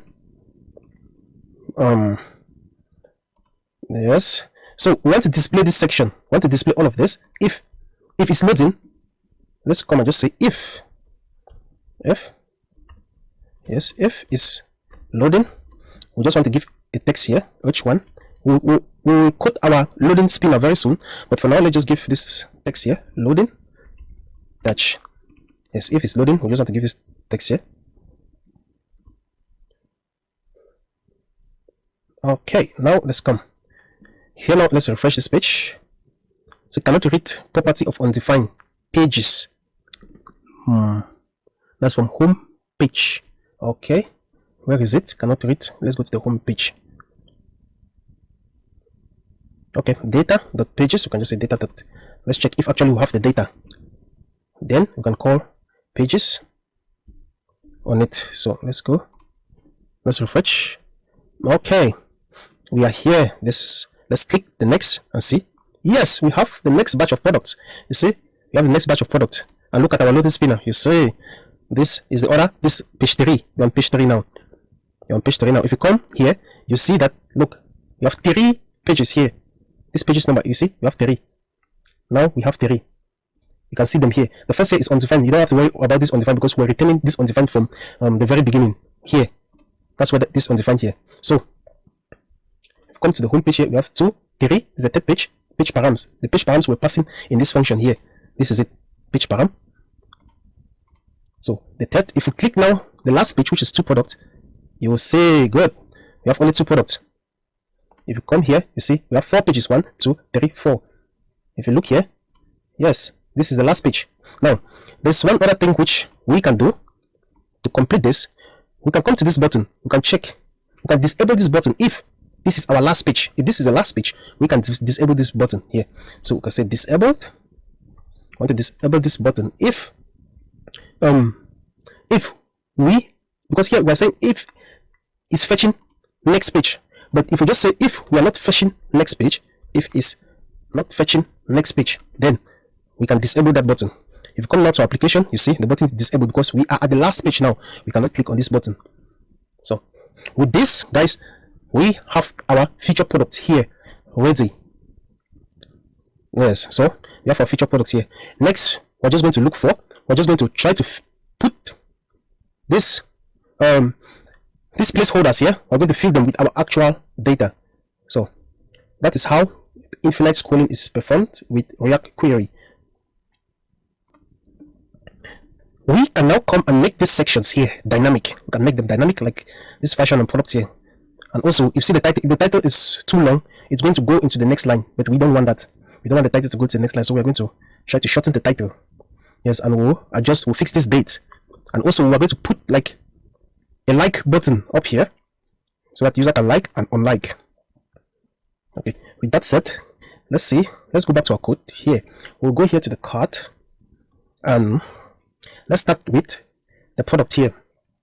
This product, this original price here, we first want to check, before putting the original price here, we first want to check if product the discount price, if product have a discount price, if product, let's first check if it is actually discount price. Let's see, product description.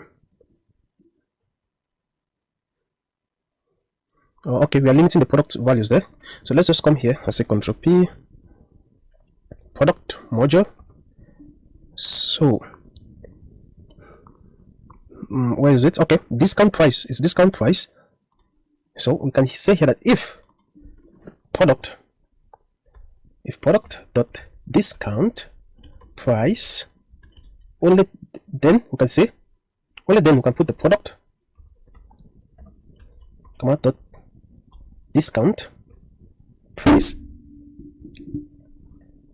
or you say product dot or original price. Okay, here, good. With this, now we can give another, let's give, instead of h1, let's say h2, and we say let's give it class of text is going to be sm. I will say line through, and text is going to be red 500. And what we put here is, let's just put price.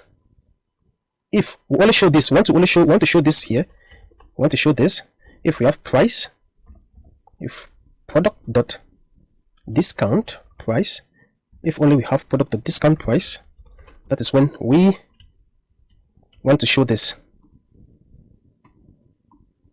And here we're going to say product dot original price.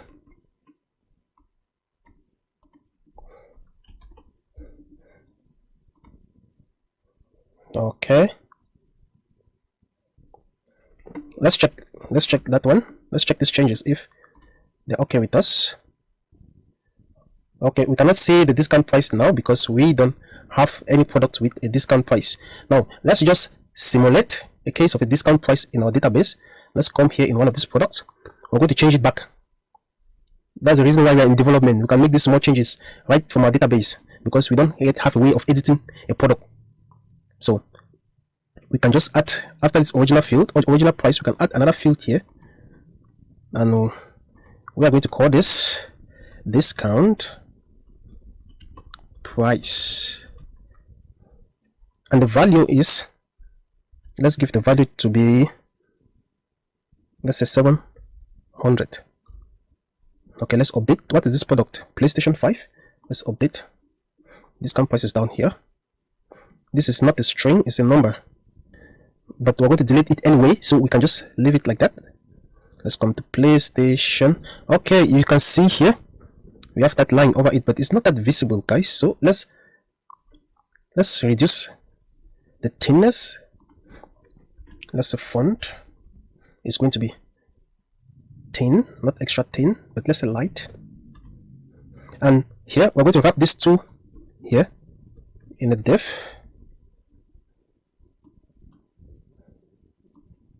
Let's wrap these two here in a div, and in this div we just get to say flex, and the gap is going to be like 5, and we say flex start, flex let's say item start, yes. Okay, it's still not that thin. Let's reduce the thinness again.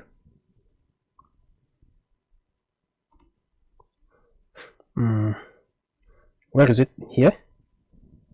So instead of font light, we say thin. Okay, I know why it's not going to reduce, because this we're setting this as a heading. So, and our heading we only had bold fonts. So let's just set it as a P back here. And instead of this, then let's remove now this font and see what it will give us. Great. This is better now. I think it's visible.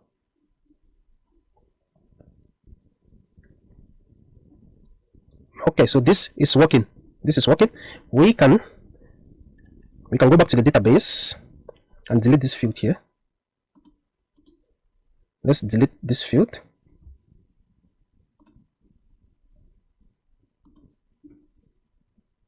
Update. Okay, if we come back to our code, yes, it's gone. Okay, now another thing we can do is let's shorten this text here. See this text here? We want to shorten this text. So in order to do that, we'll come here where we're putting our title. Where is our title? It's condition price. Okay, there's a title here. In this title section, we'll say product.title. Want to slice. The starting point is a number including 0 up to 24, excluding the last number. So want to slice this, and we're slicing this. Here now we're going to check if. Let's check if.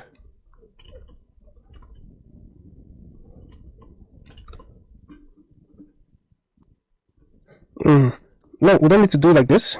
We just pass it here, because when we slice this, we're going to have a number. We're going to have a string of 24 characters. And what we want to do is, we just want to check if the product coming here dot the title. Let's just say product dot the title dot length. If the length is greater than 28 characters, then we can put this like this to indicate that there are more text here. So let's go and check, but I'm not sure if we have a product. Yes, you can see this is it here, logi wireless mouse, and you see this 3 extra dots here. This is okay. You can see another one here. So yes, this is good now. Okay, what else can we do? Let's adjust this filters here. The first one is going to be the shipping. So how can we adjust this shipping? How are we going to put the shipping here? We're going to first.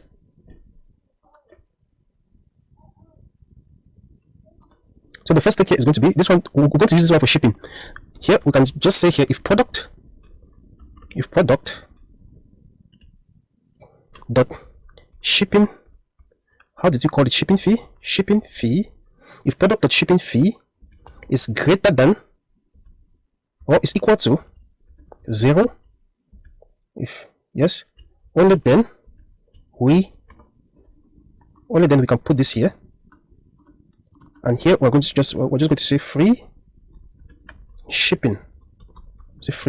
Yes, and coming down here, this is going to be for our size, the product size. So we're going to say if product dot size, if only product dot size, only then we are going to display this. And here we can just say give us the product dot the size. of the product. Okay, we're trying to give enough information on this card, and also we don't want to saturate the user with too much information on the card. Okay, yes, free shipping. Okay, size 44. You say 44 here. Free shipping, free shipping, free shipping, free shipping, free shipping. Okay, so with this, yes, I think this section is done. Now, we still have one thing. This time ago and that time ago, and the like and unlike button, which was supposed to place here. So let's first finish with the like and unlike button before we finish with this here. For us to do that, here we'll come here, and here we're just going to we're going to put, yes, we're just going to put a value here, a variable here. We say is, let's say const is liked. It's like, we're going to change this after very soon. So let's say if it's liked, let's set it to true. At the beginning, let's set it to true. It's like, then you come here in this figure. Let's make this, let's give a class here. I will say this have to be relative. And down here we can say if it's light, want to do something. If it's not like, want to, if it's like, want to show the like button. If it's not like, want to show the other like button. So here we can say let's say BS field. This is going to give us a field hat. BS field hat field. Okay, intelligence game, that was good. And here we just give a size of 25.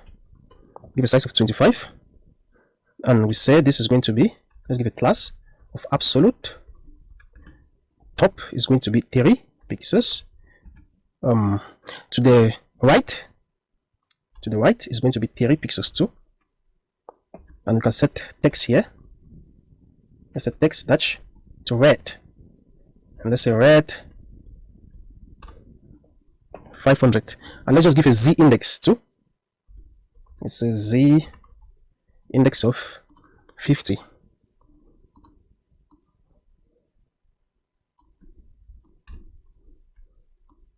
This is the case if the button is light.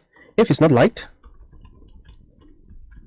we want to do something similar, but this here is not going to be BS hat. You can say BS, let's just say BS hat. Yes, and instead of text red here, we just leave it the way it is. Or we can say text dash gray dash, let's just give gray of 500.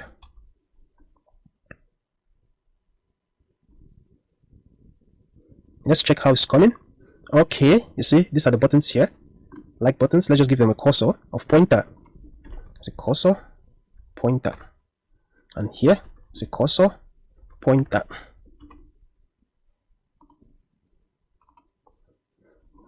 Good. Now to check the other button, let's just toggle this is like here to false. Okay, it's coming. This is it here.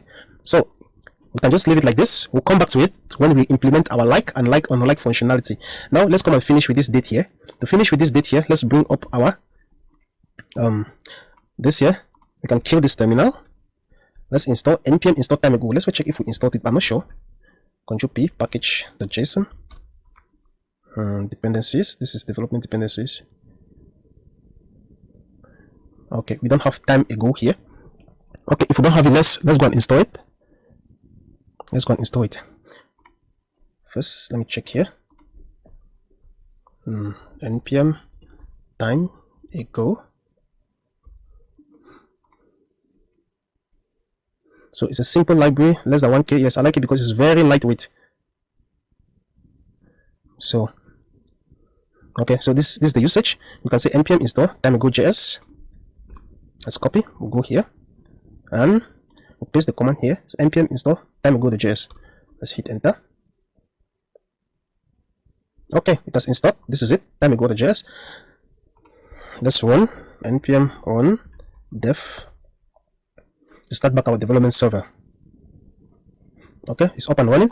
We'll go back to cart here. Here in this cart, instead of just passing this p tag here, we're just going to pass the time ago. Just say import time ago. Oh, it's not importing, so let's come and import it manually. let's say const import time ago from react dash time ago is not. Let's see what is called. Say react. Where is it here? Let's come to our package.json. How is it called here? Time ago.js. So let's come here. Import time ago from time ago.js. Here now we can just say time ago, and here we can pass. Let's see the options.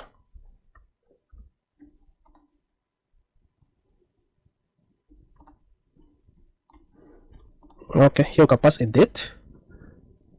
Oh, why is IntelliSense not showing? Let's just pass date. It's going to be product dot created at. So, product dot created at. Let's come to application. Okay, it's not working. Does not provide a name import. Okay, let's go to time ago and see. Let me. Okay, I'm calling a different library. So you see, this is how we call time ago. You say import from time ago, and we import this format here. You can import this format from the application, and we pass our date and a local here.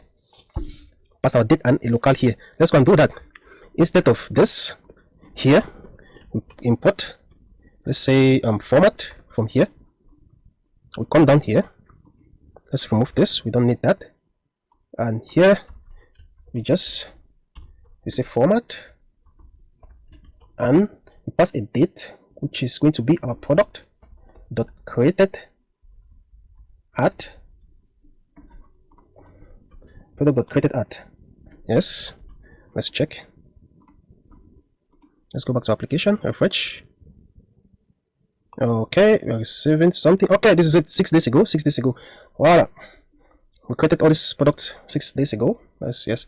So with this this section here, we're done with this section here. What we are going to do now is we're going to work on a single product. When we click on this product, on each of these cards, we want to be taken to a single product page. So that's what we'll be doing next.